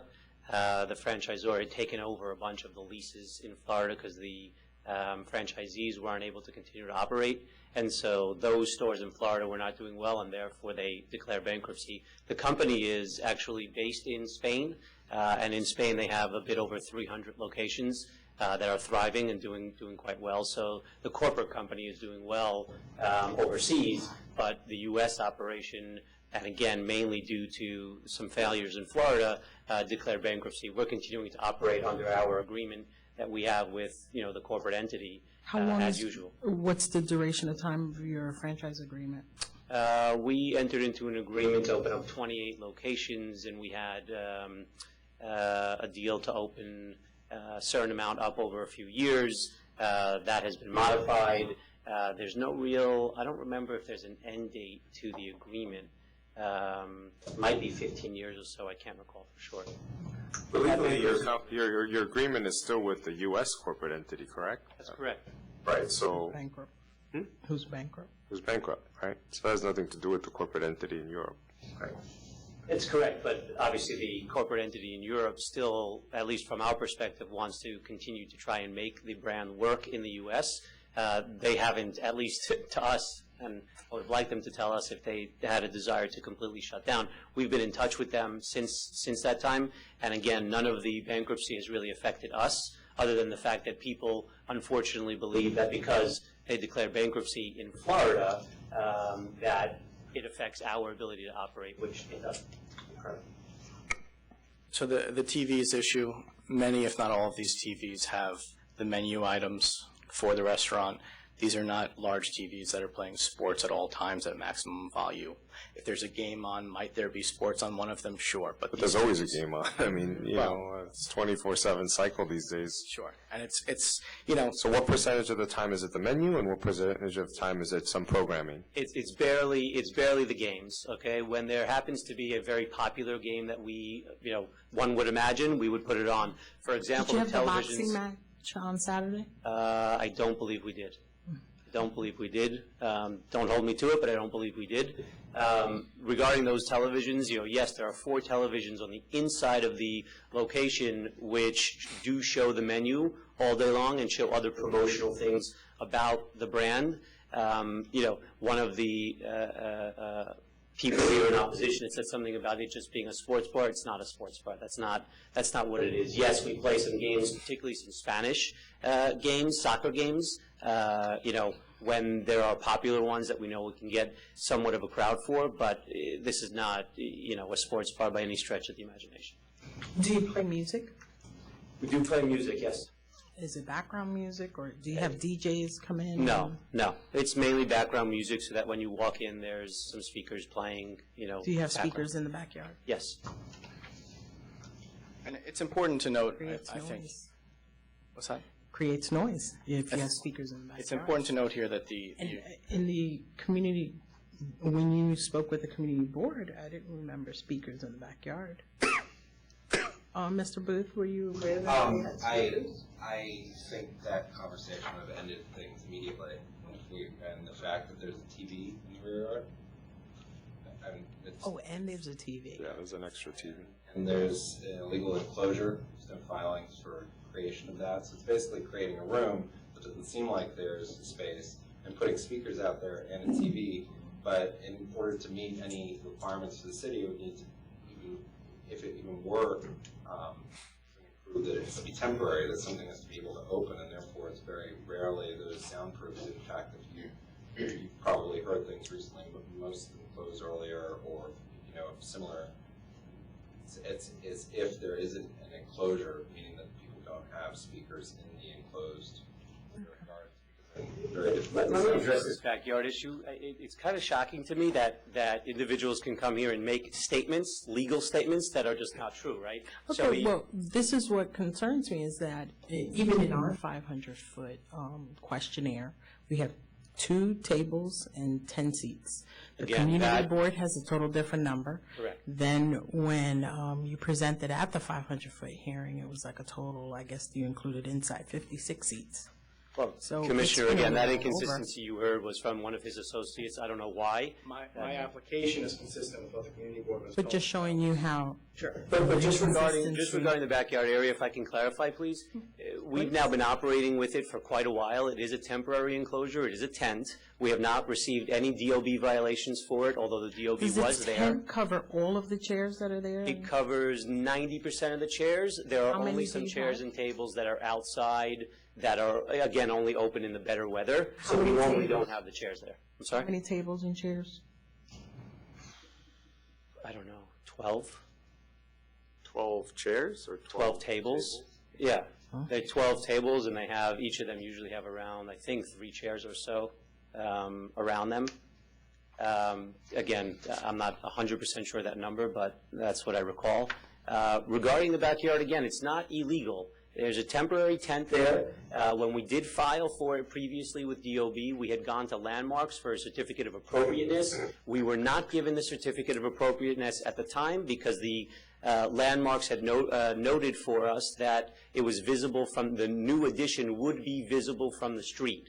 At that time, the adjacent building immediately adjacent to us was demolished. They've now built a new structure there, and therefore what we might build in the back is no longer visible from the street. Now, there are others in the backyard, that are adjacent to us that have the back built, we have the additional FAR for it. And so everything that we're doing is on the up and up, at least with respect to DOB and LPC. Should either of them come back and deny us the right to do it, we will address that as required. But it's not illegal. We're not trying to do anything, deceiving, accusations that we're trying to, intentionally do things that are illegal. I mean, I'm not here to tell you, I'm an attorney myself. I don't do things that are illegal, certainly not, consciously. So we did file more recently a DOB application to extend the back, which we believe is as of right, and we'll address whatever issues are necessary with DOB and LPC. So was the beer wine license, did it cover the outdoor area? Yes. Did it cover the outdoor area? It was a transfer. Say that there is only Just 1 second. We gave him the opportunity to speak. I would appreciate it. You're correct. So it did cover the outdoor, Mr. Lee? Yes, there was no additional alteration to include the outdoor space here.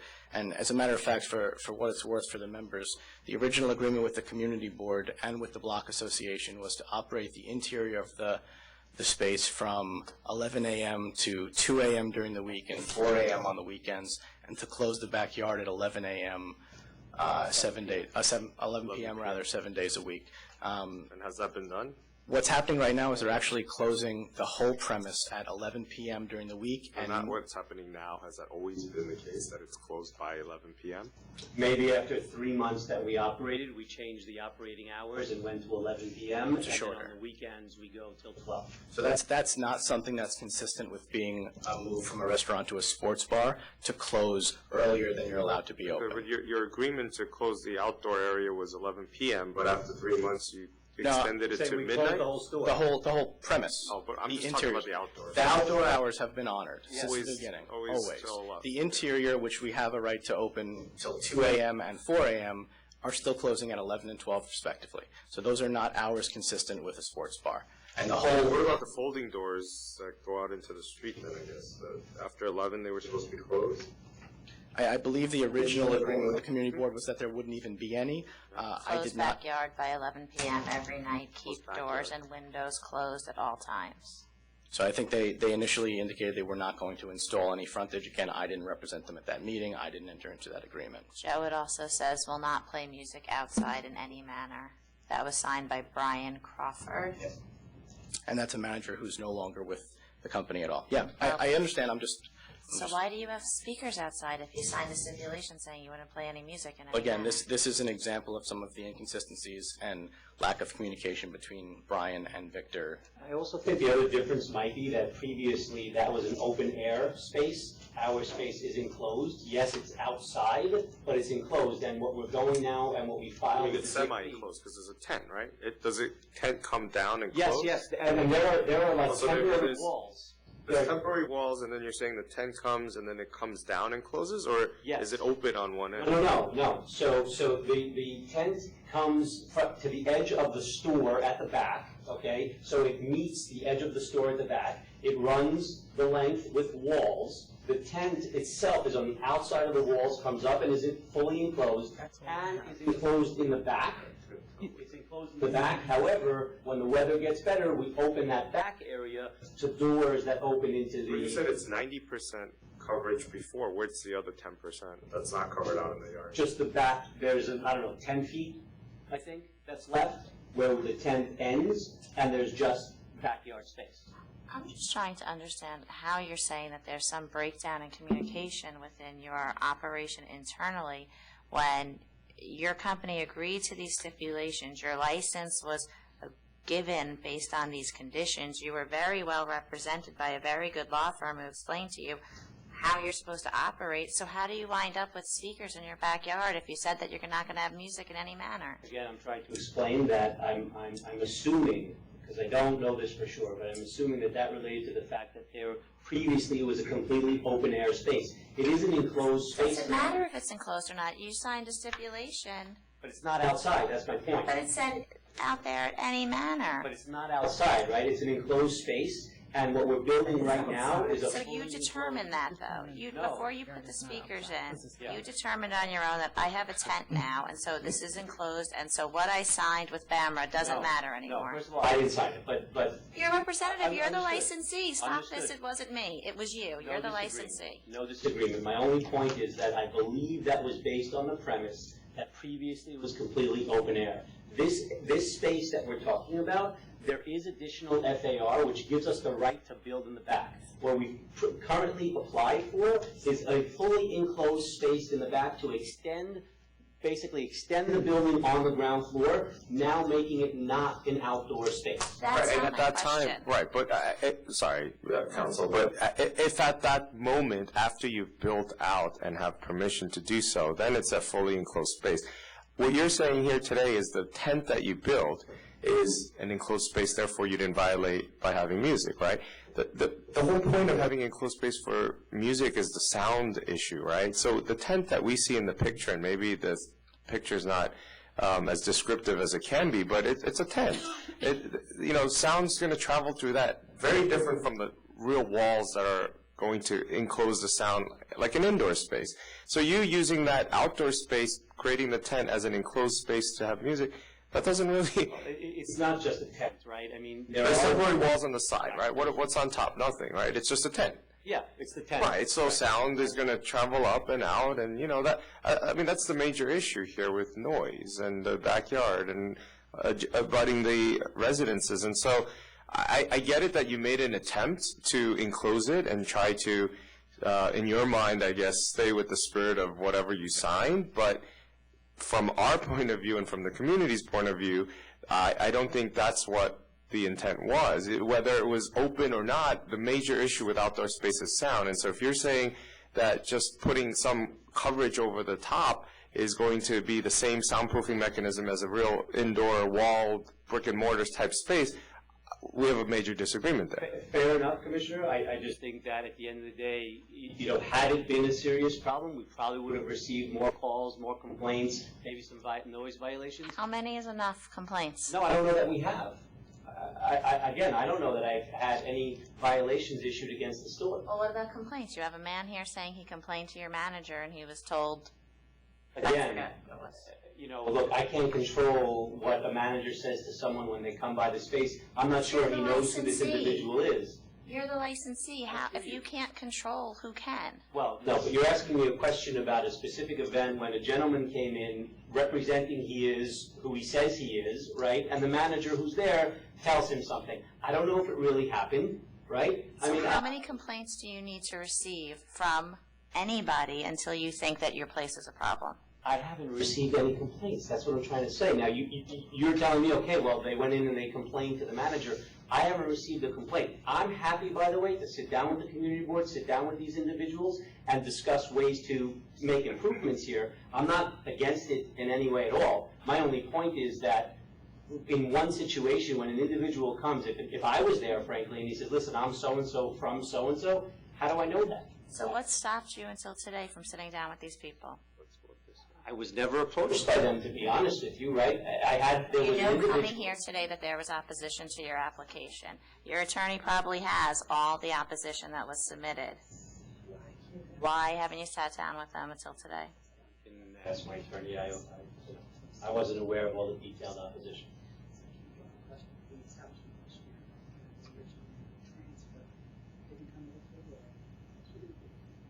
And it was part of their, even a drawing to show 6 or 7 days and set up on chairs. Thank you.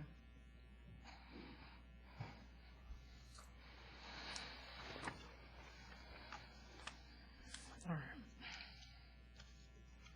Mr. Levy, you were touching on some of the other issues, or are we've exhausted? The backyard is just, that location was licensed, and now with the tarp or the tent that you have over that backyard seating, you have speakers now, you have a TV now. Again, a TV, yes. Okay. I just want to know what's there. With no volume on the TV. A volume on the speakers. There is background music on the speakers, yes. And you have doors that stay open to the back and doors that are open in the front? No. There are doors in the back, real doors in the back that remain closed. The ones in the front.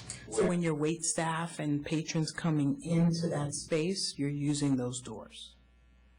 I'm sorry, you're referring to the doors in the back? To the backyard, from the actual street, you go through the restaurant to the back. Those doors remain closed to the extent that people go through them because there are in the warmer weathers, warmer days, seats and chairs and tables there. They come in and out through those doors. But you keep those closed? Yes. And after 11 p.m., everybody has to come. And just as a yes, although we're closed. Those are the rear doors to the outside and not the doors to the building to the tent, I believe that he's referring to. That's what she asked about. She asked about the rear doors to the building doors? No, from the actual restaurant to get out to the backyard. Right, to the enclosed structure. He's talking about the doors in the rear of the tent, not the doors in the rear of the building. Where does the doors in the rear of the tent go? To the extra 10 feet that have additional seats outside. So you're actually... What do you do with that extra? Hold on a second. The store itself, wait, hold on. You're asking about from the store itself to where the outside space starts? Yes. Okay, those doors remain open because we have an enclosed structure. Yes, those doors are open, absolutely. So how do you contain the sound if you keep that open? Contain the sound within the store itself? Yes. If you're keeping the doors to that 10-foot space open? No. I'm sorry, we're confused. Do you have a picture maybe I can show? No. Oh. So the doors to the 10-foot space, he's saying are closed all the time. Right. Okay, then the doors to the actual restaurant. The restaurant and that's the open. tented structure are open. So you enter from all glass doors, right? You enter the restaurant, you go towards the back, then it's open into the tent area, yes. So it's just open into the store itself. So that whatever's contained is contained both within the tent and the store itself. So what kind of doors do you have attached to the tent? Is that part of the same material of the tent? No. That was more part of the similar to the walls that we have. That's more of a structure as opposed to tent material. Those are actual doors. Yes. So what about the doors? Door number 1 and door number 2. Let's refer to this. Door number 1 referring to the physical structure, and then where it leads to the outdoor space which you've enclosed. So that's door number 1. Door number 2 is wherever that outdoor tent structure ends. That's door number 2. Correct. So I think she's asking about door number 2. What is that made of? That's made of real material. It's not tented material. It's a real door. There's a doorknob. You open and close the door. What is it made of? Wood and glass.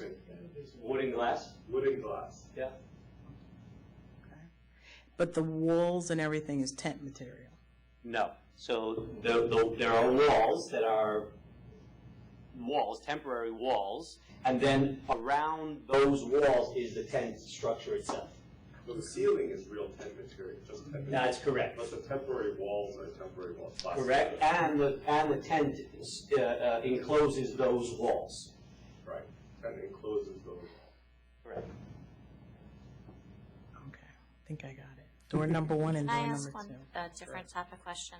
When you originally applied for the RW license, was there a discussion with the community board about if you'd be coming back for an OP license? There was not, to the best of my knowledge. There was no agreement to never, and there was no conversation. Again, I wasn't representing them, but as far as the paperwork that I've seen, there was no agreement made to not come back or anything like that. Not an agreement, but was there ever an intention of we intend to seek an OP license Again, later on? I didn't represent them at that point, so it'd be hard Sir, for me to know. what representations did you make to the community board? Generally, if that's discussed, it's in the stipulations. What representations did you make to the community board? Did you ever discuss the possibility of an OP license? I didn't discuss it with them. Did a representative of yours discuss it with them? Honestly, I just don't know the answer. I don't know. I'm unclear on one thing. I believe that that Mr. Levy's firm Just the microphone so you're on the record. I believe that Mr. Levy's firm represented the client at the time, as we have emails that actually refer to change in the names of the entity as it appeared before the community board and as they filed. And also, on top of that, I mean, the stipulations agreement is notarized by Ms. Colvin. I did see that. And Yeah. so I'm a little bit confused as to... I'm very clear about the fact that I put these applications in, but I did not appear at the community board and speak to the block association, things like that. I'm not telling you guys a story. I know what paperwork you have, and I know what I did. So I never did I say that I didn't prepare these applications. I just said I didn't represent them at the community board and enter into these discussions. So who did? This gentleman, Brian, who signed the agreements, who is no longer in the employ of this company. So, look, I think, honestly, I don't know that there's as much malicious intent here as there initially seemed to be. This is a gentleman just trying to make his restaurant work. He's self-imposed this decrease in hours. No one asked him to do this. He's trying to make this restaurant work. The whole point of even coming to the community board and coming to the liquor authority seeking an upgrade is because he actually gets quite a few requests for catering, for off-site events. People know his food, they want his food at events. And he's limited now to just catering events with beer and wine. He'd like to expand to do more. He'd like to increase the seated component inside his restaurant to maybe a more table service oriented thing, to increase tickets. Does he have another license, the Yes. on-premise? Correct. But it's not part of this franchise? Well, he's the independent owner of all of them. They're all separate LLCs. I know, but what's the method of operation at the other license? Same as this. Okay, so you have a full liquor license there, right? No. That's also RW. Oh, okay, I have an on-premise. At a Ludlow location, which is beer and wine, which is since. Yeah, 177 Ludlow? Correct, that's since. Okay, my note says it's an on-premise. We're no longer operating that stores. Oh, okay. Turning in that license and then. We'll be turning it in? Yes. Yes. Surrendering it or putting it in safekeeping? It depends. It's going to be one or the other, and it's going to happen very soon.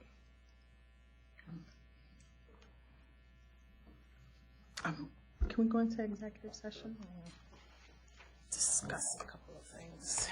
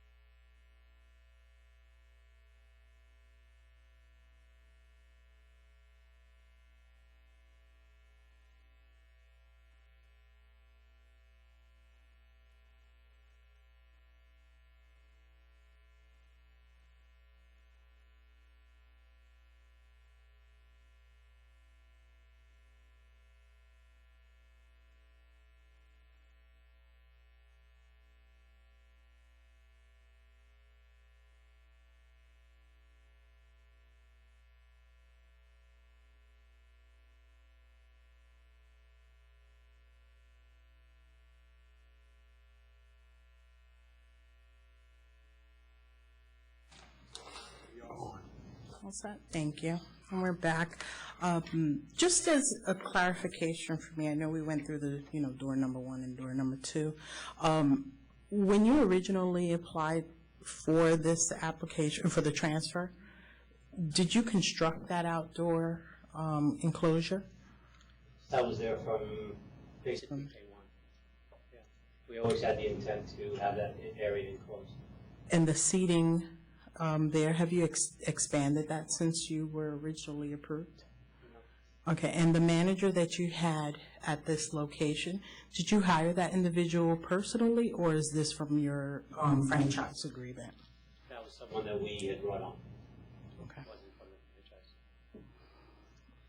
And this person no longer works for you? No. It's a long story, but you're hearing some of it today. Okay, because they're the ones representing you to the individual patrons and to the community has come in making complaints. Are you there at the location, or do you have a manager? I do have a manager at the location who's there, basically all week. I'm there probably a couple of times a month, a few times a month.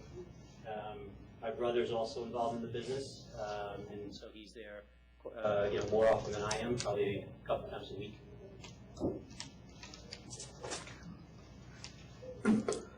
In the original agreement with or at least the original approval, that outdoor space was confined to, what was in the original application again, Jackie? I don't know if you can see the original. Because one of the instances is that I would want it to remain the actual seating and the arrangements that you were originally approved for. Because now you have TVs, music, speakers outside, and I don't see that in the original, at least in my digest, that you were notified the community board, but notified the authority when you originally received approval. Yeah, I have the original application with me. Okay, and what does it It says fully enclosed backyard, part of licensed premise, 7 tables, 28 seats, partially covered. 7 tables, 28 seats. Okay. And right now, you're representing that's what's there now? That sounds right to me. I think I mentioned earlier 10, but I don't remember for sure, but that sounds right to me. Each of these tables has 4 seats around them, so it makes, that sounds correct.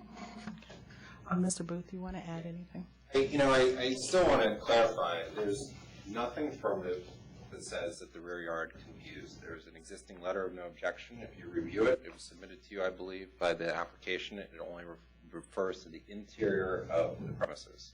It no way, shape, or form addresses the exterior premise. There is no documentation that you have anywhere that shows that the rear use, or the use of the rear yard is an allowable use. If the applicant would like us to know, we do not need to demonstrate the use. This is a 500-foot case. This is up to the applicant that has to demonstrate that it's an allowable use. And on top of that, excuse me just a minute. Is there someone having a conversation?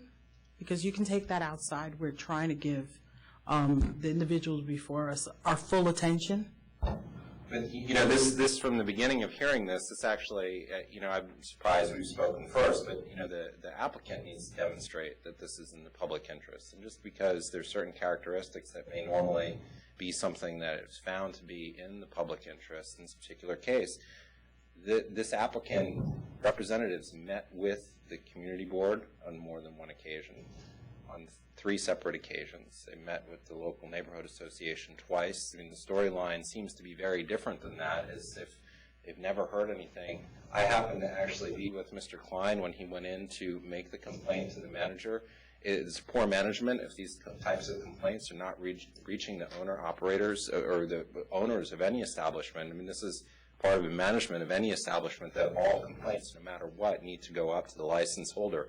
To stand here and say, well, I didn't hear about it, that's not the issue of the community or the people who live around there. That's his issue. And they need to demonstrate that they have the management capabilities of operating with experience a licensed premise with a full on-premise liquor license. And in a particular case, and this is a place that sells pitchers of beer and sangria, Introducing alcohol, it's most likely going to be used at an inexpensive level to say that the public interest is to cater events off-site in one of the most densely licensed areas in New York City is a bit extreme as a reasoning for upgrading the liquor license. And in fact, I haven't heard any real issues of how this is in the public benefit or interest for you to review. You may have other materials, but I think that it's important to really look at those cases. And this is one of the most densely licensed areas in New York City, and I think that really going by the agreements that have been made in the past, that is the indication of how a licensee is going to act moving forward. And I think that that's very important to take into consideration. Okay, thank you. Anything you'd like to add? Well, I would just say that there's more to the public interest than just the ability to cater events off-site. This place has now been in the neighborhood for a year and a half. Is it a densely populated neighborhood? Sure. But there have been 5 licensed premises on this block that have gone out of business within the last 6 months, 8 months. So there are people who can't make it here. And he's not here to try to get an upgrade and flip this place. He's here to actually recommit to the space and try to make it work. The fast casual model that was thought could work previously is not working as great as they thought it was going to. So they're trying to add more. They're trying to beef up their place. They're trying to make this work and be an amenity for people in the community.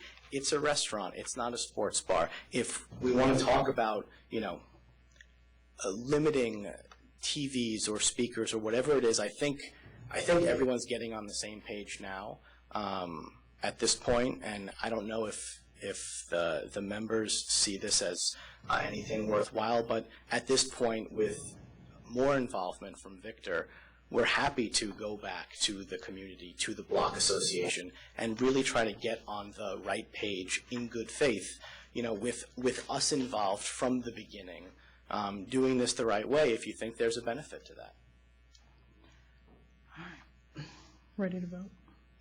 So just a quick question. How many people, the stand-up bar, how many people would sit there? The what? The stand-up bar in the structurally enclosed area, how many people would fit there? How many seats are there? Inside the actual restaurant, there's not many. It says stand-up bar in the diagram, so I'm just pointing to that. Yeah, there's not many. There's 4 seats. It's 4 seats? Mr. Levy, I know your associate did this and not you, but the 500-foot questionnaire, number of tables outside 2, number of seats outside 10, number of TVs in the premises 1. There will be no sound on TV. And then, first of all, the handwriting on this, I can't even read part of it, but yard, something enclosed, blah, blah, blah. And then just under 74 people, right? Is it greater than 74 or less than 74? Maximum occupancy. Total inside cannot be greater than 74. Total inside, but then you were arguing that the enclosed outside structure is really part of the enclosed inside structure, and I get to pretty much 74, 70, very close to it with just the 4 seats in the inside stand-up bar, and assuming that no one else is in there standing behind the people sitting there. So you can't have it both ways, right? You can't say 74 on the enclosed part is really the interior, and then put in the application. I don't know. They might have put greater than 74. So I have issues with the 500-foot hearing questionnaire. Just expect a little more from your associate. Just to point out, there's no separate egress from the rear yard garden, which is why this is of critical importance, and also that there's none that can be seen in the Department of Buildings website, any filings for the structure. Public safety is a very important concern, particularly that's why the 74 number is really the magic number. And when the number goes up... I'm saying there's no filings. You just filed it 3 weeks ago. If you'd like, I will send you a copy of the Like I said, there's no... Can you please address the board? If you want to have a conversation between I just it's difficult when making accusations that are justified. But you can address it when you come I filed 3 weeks ago. Understandable. And it's Mr. Booth, let me just, We're addressing Mr. Booth. okay, Mr. Booth, let me just hear, this gentleman was sitting patiently and wants to address us. Can I hear him? I would greatly appreciate if they really are sincere to work with the community group. If that was the case, then they should probably continue with their beer and license for a year, and then we can easily come back if they've shown good faith. Thank you. Yes. These beer and wine licenses with these fast food places are fast becoming a problem in this area. They serve the drunk. Let me just You be. hear about it more than you know. I know you must be, because I'm living with it. And this is the worst example of it we have in our community. With just sangria, some fruit juice, and some wine, they are causing the kind of disturbance that full-on, body shots and all that kind of crazy stuff that happens at some of these other OP But this places. particular licensee is what we're, But what I'm what's saying before is, us with right just now. a wine license, they're behaving in that manner. They're causing that kind of disturbance. And I just don't understand how Mr. Segura, he's been involved in his name has been on everything since the beginning. How he didn't know that all of these agreements had been violated. He could see the door, just the door alone, the music coming out, the sports blasting, and the menu boards are not playing the majority of the time. So I personally, as a member of this community who has dealt with a lot of these liquor license agreements and lives in the middle of all this stuff, have no faith that now you're going to come back and now you're going to fix things up. Okay. Are you open to that suggestion of waiting a year to come back, which would be probably, when would that be, September 2015? It's only like 4 months, 5 months. Well, I think you want me to say yes. No, I'm just asking you. I have no faith. From the beginning, from the first meeting we had with BAMRA with Mr. Crawford, and all of a sudden you just jettison him and go, well, it was just him. But he's responsible here. And he, in his brief visits once a month or twice a month, could see how this place was operating and should have known that it was contrary to the agreements that were made by whomever had been given permission to make them. Nobody seems to have had any intentions of addressing these problems. So, and again, last week coming up, I don't think Mr. Crawford was, did Mr. Crawford work at Monteditos last week? I don't know, Mr. Levy did. Mr. Segura. Hasn't been with us for a while. So just all last week, someone coming to the 6th precinct to complain about it, and Mr. Segura knowing he's coming here to see you, to ask for an upgrade. And even that was not enough to make him say, okay, well, let's pull it back a little bit. So to give another year, I don't see how that's going to help. And it is causing such disturbance to, like, the woman that lives above who can't come here today, her name's Margaret Collins. The woman, Ian Cho, whom you heard from.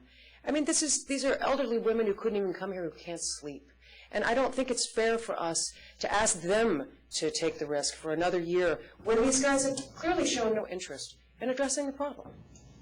So the answer is no. No, yes, thank you. Anything else? No. No. Okay. I deny the upgrade. Obviously, the agreement that you have with the community, there's certain things that I was hoping to listen for, that certain things were presented to the community board, or at least you're willing to roll back other than your hours. The understanding of what's a covered and tarped area or tented area, the explanation you've given it just differs from everybody's understanding of what that outdoor space is. So what I'm going to ask is that I deny the application, but to have licensing look in and see what that backyard is about, maybe enforcement rather, to see the backyard. You're permitted to use that backyard because you still have an RW, but I need clarification on what's actually back there. Yes, and look at that and report back to the board. But for now, I deny. Yeah, I mean, it's unfortunate because I think now that you're, Mr. Segura, you're more hands-on, maybe a lot of these issues wouldn't have happened, and it seems like a lot of the problems came with the manager, and that's one of the reasons why he's no longer with you guys.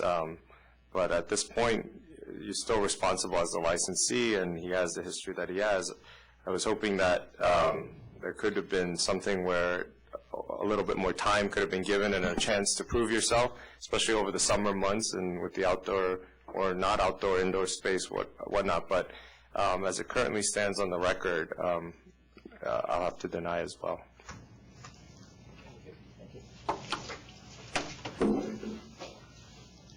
10:30. Elray Del Polo.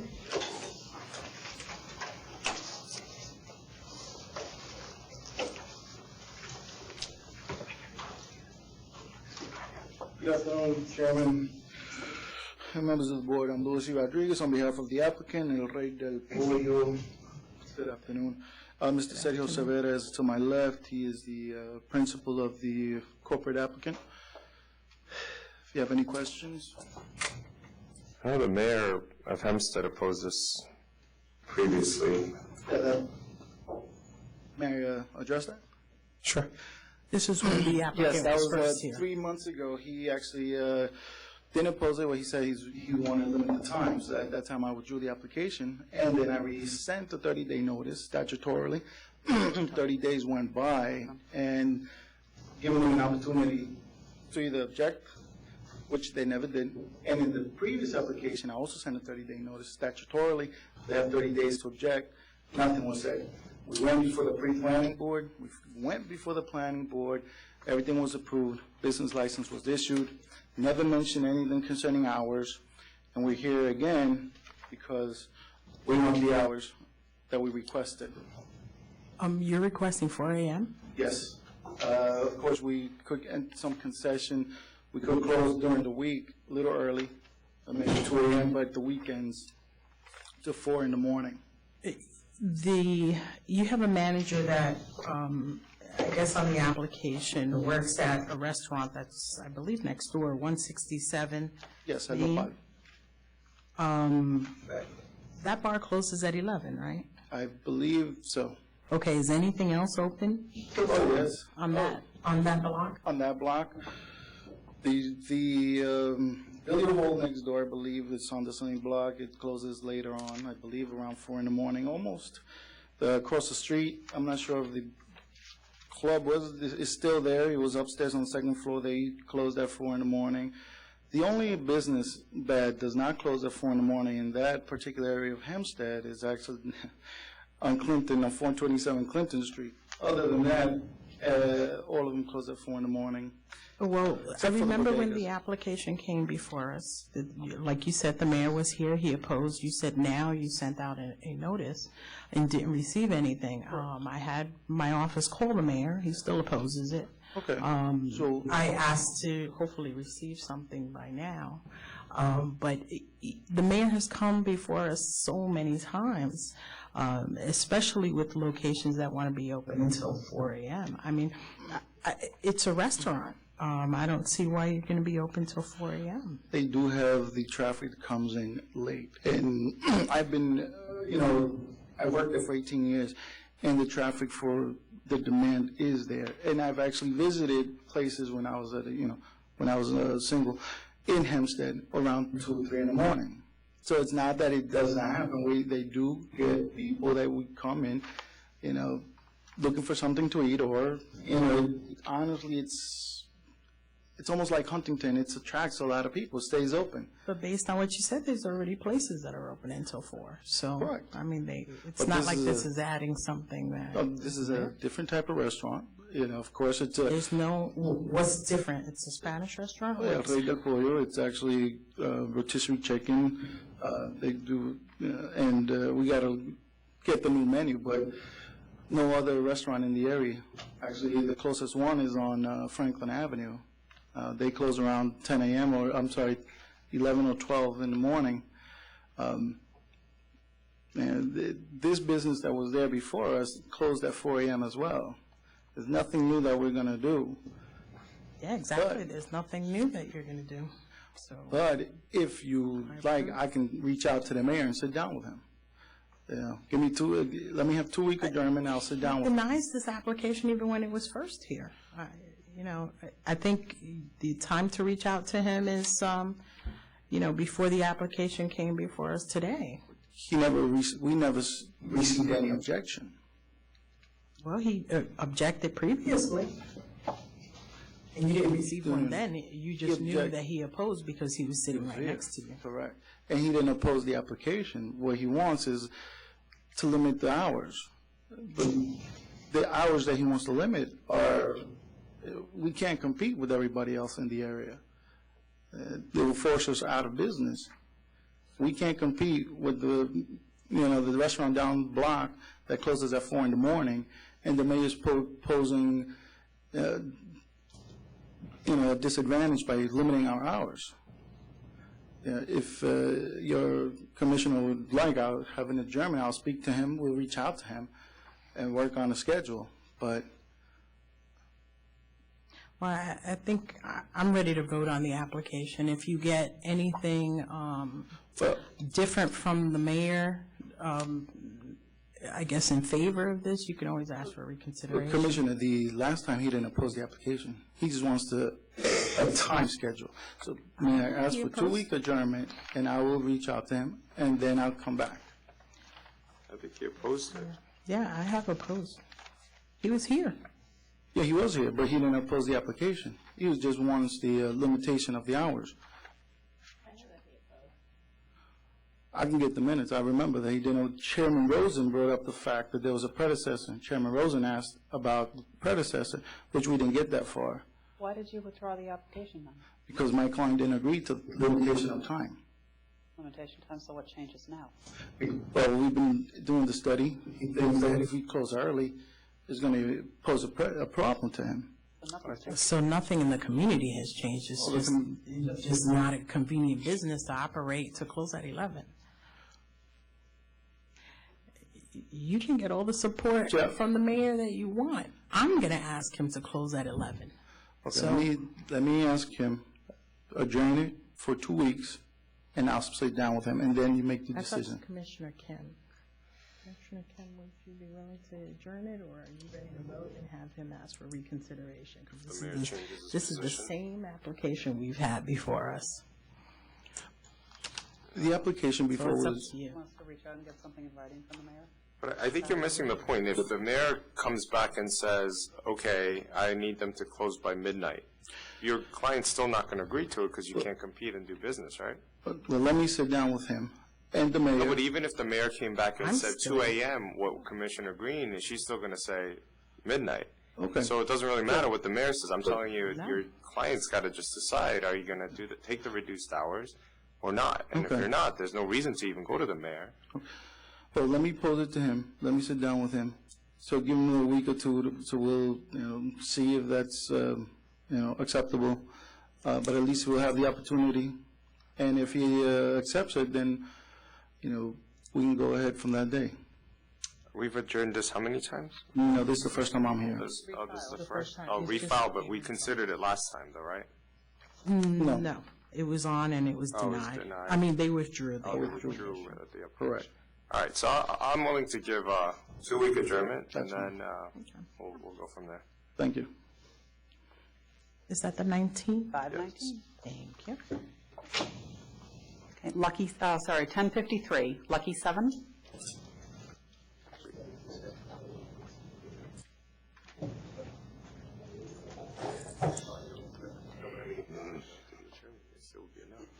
I don't think it was 1-1.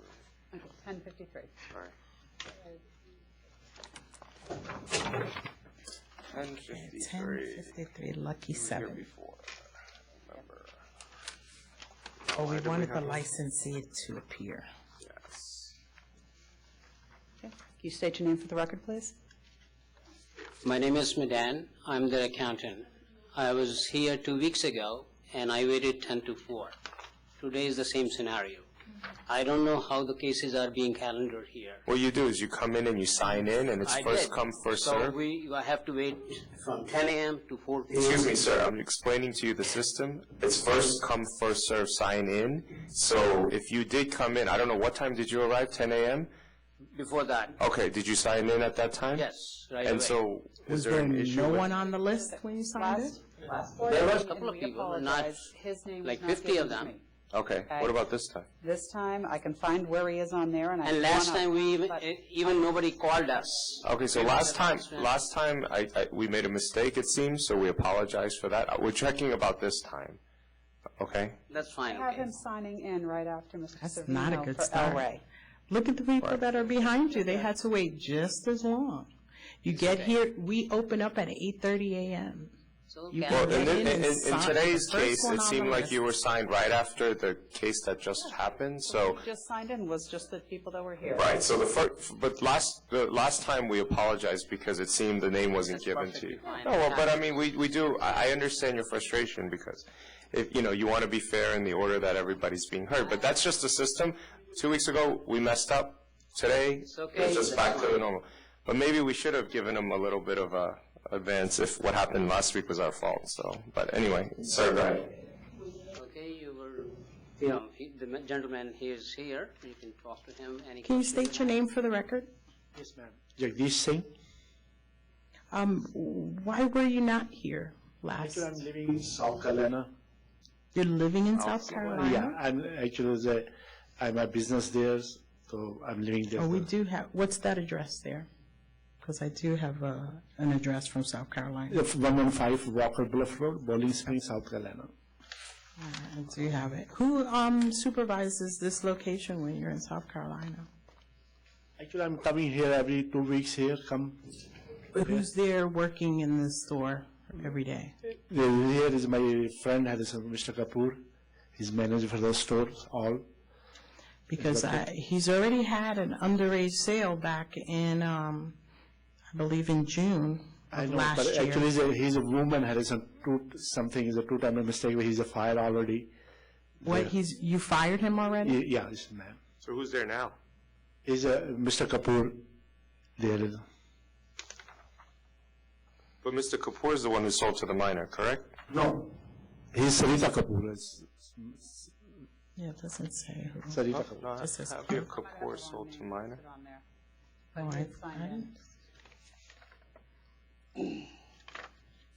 Is he clerk? Just have a store clerk. Why do I have Kapoor sold to minor? Where did I get this? I don't have the other part of this. Do you have the other part of this?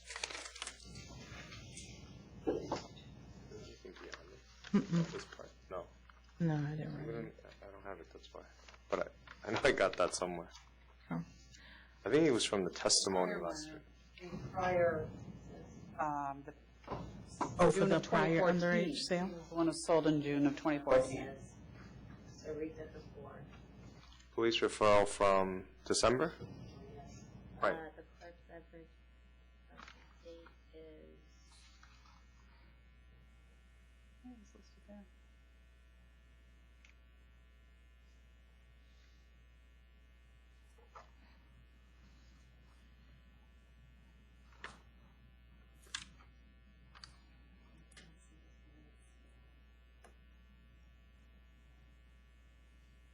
This is the July or December?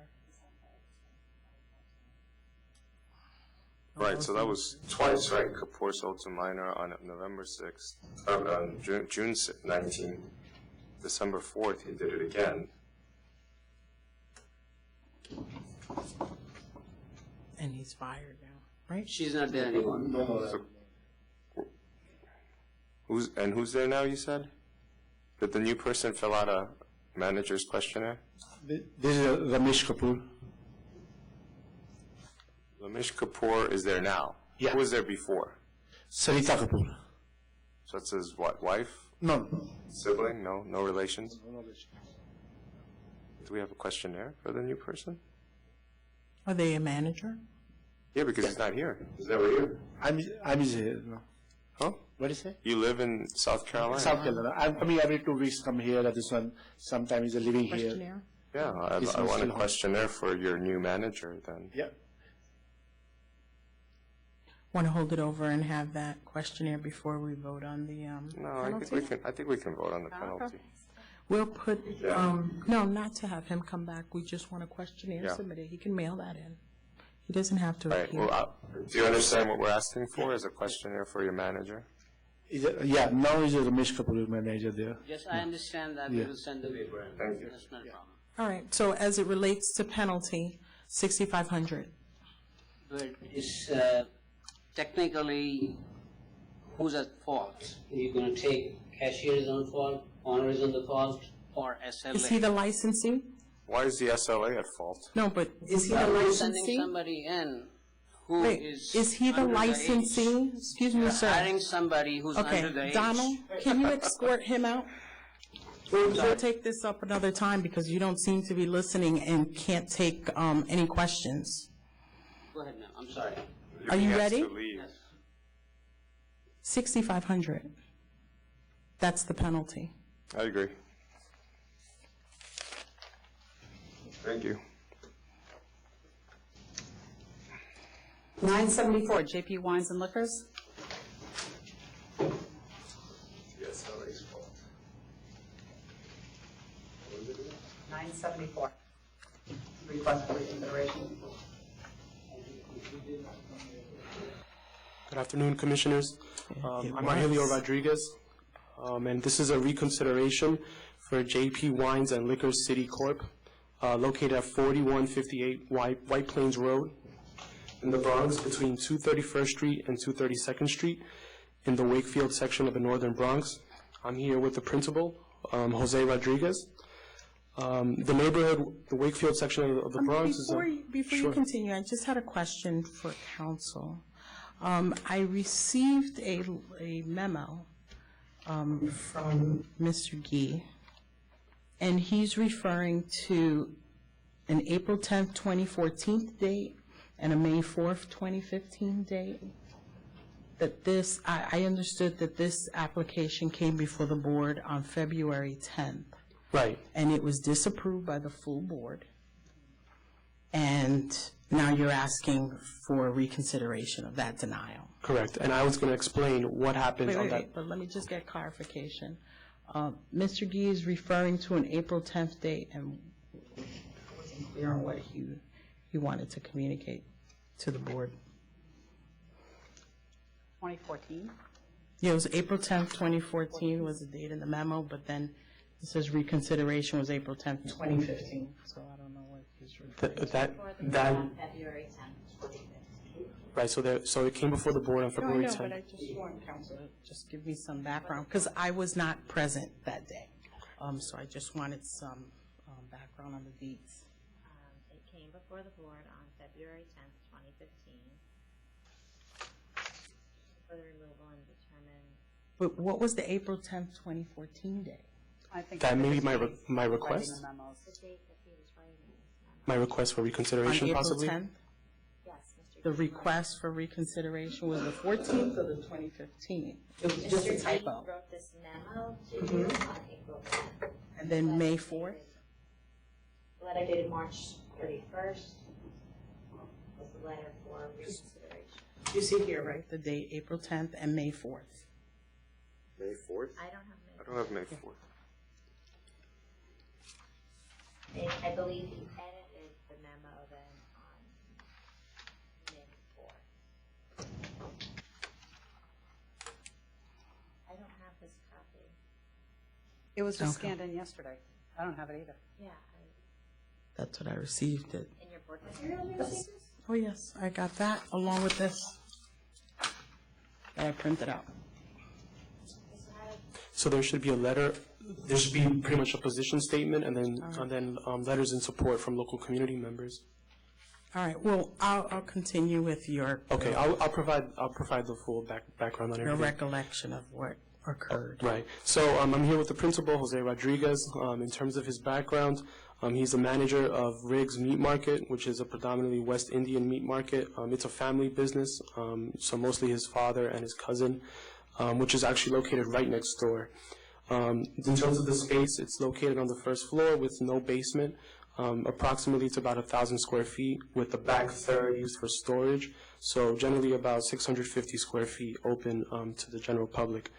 I did want to circulate a map pretty much before I got into the details. That's okay? Yeah. I could just answer that the May 4th was that there was an additional submission, so Mr. Gee amended the memo on May 4th based upon the recent submission. So the original date was April 10th. Yes, he originally wrote this memo with the request to be considered on April 10th. Once there was an additional submission, he added on to the memo on May 4th. Okay, so just as has been explained, this matter appeared before the full board February 10th.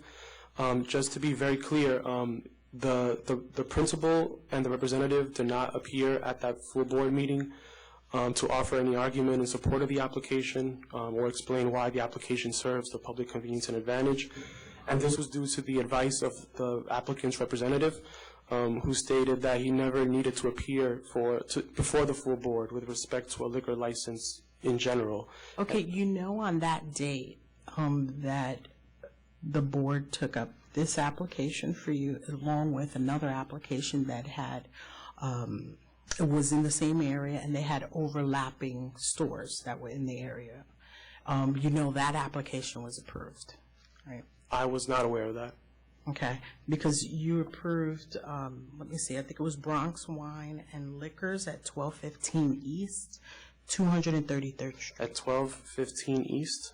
1215 East, 233rd Street.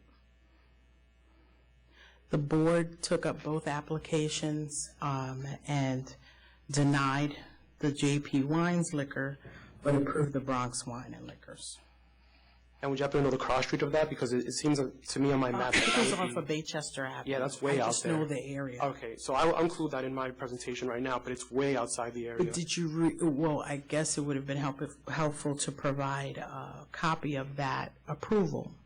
The board felt that since there were overlapping liquor stores, the reason the other one was approved was because that one had the farther distances between that premise and the four closest stores.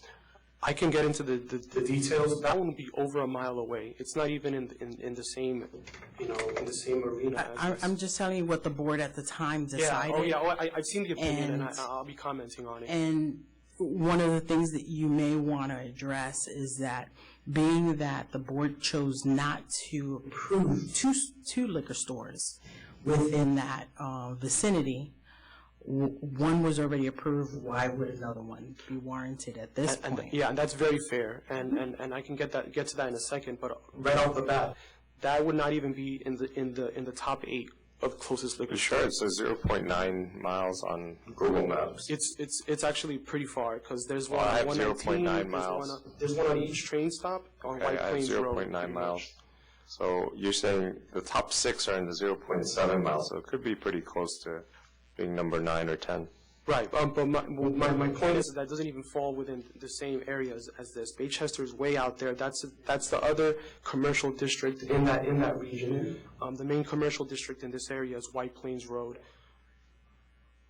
That's directed towards me. So pretty much, I provided 16 letters of support for this application, and what the 16 letters of support basically summarize is that they're from local business owners, professionals, and residences, and they state that the applicant is a highly respected individual in the community, that he seeks to bring West Indian wines and liquors to the area, that these products are currently not available in the area, that the commercial strip on White Plains Road is bustling, and the area is in support of the application. Now, with respect to the specific, location, I just wanted to be clear that 233rd Street and White Plains Road is viewed as a large commercial hub, mainly because right next door is one of the few exits and the few ways to cross the Bronx River Road in the northern half of the Bronx. So just 1.5 blocks north is the 233rd Street train stop. For the 2 and the 5 trains, there's several bus lines on the 233rd Street, the 11, 39, 31. Metro North is 2 blocks down the hill. So with respect to the current liquor stores on White Plains Road, it's important to point out that they correspond to they each correspond to a specific train stop. So if you look at the map, for example, it falls below, but there's one actually on 219, there's one on 225th, there's one on 233, and then there's one on Array. So pretty much it corresponds one liquor store for each area. With respect to 233rd specifically, there's the train stop right there on 233rd. And 1.5 blocks up is Andy's Wines and Liquors, and 1.5 blocks south is the proposed location. The 233rd Street area is one of the most active commercial strips in the northern Bronx. You have to cross in order to get to the 2 and the 5 train. With respect to the closest liquor store, Andy's Wines and Liquors, it's actually an extremely poor performing store with low gross sales, and here's why. It carries low levels of inventory. I mean, I've confirmed these things. It has a limited selection of wines and liquors. It carries only a single brand of wines and liquors from all of the West Indies, which is El Dorado. The location of the store is also poor, given that the commercial strip on 233rd and White Plains Road ends right there, and they're located about a block and a half up. So they're kind of in a dimly lit, area beyond the commercial strip. With respect to gross sales in the area, we just mentioned that. So for example, there's one and two. Well, that's not. I mean, we already went through that gross sales, right? So do you have anything new in addition to something that wasn't really looked at before? Well, new information. I mean, we had this information when we made the previous decision about gross sales. Well, in terms of new information, I did want to make it clear that the proposed store will carry a specific section of West Indian wines and liquors not found in the area. So, for example, there's Jamaica Red Label wine, basically about 7 wines and liquors from Jamaica. I can list those if you need it. Bermuda, there's Black Seal rum from Bermuda. Trinidad, there's 3 liquors from Trinidad and basically 1 from Panama. So the idea is to have a section just catering to the West Indian community, which Mr. Rodriguez is actually very familiar with, given that he's been working there for numerous years now. But I did want to explain that if there's an issue or concern with that approval, I mean, I'm not even sure if it fits on this map. That's how far out it is, and it's actually located in the Baychester, kind of like a mall area around there. Anyone who's going to go there, those are for folks who are clearly driving.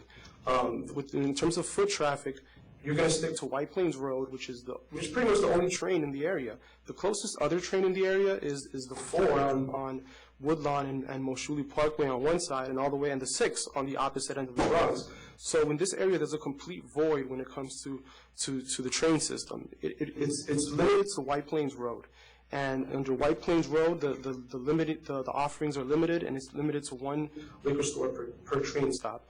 And what we're saying is that 233rd Street, given that the other one way down on 233rd has 1.8 million in gross sales and is 3,000 square feet, what we're saying is that the area can accommodate this additional liquor store.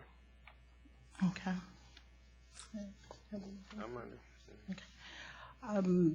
I appreciate that you're characterizing as that store that was approved is in a different area, but it did have an overlapping closer liquor store to it that overlaps with this gentleman's application. I wasn't here to vote on the initial application, but I can tell you now I would have denied it because there's already 4 existing liquor stores on the same White Plains Road. Within that 7/10 of a mile, there's already 4. This would be the 5th. One we approved in 2013, which you said is moderate sales. That could be, categorized for whatever reason, but they're declining sales in the one on 3954 White Plains Road. 4388 White Plains Road has declining sales. The only one that does not is the one on East 23rd Street. But the other one, 3775 White Plains Road, also has declining sales. If I can address that. First, I'd like to talk about the distance of those. First, I just want to make it very clear that there's a reason why the MTA built its train stops the way it did. There's a liquor store pretty much on each train stop. And, in terms of distance then, as I see it, yes, they are all on White Plains Road, but there's a reason why that there's a train stop where they're located. They're further away from each other. That this is doable and it works and it could be successful. No, but on a span of 12, 13 blocks, there's 4 liquor stores. Right, but you're looking at it from for blocks. Public service and for public advantage and convenience. For individuals to walk every 2 blocks to hit a liquor store. Right, but generally speaking, White Plains Road is an area that's largely walked. So when someone's going to get liquor, they pretty much go to the closest liquor store and the closest train stop. Or they come out of the train, or they're on their way there, or whatever. But usually, in other words, a liquor store that's right by the entrance of a train stop largely services that area and has a definable servicing area. So it's unfair, in my opinion, to bring up other stores and other train stops, other stores, all the way out in Baychester. It is fair because when you're saturating an area that's 7/10 of a mile with 5 liquor stores, because this would be the 5th one on the same road, it's saturating the area, especially when the sales are not going up.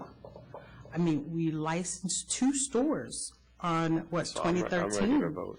So my assessment is that when the declining sales are existing on the same street that you want to go to with 4 existing stores that are not doing well, that's saturating the area, and it's not serving public convenience and advantage by putting another liquor store there that is about every 2 blocks on a stretch of 7/10 of a mile. So based on that, I deny the reconsideration. I also vote to deny.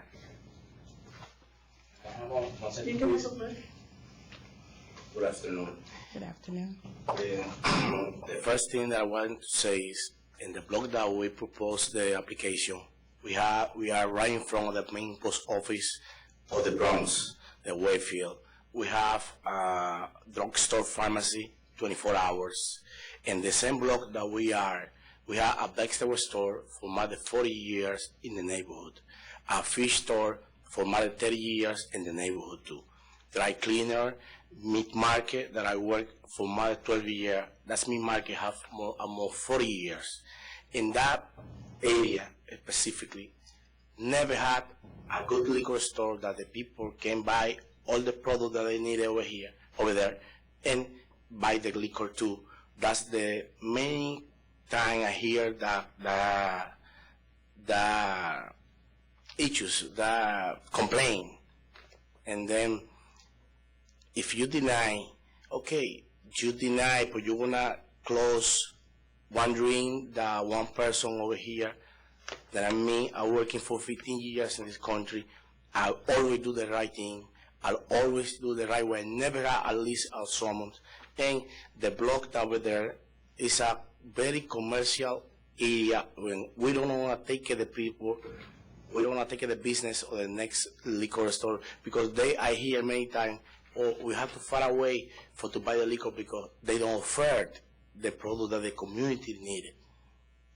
If you consideration, if you can, that's my opinion. My denial is not based on your personal questionnaire.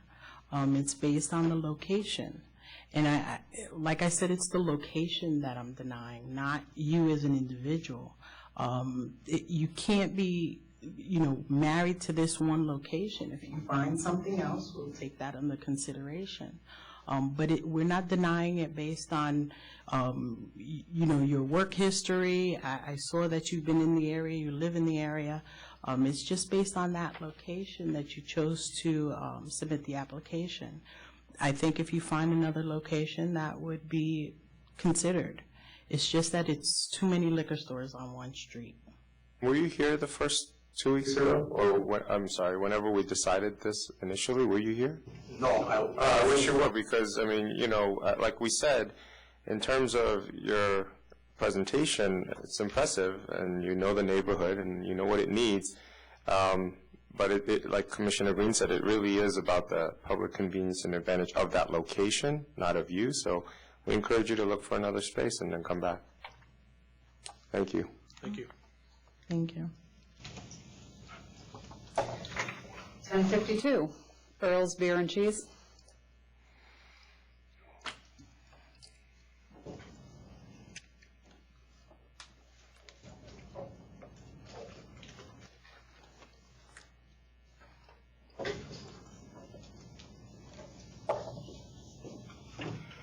Joseph Levy on behalf of Earl's Beer and Cheese. Apologies.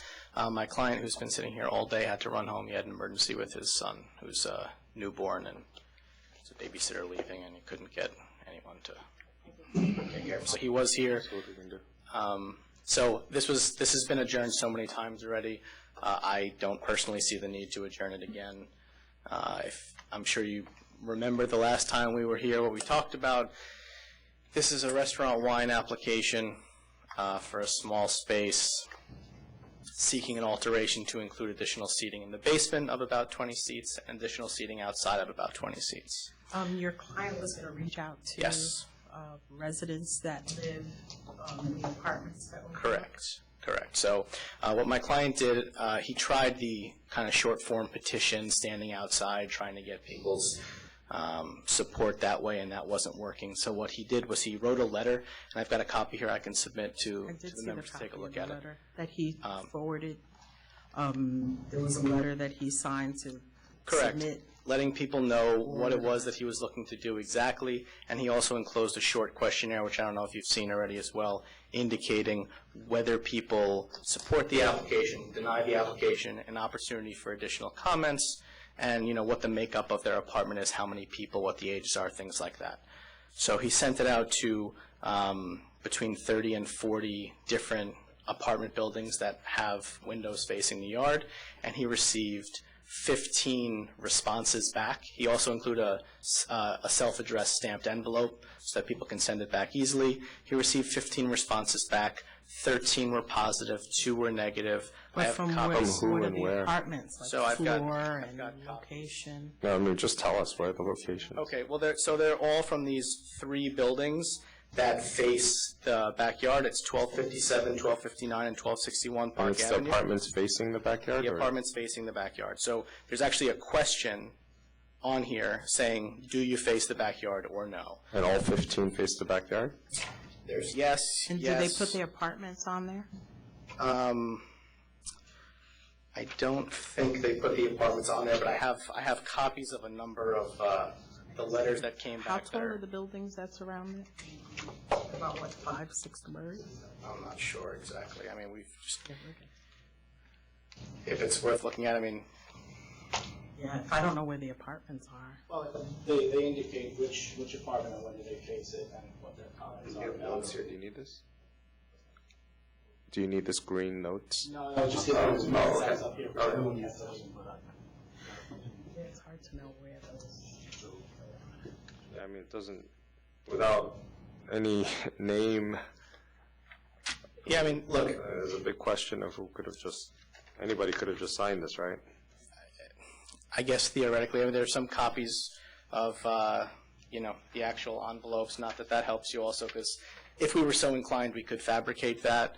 I'm not suggesting We're not. that. It's just, Look, we just don't know where the apartments are. Sure, and this is a restaurant wine application that has community support from the executive committee of the community board. This is 40 voting members of the community board. This is not just a subcommittee. I know, but those members don't live in the apartments that I are understand. overseeing it. And I specifically wanted to hear from the residents. I know I received an email of people opposing that actually live on the second floor and they oversee it. But it was a little more helpful to know if you reached out and you had. This is all from some those 3 notice. buildings from people who face it. I mean, look, could we have fabricated these? Sure. But No, again, it could have just been people sending that they support Yeah. the application and they want to send it. They There are- oversee it, but doesn't help me if you're in the 7th floor. Sure. Well, there are 2 there that oppose it, so we're giving you everything that we received back. It's kind of hard to really use that. There's one that says a house divided. One's in favor, one's against. Look, I mean, like I said, at the end of the day, the ask here is from 11 a.m. to 6 p.m. on Saturdays and Sundays only. It's something the community board supports. It's a restaurant wine license, so it's not a 500-foot rule case. I mean, even if they don't receive this license, I mean, we can't restrict them from using the backyard. Well, that's the other thing. They can use it actually 7 days. They can use it 7 days a week, 24 hours a day for food service if they were so I inclined. mean, they can still, we can't prevent that from happening. That's right. And it's a restaurant wine, they could still use, everything will be indoors, but they could still utilize it for, I mean, a lot So of that's people don't my point, drink right? and- So we talk about the public interest for the people who actually face this backyard. Granted, I'm not one of them, but if I were and I had the opportunity to only have people in the backyard only from 11 a.m. to 6 p.m. on the weekends or 7 days a week, but just without booze, I don't know which one I would pick. I have to assume that having the constant noise there every single day, all hours, is worse. As of right, they can have it. People hang out in the backyard, don't have beer. Well, they do 50% food, 50% beer. Right, so when you come in to eat and you're not staying for beer, you're likely to not hang around as long. But it's all seated table service outside, so it's people ordering a meal. It's not people milling about. It's 5 tables, 4 seats at each table. We're not talking about a tremendous amount of people. I think it's a big sacrifice, but even with the limitations that you're putting on it, we're still getting opposition from individuals. Well, actually, talking about the opposition, let me just have them come up and address us one last time, hopefully. And as briefly as possible. Thank you very much, Commissioners, Council Secretary. Not to go over the entire scenario again, but just to make a few quick points as to what the attorney said here. First of all, it was not the entire community board that voted for it. The vote was 20 to 11 to 4, which we understand was extremely unusual for it not to be unanimous or near unanimous one way or the other. In terms of the executive committee, I believe the commissioners are aware of possible allegations of donations, which we have no objection to. No, we're Warners. revisiting. We know that something issue, new. okay? But clearly he's done this with other people, so, quid pro quo or no, is it pay for play?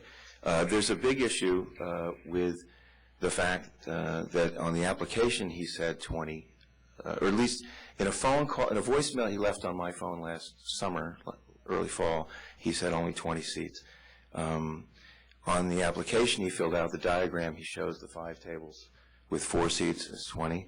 On the CB, it says approval, it says 60. So there's a question of how many he's putting inside, plus how many outside. I'm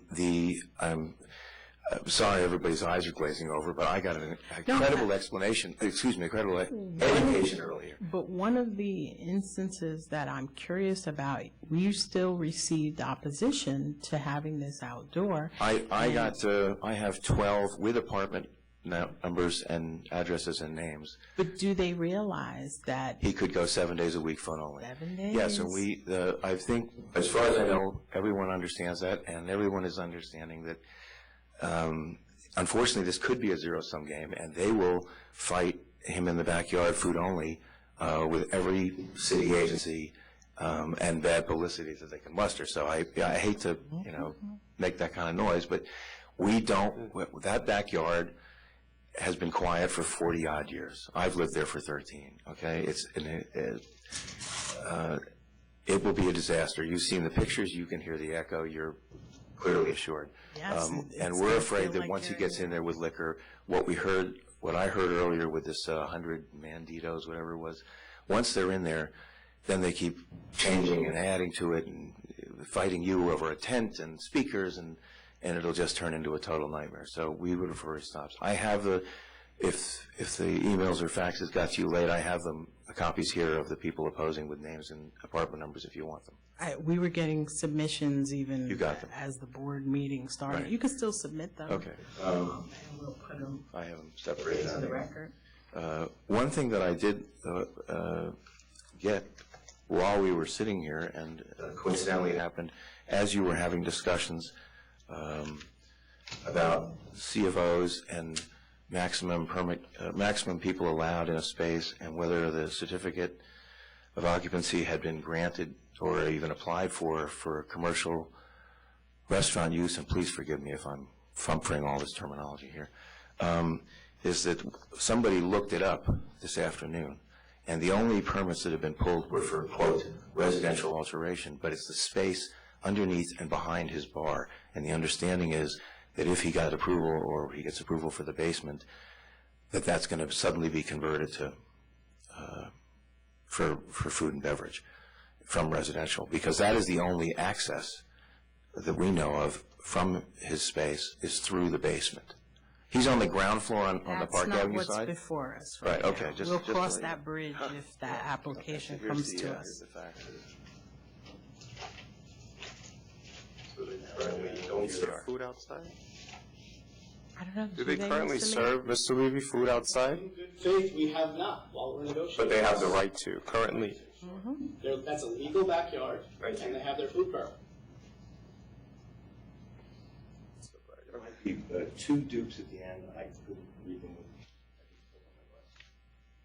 60-seat outdoor.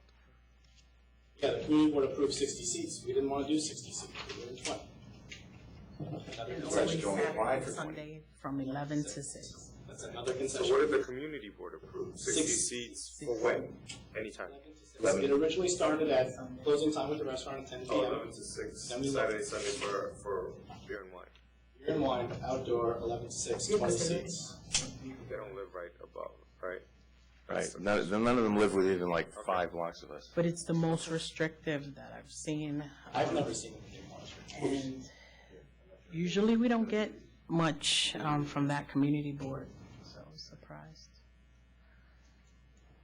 And so you're sure that they, 11 to 6, Saturday, Sunday, they don't want to have them agree to self-impose? Well, I haven't polled everyone and said, I mean, everybody knows that it's weekends only now, and everybody knows the threat that they've made to go 7 days a week.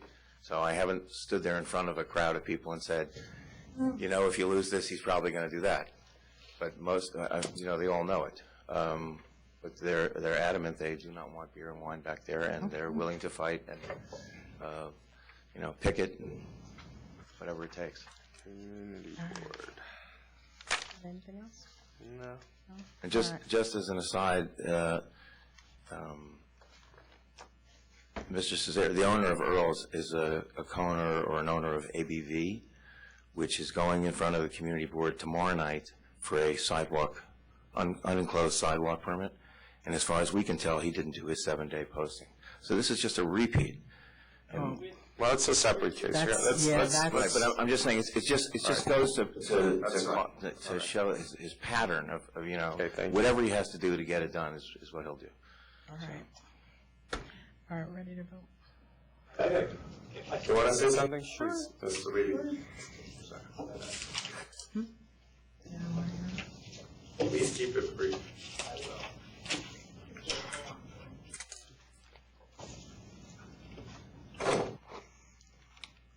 The alteration before you is for a backyard space with 20 seats. It's also for downstairs space, which is currently licensed, to set up for 2 communal tables and 20 additional seats. So it's an addition of 40 total seats to the premise. That's the alteration we're talking about.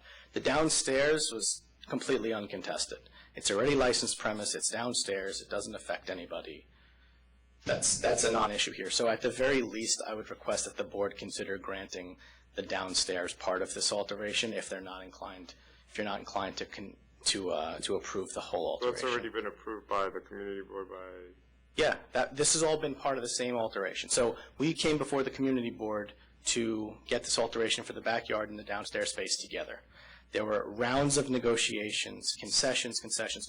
As Commissioner Green just mentioned, I haven't, and I don't believe the board has seen concessions like this. 20 seats when we were given 60, just in good faith, and closing from 11 a.m. to 6. The community board? It was in the same alteration. Okay. So, you know, look, again, I know I keep saying this, it's not a 500-foot rule case. He can open 7 days a week, 24 hours a day. I think if we're really trying to protect the quality of lives of individuals, we're going to look at what the community board has to say. We're going to look at the reality of having outdoor space open all the time.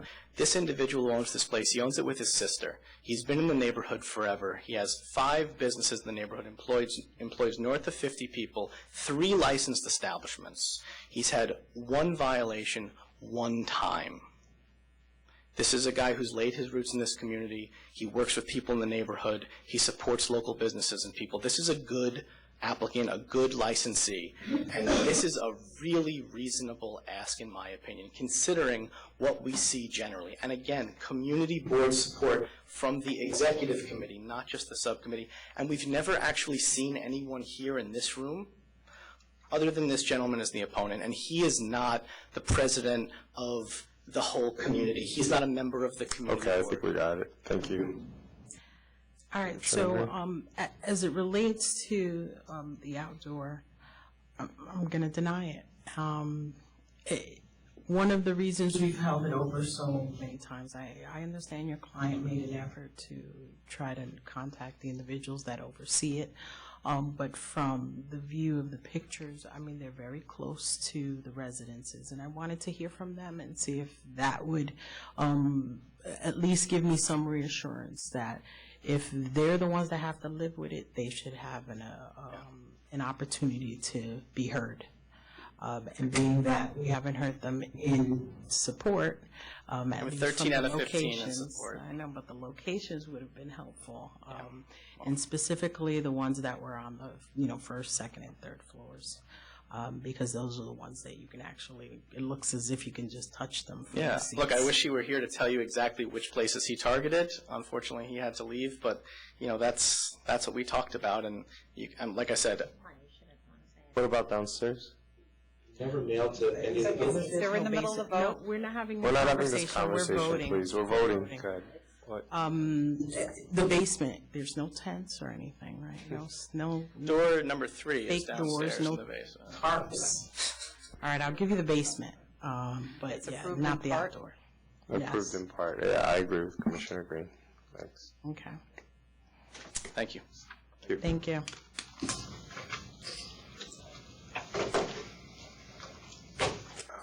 $9.99 Sparkles Bar and Lounge. Oh, you guys aren't getting a rest.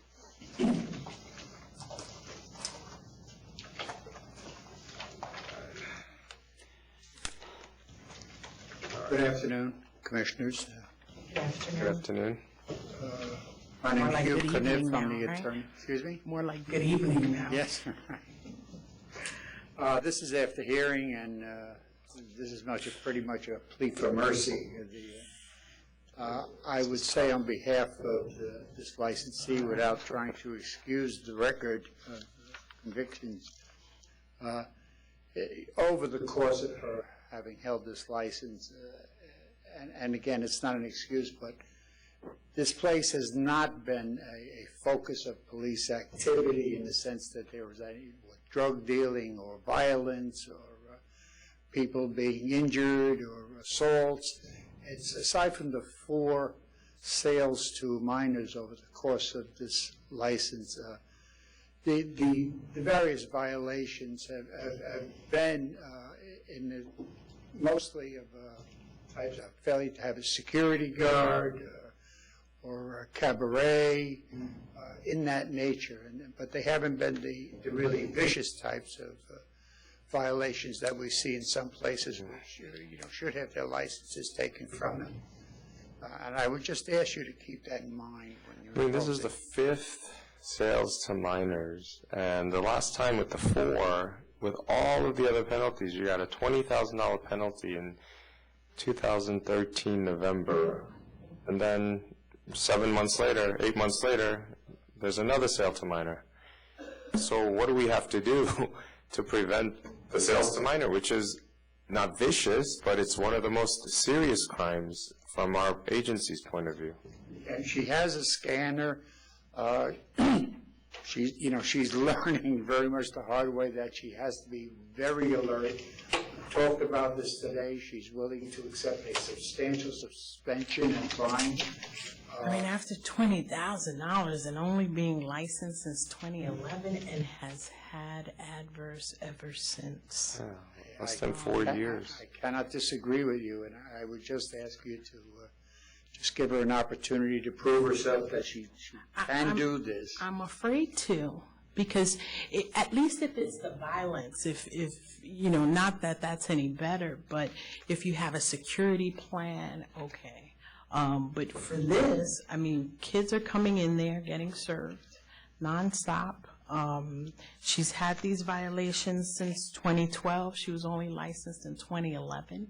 At what point after the first, second, third, and fourth to start an ID scanner? And, even if you've heard here in New York City, I mean, the New York City Health Department went out and they even recognized that in collaboration with the authority, most places are selling to underage.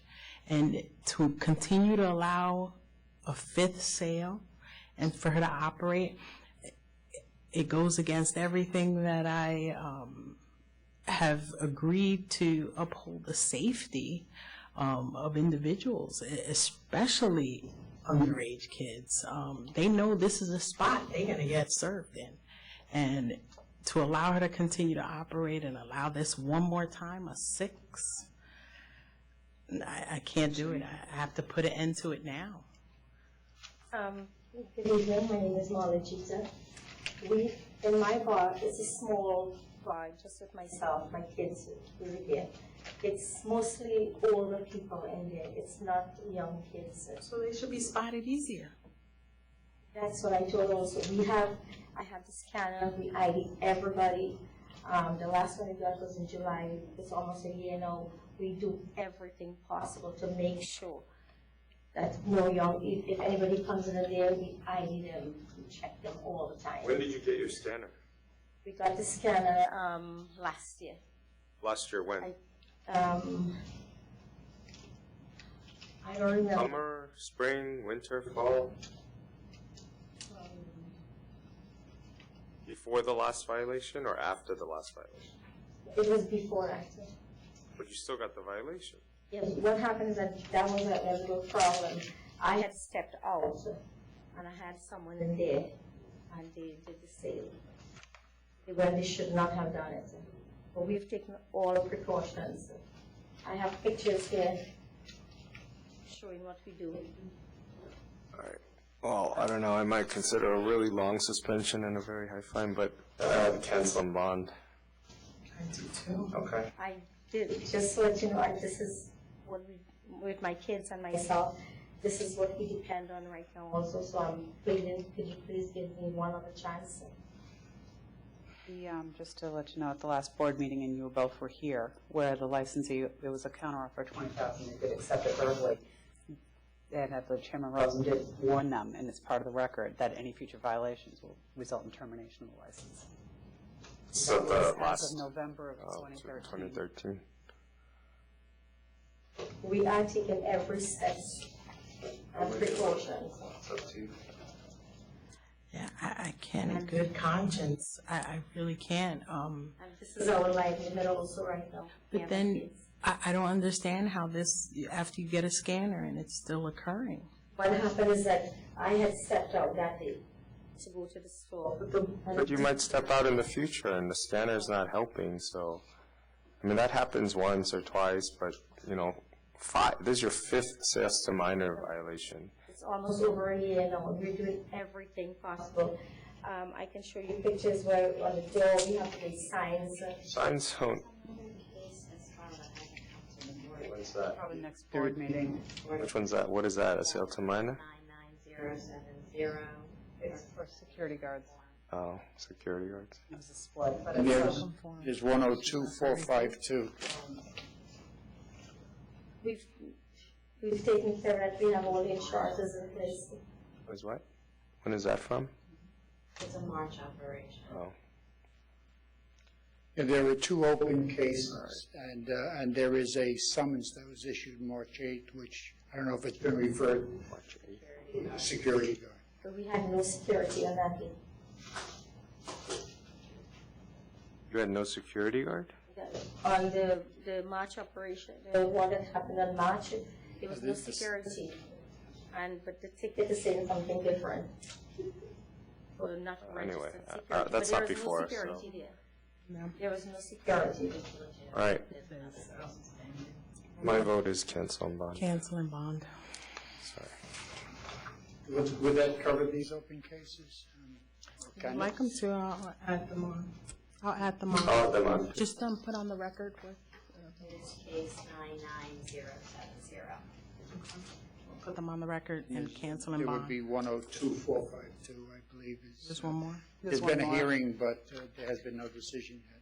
The decision was out. The decision was mailed out a couple of weeks That's ago. on case 99070. Yeah, I'll send it to you, but it was. Also, how about 102452? That one's I mean, that one has no decision. Oh, that's okay. Was that tried to, was that wait, that's concluded at the Failure hearing? to block exit. Hearing notice went out on that. Yes, the cancel and bond would cover. You want them, I'll put them on all the Yes, counts. on all of them. 02452. Thank you.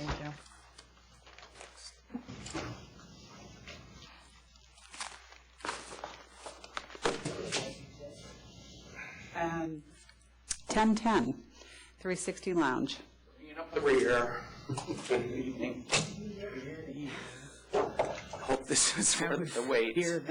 Thomas McCallum on behalf of the applicant, 360 Lounge LLC. 1010? 1010. Okay. It was a finding of fact after a hearing. I did put up a submission and mitigation. 1010. Again, this is, when you see the availing charge, it often sets off some alarm bells, but it wasn't the instance here. It really, as I explained in my narrative, it was just a licensee who divided his premises, sublet the basement, and failed to file the alteration. And it was discovered when the subtenant filed his application. And there's no connection between the two. It was just, But your client's name is, last name is you. Yes. And so he divided the property and the name, the DBA name, is you as well? I asked them the same thing, because when I went into the hearing, it seemed a bit suspect, and I asked him that same question.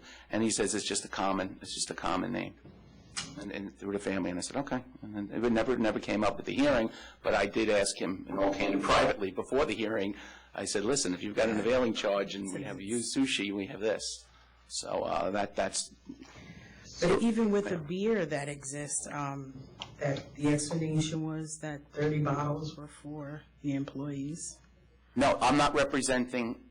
No, I know. Yeah, I'm representing 360 Lounge. He availed his license. Which wasn't true. That was beer that was purchased from what I was told, it was beer that was purchased elsewhere and was in a refrigerator, kind of on a BYOB basis, while the application was pending. 360 Lounge is separate and distinct, separate corporations, tax IDs, entrances, everything was done properly, except he failed to file the alteration.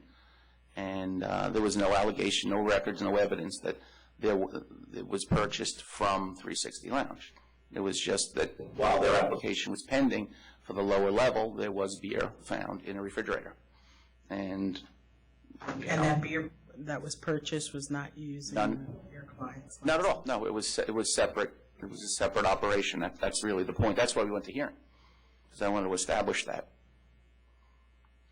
But the ALJ sustained? Well, he sustained it on a technical basis in that, if you read the ALJ's decision, it's on the technical basis in that he utilized space prior to filing the alteration. We've since notified the community board, filed the alteration, and then I expect a determination shortly. So that's all been done to remedy what in fact took place. So it wasn't as if, that's why I went to the hearing. I wanted to make it clear that we were not working together to establish two locations. It's really an arm's length subtenancy, and whatever the tenant was doing downstairs, I mean, that's what he had done, but they were not working in conjunction. So when the new application, okay, so that was disapproved. Correct. What's going on downstairs now? They're running a sushi bar with no alcohol. But they had are they submitting an application? I'm not representing them. No, they are. I do know, because the expediter who's working with him, they put in a request for reconsideration. So that's somewhere running through the pipeline. So that, I think they are asking for a reconsideration on that disapproval. And I'm representing 360 Lounge, which is the ground floor space. It was just, like I mentioned, the name used. Yep. Was a little hard to... No, trust me, Mike, I did the same thing. I thought they, working together here. No, and again, that was never established. That's just conjecture. That was never in the hearing. It's not in the findings of fact. And ALJ Stahl pretty much is focused on the fact that, yes, it was a ham-handed, handoff. The alteration wasn't filed, and we remedied it. So there really was no issue as to what was going on. But ultimately, he did sustain a charge because it is, by the statute, it was an unauthorized use of the space. take your word for it. Not only just your word, but being that they went through the efforts of separating the location and they did submit an application to the board. All right, I'll Separate oppose the corpse tax, I penalty. did everything. I went through that. I'll have 6,500. I'll agree, 6,500. I mean, 6,500, it's a large. Did the alteration, I mean, that was, that was something that he just didn't like put up a tent. That's the key word today is tent. No, we didn't put up a tent. He separated. Well, he had the existing space. All he did was separated. He was the cellar space was underutilized. He decided to sublet it. So he separated, and then he put in a separate door with the panic bar, so there's no physical connection. They have separate street entrances. There were two entrances from the street. So, I mean, he knew they were selling alcohol at the sushi bar, right? He is the landlord, isn't he? No, he's the sub-lessor. Yeah. But it's not his role to go down there and police him, and we weren't selling. What's his license, though, right? He's the licensee, and he's the one who separated it and he has a license for all 3 levels, and then this other person who he subleases to comes in and starts selling alcohol. Well, It's just as much of a licensee responsibility as the person who's also availing of it to be responsible. So if it's an availing charge, then I think it would be even more of a serious penalty. So I think taking your word for it, 6,500 is reasonable in this case. Well, I'm not going to dig a deeper hole. That's why I'm here. That's why I sat there. 942, Daphne AGD. This is a conditional no contest plea. This is a diner out in Port Washington. It was a case where they were ultimately just kind of phased out the wholesale purchases. It's a classic diner, has a limited bar. They just have the colorful, Ouzo bottles and the cream in it that no one purchases alcohol. So really, it was just a matter of convenience. They didn't realize that it was a violation that they had to purchase. So they let it phase out. 2,500. We could look a little lower, but Actually, at higher, but I'll take 2,500. I would go lower. It is a diner. For 7 years, he said he didn't know when this was 4% of total sales. No. It was about 18 months in October, so it was about 2 years. And he said it was. But what did he do before that? What's that? What did he do before? They were using.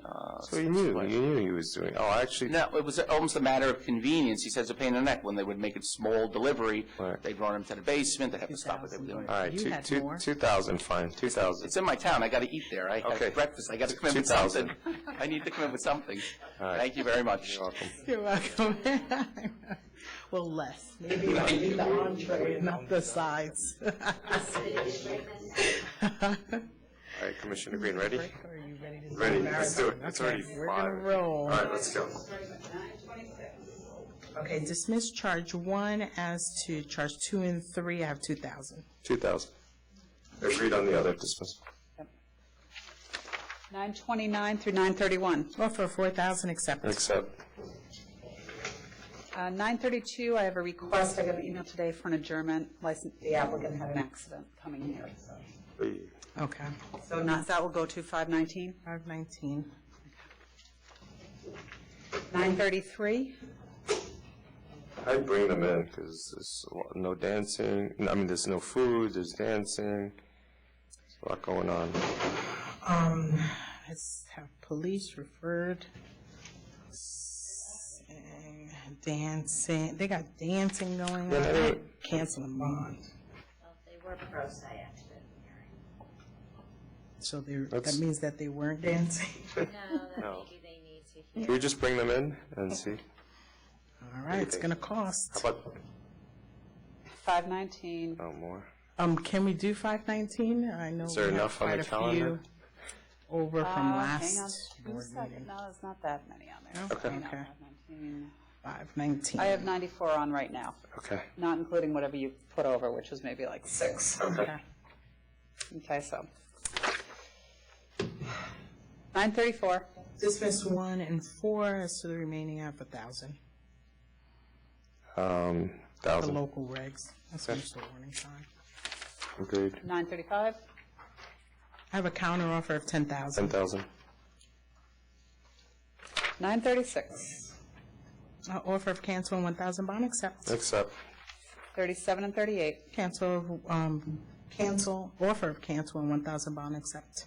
Accept and name stop, please. I can do that. Yes, on the name stop. Yeah, name stop. 939. I have a counter offer of cancel and bond. Here's cancel and bond. 940. Offer of 1,500, accept. Accept. 943. 500. 500. 947. Offer of Sorry six- about not having a memo in there. I don't know what happened to it. Oh, I looked it up. Offer of 6,000, accept. Accept. Kind of looked and went, what happened? 948. Revoke and bond. Revoke and bond. 950. Offer of 750, accept. Accept. 955. 6,000. 6,000. 956. Offer of 5,500, accept. Accept. 957. The offers were 5,500, but I reduced to 3,500. This was their first underage sale. 3,500. Huh. It's a liquor store. All right. 3,500. 959. Mr. Flynn, he had signed in for this, but he had to leave. They want us to hold it over? Nope. No, he Okay. said it's an offer, unless he didn't like the offer. Offer 2,500, accept. Accept. 960. Offer 1,500, accept. Accept. 961. Offer of 8,000, accept. Accept. 962. Offer of 8,500. But this was, they had like 2 underage sales in 3 weeks. I mean, in Well, 2 it's the weeks. same as the Is other this one, a, previous. We did not have the information that it was a nuisance abatement, because Okay, that's they were all by the NYPD. Okay. All right, I'll accept the 8,500. I'll accept. 963. 1,000. I have 500. No? Why is that? It should be It more. was an ATM machine? This is the ATM. It was his wife's, too. All right, 1,000. 1,000. 964. Cancel and bond. Cancel and bond. 965. 1,500. I had 1,000. They paid 1,000 last time. No. All right, 1,500. 966. Offer of 1,000, accept. Accept. Really? Why? No, to say this was deferred from Commissioner Green for our non-calendar. Blue bar? 966? This is when you deferred to the board. They're putting top shelves up. Top shelf and 2 low-grade bottles. I thought that. Oh, wait, what was it? I'm sorry, this was a non-calendar, and you deferred it to the board. What does that mean? You did. You did. You didn't, I don't think you were convinced that he was really pouring top shelf brands into low. I'll accept. Yeah, I really Oh, he didn't. was put cooking I thought he sauces. was, it made no sense, the explanation. So I said I wanted another set of eyes, so see. I won't be too All right. prejudiced. I'll accept. Okay. Oh, got that second set of eyes. Make sure, okay? I'm glad you 967. reminded me, thank you. Offer 5,000, accept. Accept. 968. Offer 6,500, accept. Accept. 971. Offer 1,000, accept. Accept. 976. We asked them to appear. Yeah, I just want to see if they were renew. This is the second time. Yep. Yeah, we're not. What was a default at pleading? Hang on, let me just see if there's any renewal on file. Yeah. Yeah, that's gonna be, So we're gonna it's- see if that works.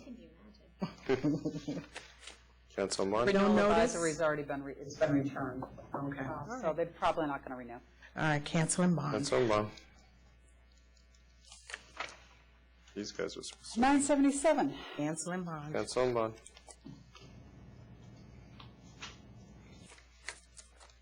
980, 1003 through 1006. Oh, jeez, this was brutal. This was, We have an issue with the ALJ decision for the focal point charge on case 98021. 980. I think there was substantial evidence presented that the police have been to this location Multiple times, you could tell by multiple this. times. This was ridiculous. I could figure with the ALJ's finding about whether there were residents or other residents are bothered on the 118 charge, but on the focal point charge, my reading of it was that the police were clearly spending their resources and time and energy at this location. I understand it's a lengthy decision in a lot of cases. I spoke to the associate counsel who presented the case on why some charges there was no evidence presented, those should simply been withdrawn. The availing was when the corporation dissolved the taxes, that it was fixed, so we did not proceed on those. I apologize, those should have been withdrawn rather than just no evidence presented. Then there are other times when the ALJ says there was no evidence presented, but then cites to the police paperwork that was presented. So I think that's a contrary statement. There obviously was evidence presented. It was the police paperwork. But I'm just very troubled by the focal point charge. And also 14, the disorderly premises on 8/3/14, I definitely had fault in the findings. It was claimed that it was punched by a bouncer, and a number of people pointed to the bouncer when the victim was just lying there and the police pulled up. So I'd send it back. Not for all the charges. Not for all of them, but Just The focal point. 98021. Just do the focal point. well, I do it also for 14 on the 98021. Disorderly? Yeah. All right. So focal For point, 11 and so 14. 11 and 14 on 98021. Okay.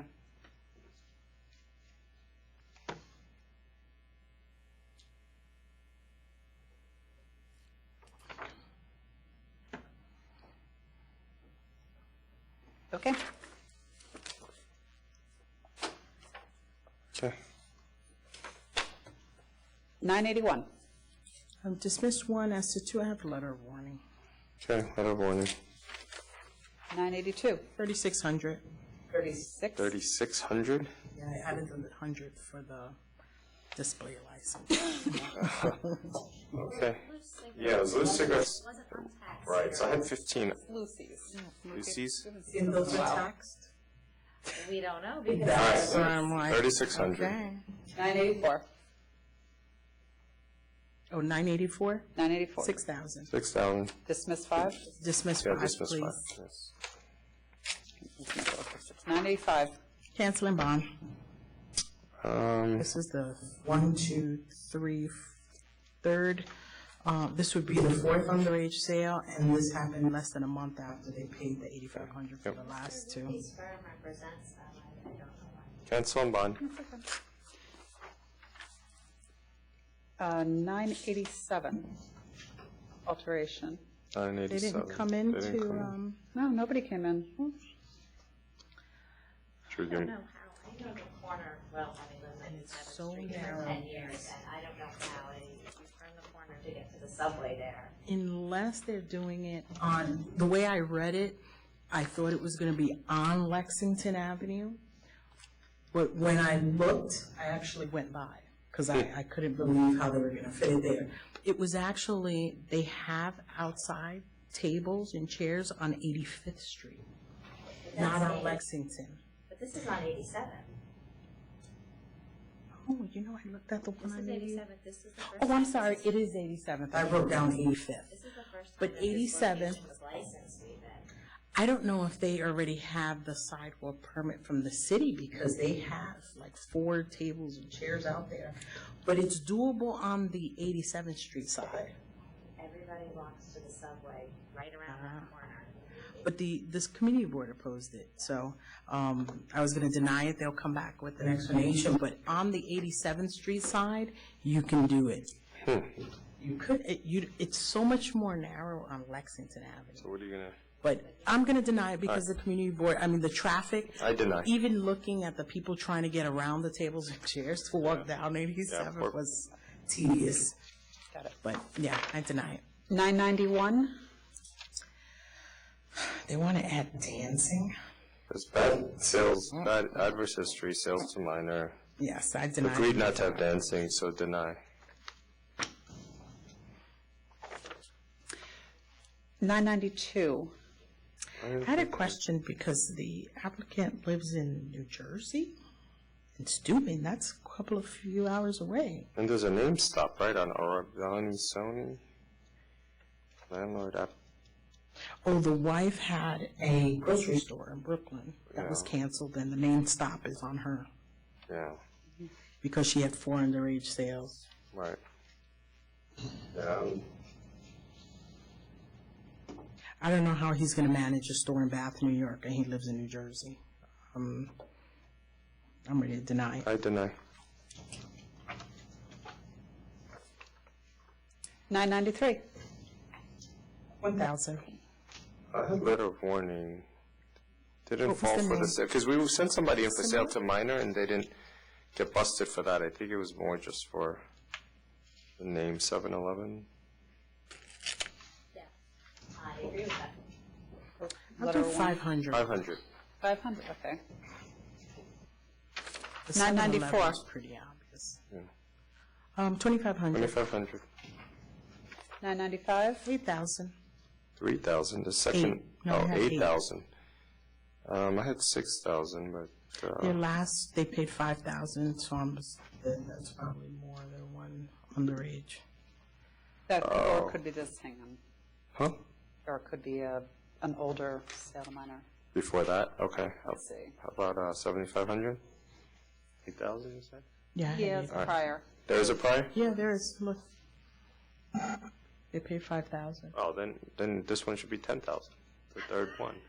It's the third one. If there was another sale to minor I don't know prior. if it's No, a we're third. talking Some other Yeah, I don't know if not it's a sale third. to minor? Okay, It was 8,000. in '09, so it just came off from 5 years. They had paid $1,500 on the sale to minor back in '09. So it is the third.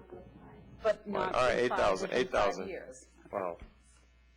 We have a joint So 8,000. Yes, 8,000. 8,000. I'll take that. Checking. 4 cartons. 996. Cigarettes. What do Oh, you get? cancel and bond. Cancel and bond. I had 7,500. The licensee was arrested for untaxed cigarettes. They get arrested for it all the time. They get, yeah. they I get know, arrested. but it was the licensee actually engaged in it. I mean, I'm sorry, the underage sale. Oh, so you're saying since they did Cancel and both? bond. I mean, 2 untaxed cigarettes and sale to minor. What left are they doing? I counted 4 cartons and a sale to What minor. else are they doing? Yeah. So what happens Cancel if I and stay at bonds. 7,500? It's $3,500 for each untaxed cigarette. Okay. You only charge Well, how much? all right, so if you do 35, 35, 5, either way, I mean, yeah, and then 3,000 for the sale to minor. Okay, so If you want to go when they come back, with one more, they're got, then, yeah. So what do we So what do you decide? what did you? I had 7,500, so 6, 7. If you can't agree, it's like the jury when I the judge says, go no, back and agree. we're gonna agree. You You had 7,500. Yeah, and I'll go to 10 if you want. I'll do 10. Okay, 10. 997. 3,500. 3,500. 998. 5,500. All right, 5,500. 1,000. I have a real issue with this because the ALJ dismissed count 1, and the ALJ doesn't have any authority to dismiss a charge. The authority and the ALJ all have the ability to amend the notice of pleading at any time before it comes to you. The attorney moved to amend the pleading. The ALJ took an objection over it and then held the ruling in abeyance, but it's not really for the ALJ to rule or to dismiss a charge. Our rules specifically say that ALJ does not have the authority to dismiss any charges. So I'm a little troubled by this decision. So what's the best? Did we not want to grant an adjournment? Did they ask for one? Who the Well, they licensee? could have, the ALJ could have, and the rules specifically say in Rule 54, if the authority moves to amend, a ALJ can grant an adjournment to give the licensee time to prepare for that amended. It doesn't say whether they asked for it or whether the ALJ It's not granted in it. here. A note to Deputy Commissioner David Edmonds regarding it.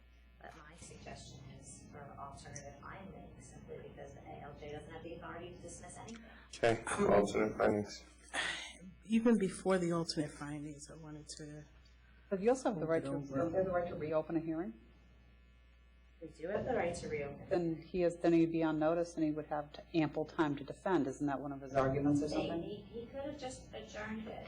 Yeah. And said, okay, but the ALJ went beyond their powers here in dismissing the charge. Yeah, The ALJ doesn't have the authority to say, yes, you can or cannot amend, which we've had that issue in the past, and some ALJs have denied attorneys' requests to amend.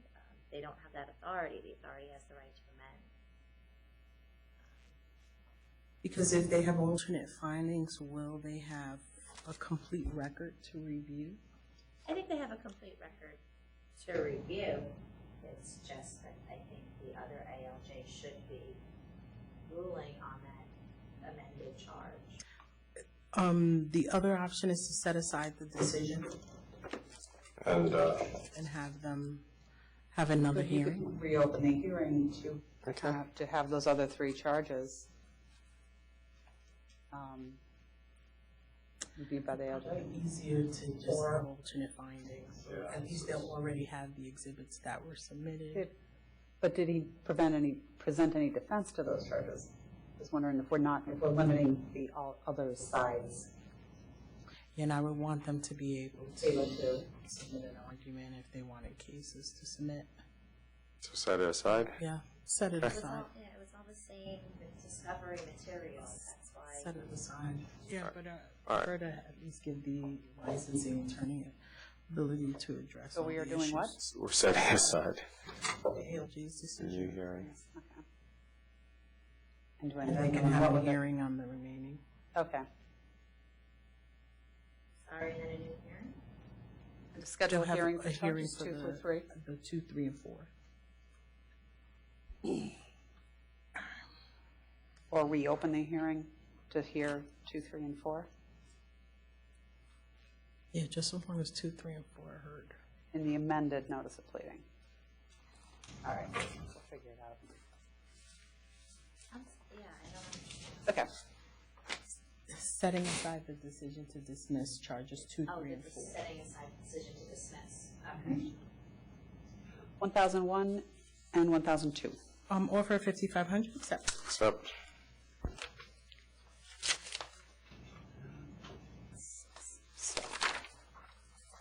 One 1007, 6,500. 6,500. 1011, Offer 250, accept. Accept. 1012, Offer of cancel and bond. No. Oh, I'm sorry, that was 213. Yeah, 85. Offer of 8,500, accept. Accept. 1013, Offer of cancel and 1,000 bond, accept. Accept. 1014, Offer of 1,500, accept. Accept. 1015, Offer of 7,500, accept. Accept. 1016, Offer of 5,000, accept. Accept. 1017, 3,000. 3,000. 1018, Offer of 500, accept. Accept. 1021, Offer of 3,500, accept. Accept. 1022, Ooh, character and fitness, I cancel and bond. It was an AK-47. Exactly. Cancel and bond. Huh? And all the counterfeit clothes. 1023, there's a correction, it's 7 days suspension plus $10,000 fine. What's the offer? Accept. Accept. 1024, Offer of 500, accept. Accept. 1027, Offer of 250, accept. Accept. 1028, Offer of cancel and 1,000 bond, accept. Accept. 1034, I have a request to carry over to 519. Okay. 519. 1035, Cancel and bond. Cancel and bond. 1037, this was this was a 500-foot hearing. Yeah, the Commissioner of Public Service objected unless they ended at 2 a.m. Closed at It's not 2. the first time that the Commissioner of Public Safety has objected in Saratoga for Oh, doing yeah? Yeah, and I was He was surprised because moving the to change the location. hours. That's the same gentleman that was moving to try to change the hours in the city. I see. But that location has been licensed. Their prior license was till 4 a.m. I could not remember if they had music, though, dancing and live music, because that's what this applicant wants to have. In the prior license, I believe the commissioner was trying to keep only a section of Caroline Street open before, and every place that wasn't on Caroline Street had to close it too. but I think there's a place that's on the same block. Caroline Street the problem? Right, One he of wanted those. to contain Caroline Street and all the police forces. This was, who are these guys before? But isn't there another establishment on that block that's open till 4? No, but specifically right next to this place, 7 Horse. It's open till 4? Okay. All right. Oh, I just wanted to know. Oh, yeah, okay, I wasn't sure. You The bounced city it. council approved, and Yeah, they approved 4 a.m., right? they approved, and they said that the commissioner of public safety approves if it ends at 2 a.m., but since the city council already approved the license there, Yeah, I thought it was gonna I approve. be a swan song for them. Did they have? There's no objection to the applicant receiving the license. The council understands it's definitely waves a notification of no other information. Yeah, but I It's did not laid see out that well. the city approved it. Yes. All right, I'll grant it. All right. Approved till what time? Approved till 4 a.m. Got it. 10:38. Offer 5,000, accept. Accept.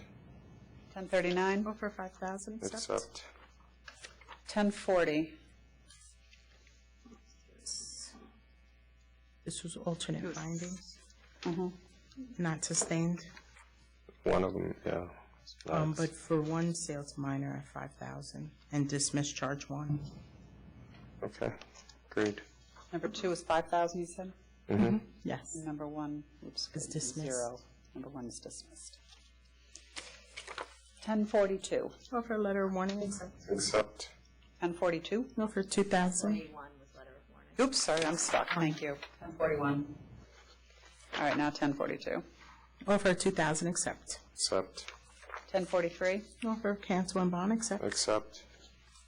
10:44. Offer a letter of warning, accept. Accept.